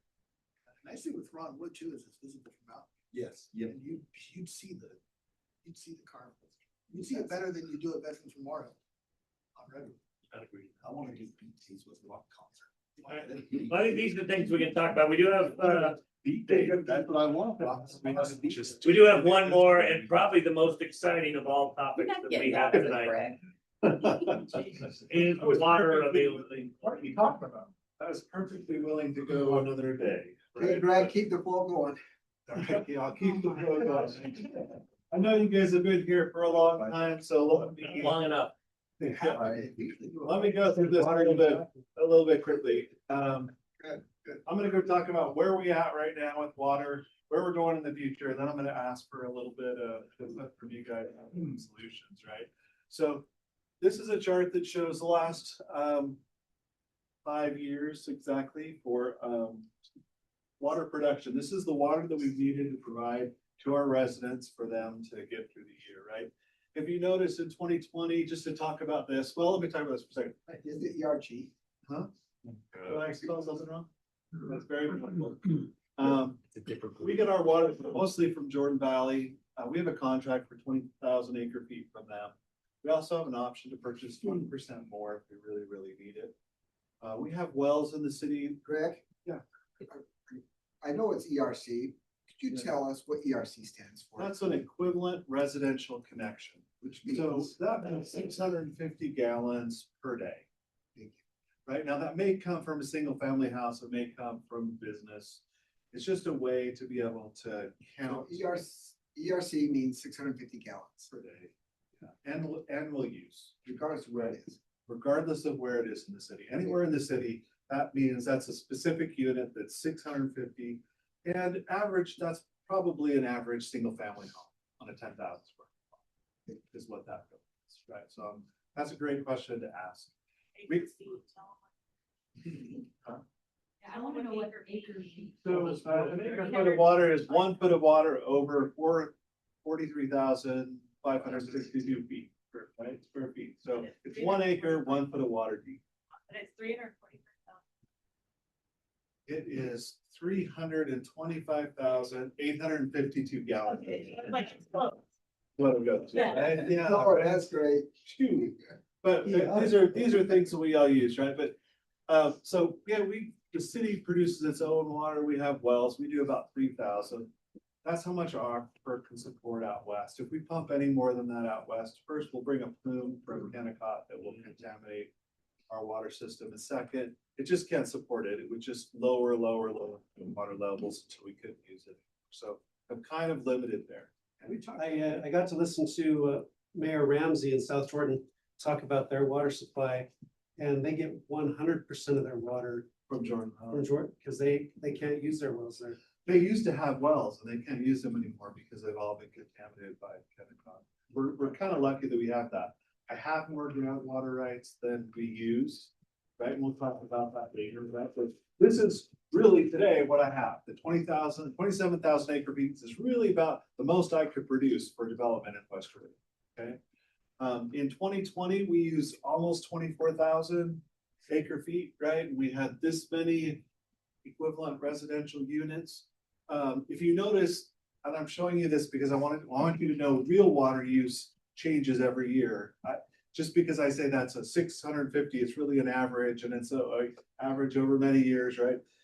For a single family home, this changes a lot. And so I'm really careful. I really keep some of these numbers to the vest because what it is today is not what it is tomorrow. So I wanted to let everybody know that, right? This went down in 22, 20, 21, 22, and 23 because we had a drought. And so if you remember, the state put out a slogan, yellow is the new green for yards, or brown is the new green, whatever it was, right? West Jordan residents did amazing, even though our ERCs were going up. So we had more homes built, we had more businesses here. Our use actually went down. It went so far, I was worried I was gonna have to pay money to Jordan Valley because we were pumping water to Zach. We also had the huge winter in 2022. Right? Right, and then if you, I also want to say conservation has its limits if you see on there, because as Zach points out, in 2023, we had this huge winter and we have record snowfalls and all the reservoirs filled. And what happened? All of the residents came back and they said, yay, no more water restrictions, let's go, right? In 2025, we're gonna be probably at 24,500 acre feet for the year, or last year. I haven't got all the stuff back, but I think we're gonna be close to 24,500. It was going to be a whole lot worse. I was probably gonna be somewhere up near 26,000 last year, but the governor's office put out a drought warning in June. So in last June, we were 10% over the 2024's use in June for the city, which was about 1,500 acre feet. And then the governor put this out and everyone started to conserving, and I ended up about 500 acre feet again over what we used the previous year, I think as well. So that's where we're at, right? But if you notice, if in 2025 we had been somewhere near 25,000, we're getting really, really close to that, right? Here, this is the future. You know, all the time I'm working with two different numbers. I'm working with my actual use and what could actually be, right? Because every year you guys approve things like Merced apartments. And those are there and those people have the ability to build their stuff, and I have to provide water, but I have no idea when they're gonna come, right? Neither do we. No one does, right? So our master plan thought that in 2021, we'd be somewhere at 2,400. At 2026, we'd be somewhere around 26, right? With what we had plus 31, somewhere around 31. right? And in 2031, we thought we'd be almost at 30,000 acre feet, and to build out, we could be somewhere near 34-ish, 34,000 acre feet. I can tell you the Jordan Valley number from last year, the total. Do you want to tell? It's 22,035. Awesome, right? That we bought from them, right? Which is just over 10% of my contract. Right? Just 10% over your contract. Yeah, over the contract, right? Which that's not a comfortable thing. I'd rather be closer to the contract. Okay, but so as you know, everybody who comes to you, none of them want to follow our land use plan. They all want more. And that's a little bit worry for me. Every time you approve an ERC, which is an average size, single family home, you're adding a half an acre feet that I need to provide, or the city needs to provide for water. The master plan says that to build out, We don't actually add them, developers do. you're right, Yeah. thank you. City build out, we could be adding 15,000 ERC, our master plan says, if they follow the land use plan you've adopted today, which again, people are always trying to change. That's 8,000 acre feet more water. And if you saw, right, I only have like 2,000. I don't have 8,000. Okay, so. And what is Jordan Valley telling us? So, and that's what I'm talking about. I've been having some uncomfortable meetings this year. I just want to let you know, with developers in Jordan Valley, because I give you an example. One was the hospital. They came and said, wait, Greg, you were gonna provide us any type of water that we needed. What changed from 2 years ago to now? Well, in the January-ish of 2025, Jordan Valley came and we've always been making the assumption Jordan Valley will have enough water for us forever. They'll provide water all the way to build out. Was it an assumption or was that what they were telling us? Probably both, right? They told us that. They're telling us that. They told us that. Yeah, Right? they told us, no worries, we've got this at Strawberry. Unless we we're make ready." our property, unless we start annexing further going west, they would make sure they could service whatever is inside of. Whatever we needed, right? So they came earlier in 2025 and said, hey, that was probably bad advice. That was probably a bad assumption. We were overrated. They said, hey, we're looking at providing a water budget, which I don't blame them. They only have so much water shares up in Strawberry and everywhere else. They're just like anyone else. They only have so much in their budget, and we're not the only community that has been asking more and more and more and more of them. So this is not a knock on Jordan Valley. They're doing their best. I'm glad they're trying to be transparent. But that's why we want to, but I'm trying to be transparent with you guys as well, right? So they said, in the future, this is the policy they'd like to adopt, and Zach knows this better than me because he's been in those meetings. They would like to look at the undeveloped land that we have in West Jordan, which is about 2,125 acres. And they'd like to give us 1.35 acre feet per undeveloped piece of land, which comes out to about almost 3,000 acre feet of water. Okay, they'll provide a little bit more if there's if outdoor watering is really, really limited, right? They'll also give us more if developers give water rights to us and then we give to George Valley, because then they'll have the water to share. They'll just clean it up and sell it, right? Trade it, right? They would also, if a developer gave us a fee in lieu of water, they would go find these water rights, right? And then we would get credit for that as well, right? So those are two, that's the information they gave to us, right? Okay, so if you notice, sorry, I'll just stop here for a second. If you notice in my previous slide, we need 8,000. We got 3. Right, and we've got 3, that leaves me with a deficit at build out of 5. So some areas in Boise, when they develop, they have to recycle their water. And the developer has to put that plant in.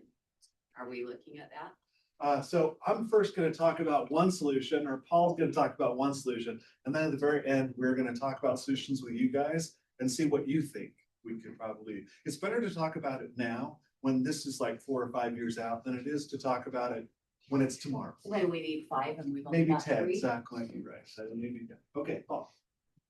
There you go. And I'm gonna be very fast. I know, we're We've got, okay. we don't have a lot of time. Sorry about that. One of the,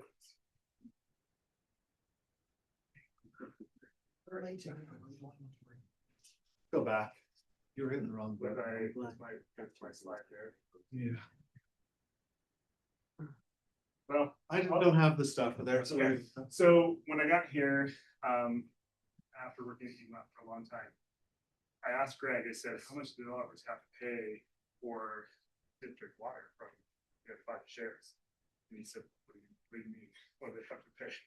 Like, what do they have to pay to get the right? And I said, they don't have to pay. And that was very foreign to me because Eagle Mountain City had a contract for, well, I should back up, the city had either banked or promised to be banked 18,000 acres of water. It's a large city, it's 51 square miles, but it had a contract with Central Utah Water Conservancy District for another 14,300 acre feet, which we got to 16,300 acre feet before I left. Each one of those acre feet came with a price tag of approximately $18,500. That price tag included about $3,600 for the water right itself, and then the rest of it was capital infrastructure because a pipeline got built in Orem where this water was sourced or terminated all the way to the border between Eagle Mountain and Saratoga Springs.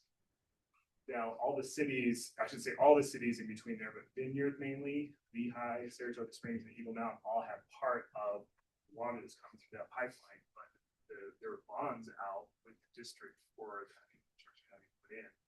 So at the time, though, that Eagle Mountain City entered into that contract, water was trading for about $5,000 an acre foot. So you can do the math that we had to be very creative with how we tried to structure that contract. But there was also an annual fee charged on top of that as well after the water was in use, and 71% of that was actually capital infrastructure reimbursement. So very costly. So as we go forward, these water districts, they talk together, and this water is going to become more and more costly as further in the future we get. More they have to try to develop in areas that mean capital infrastructure has to be built in order to get the water to actually come, the harder it's going to be, or more expensive. It's going to be harder and more expensive. So we did talk a little bit about conservation. Again, I don't have a lot of time to go into detail, but I pitched an idea to the state. It may be a little ahead of its time from what I just heard even this morning from the incoming director of Jordan Valley Water Conservancy District. They want to have a meeting about it. They're going to schedule that meeting, but it may be a little bit ahead of its time, but that is to get developers in the state to try to help incentivize, accelerate the incentivization of current homeowners to convert front yard landscaping to local scapes. If the developers pay part of that and that water right is relinquished, as long as the conversion is done in such a way that it can be calculated as to what the yearly savings are for that, and the developer pays to be part of this program, homeowner gets their converted to local scape yard for very much less expensive than the $10 a square foot I just heard from this morning, which again, you're talking about a 3,000 square foot front yard. That's a lot of money.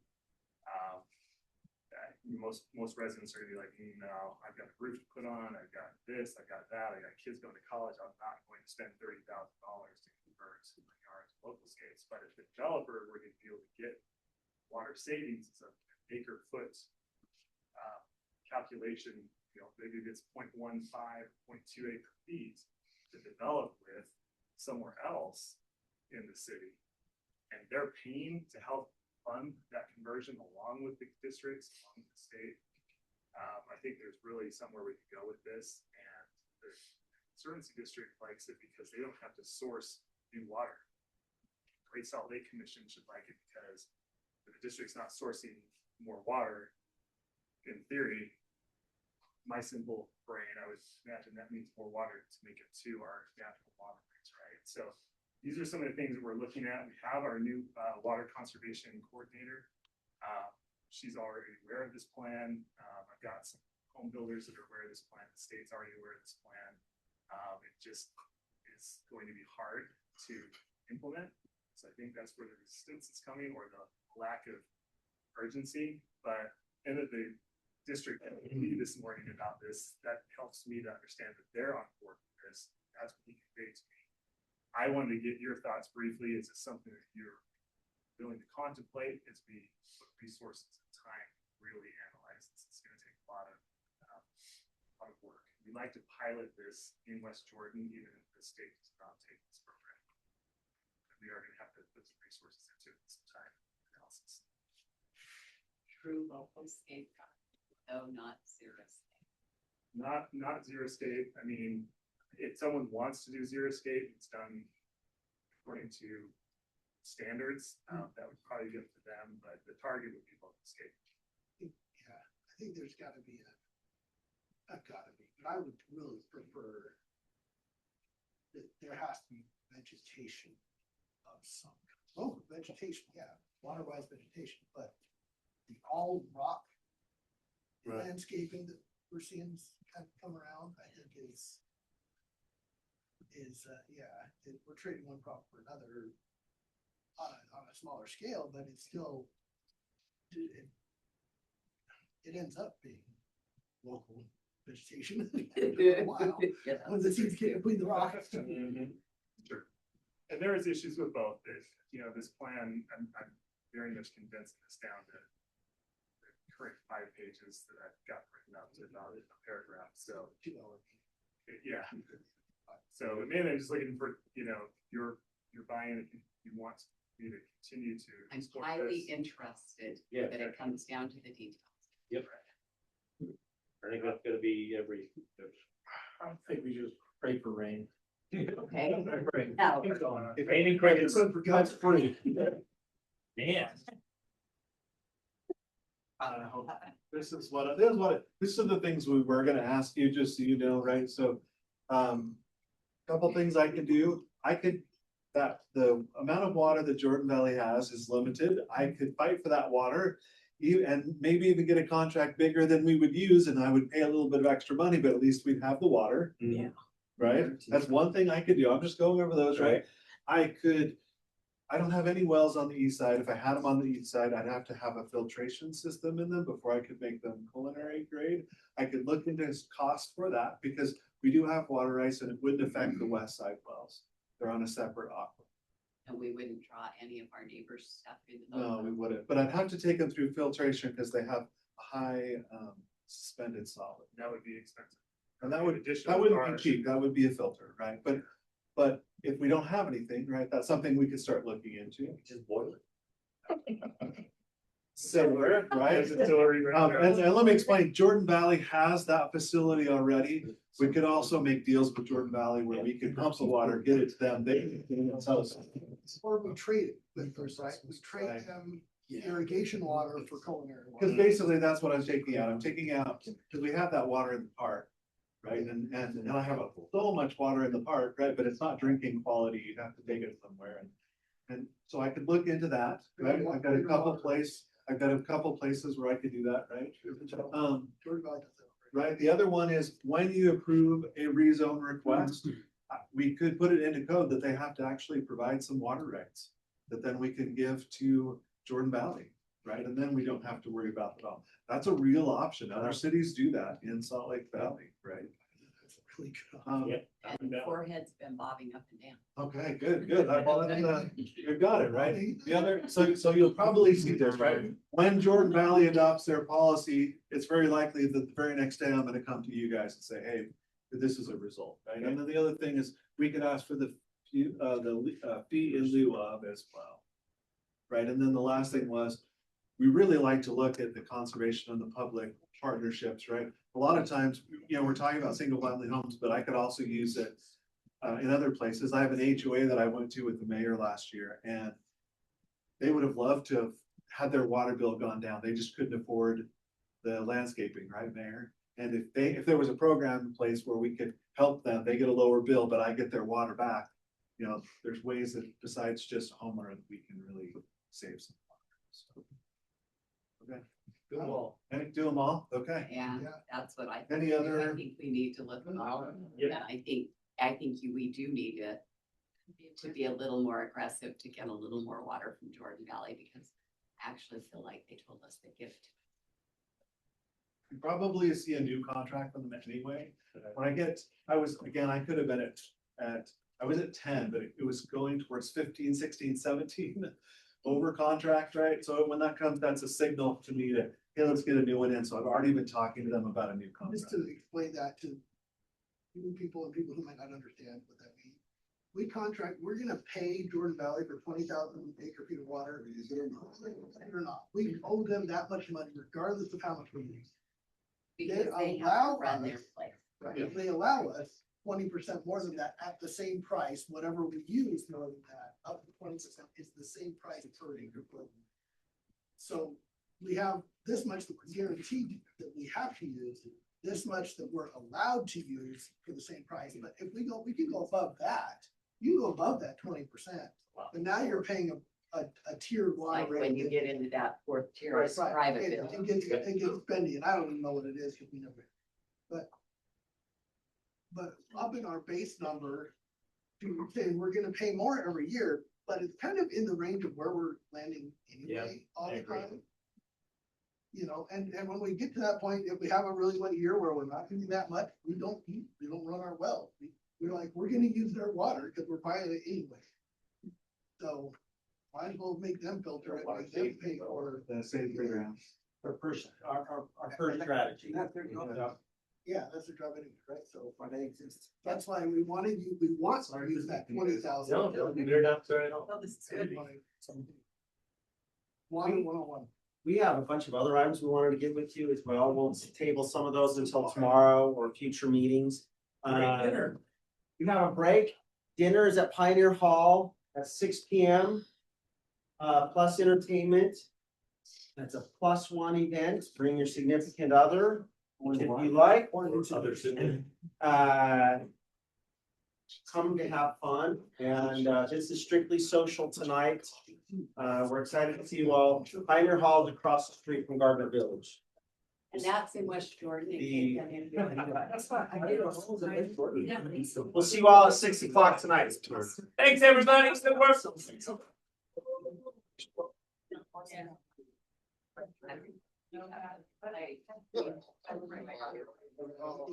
Assuming that-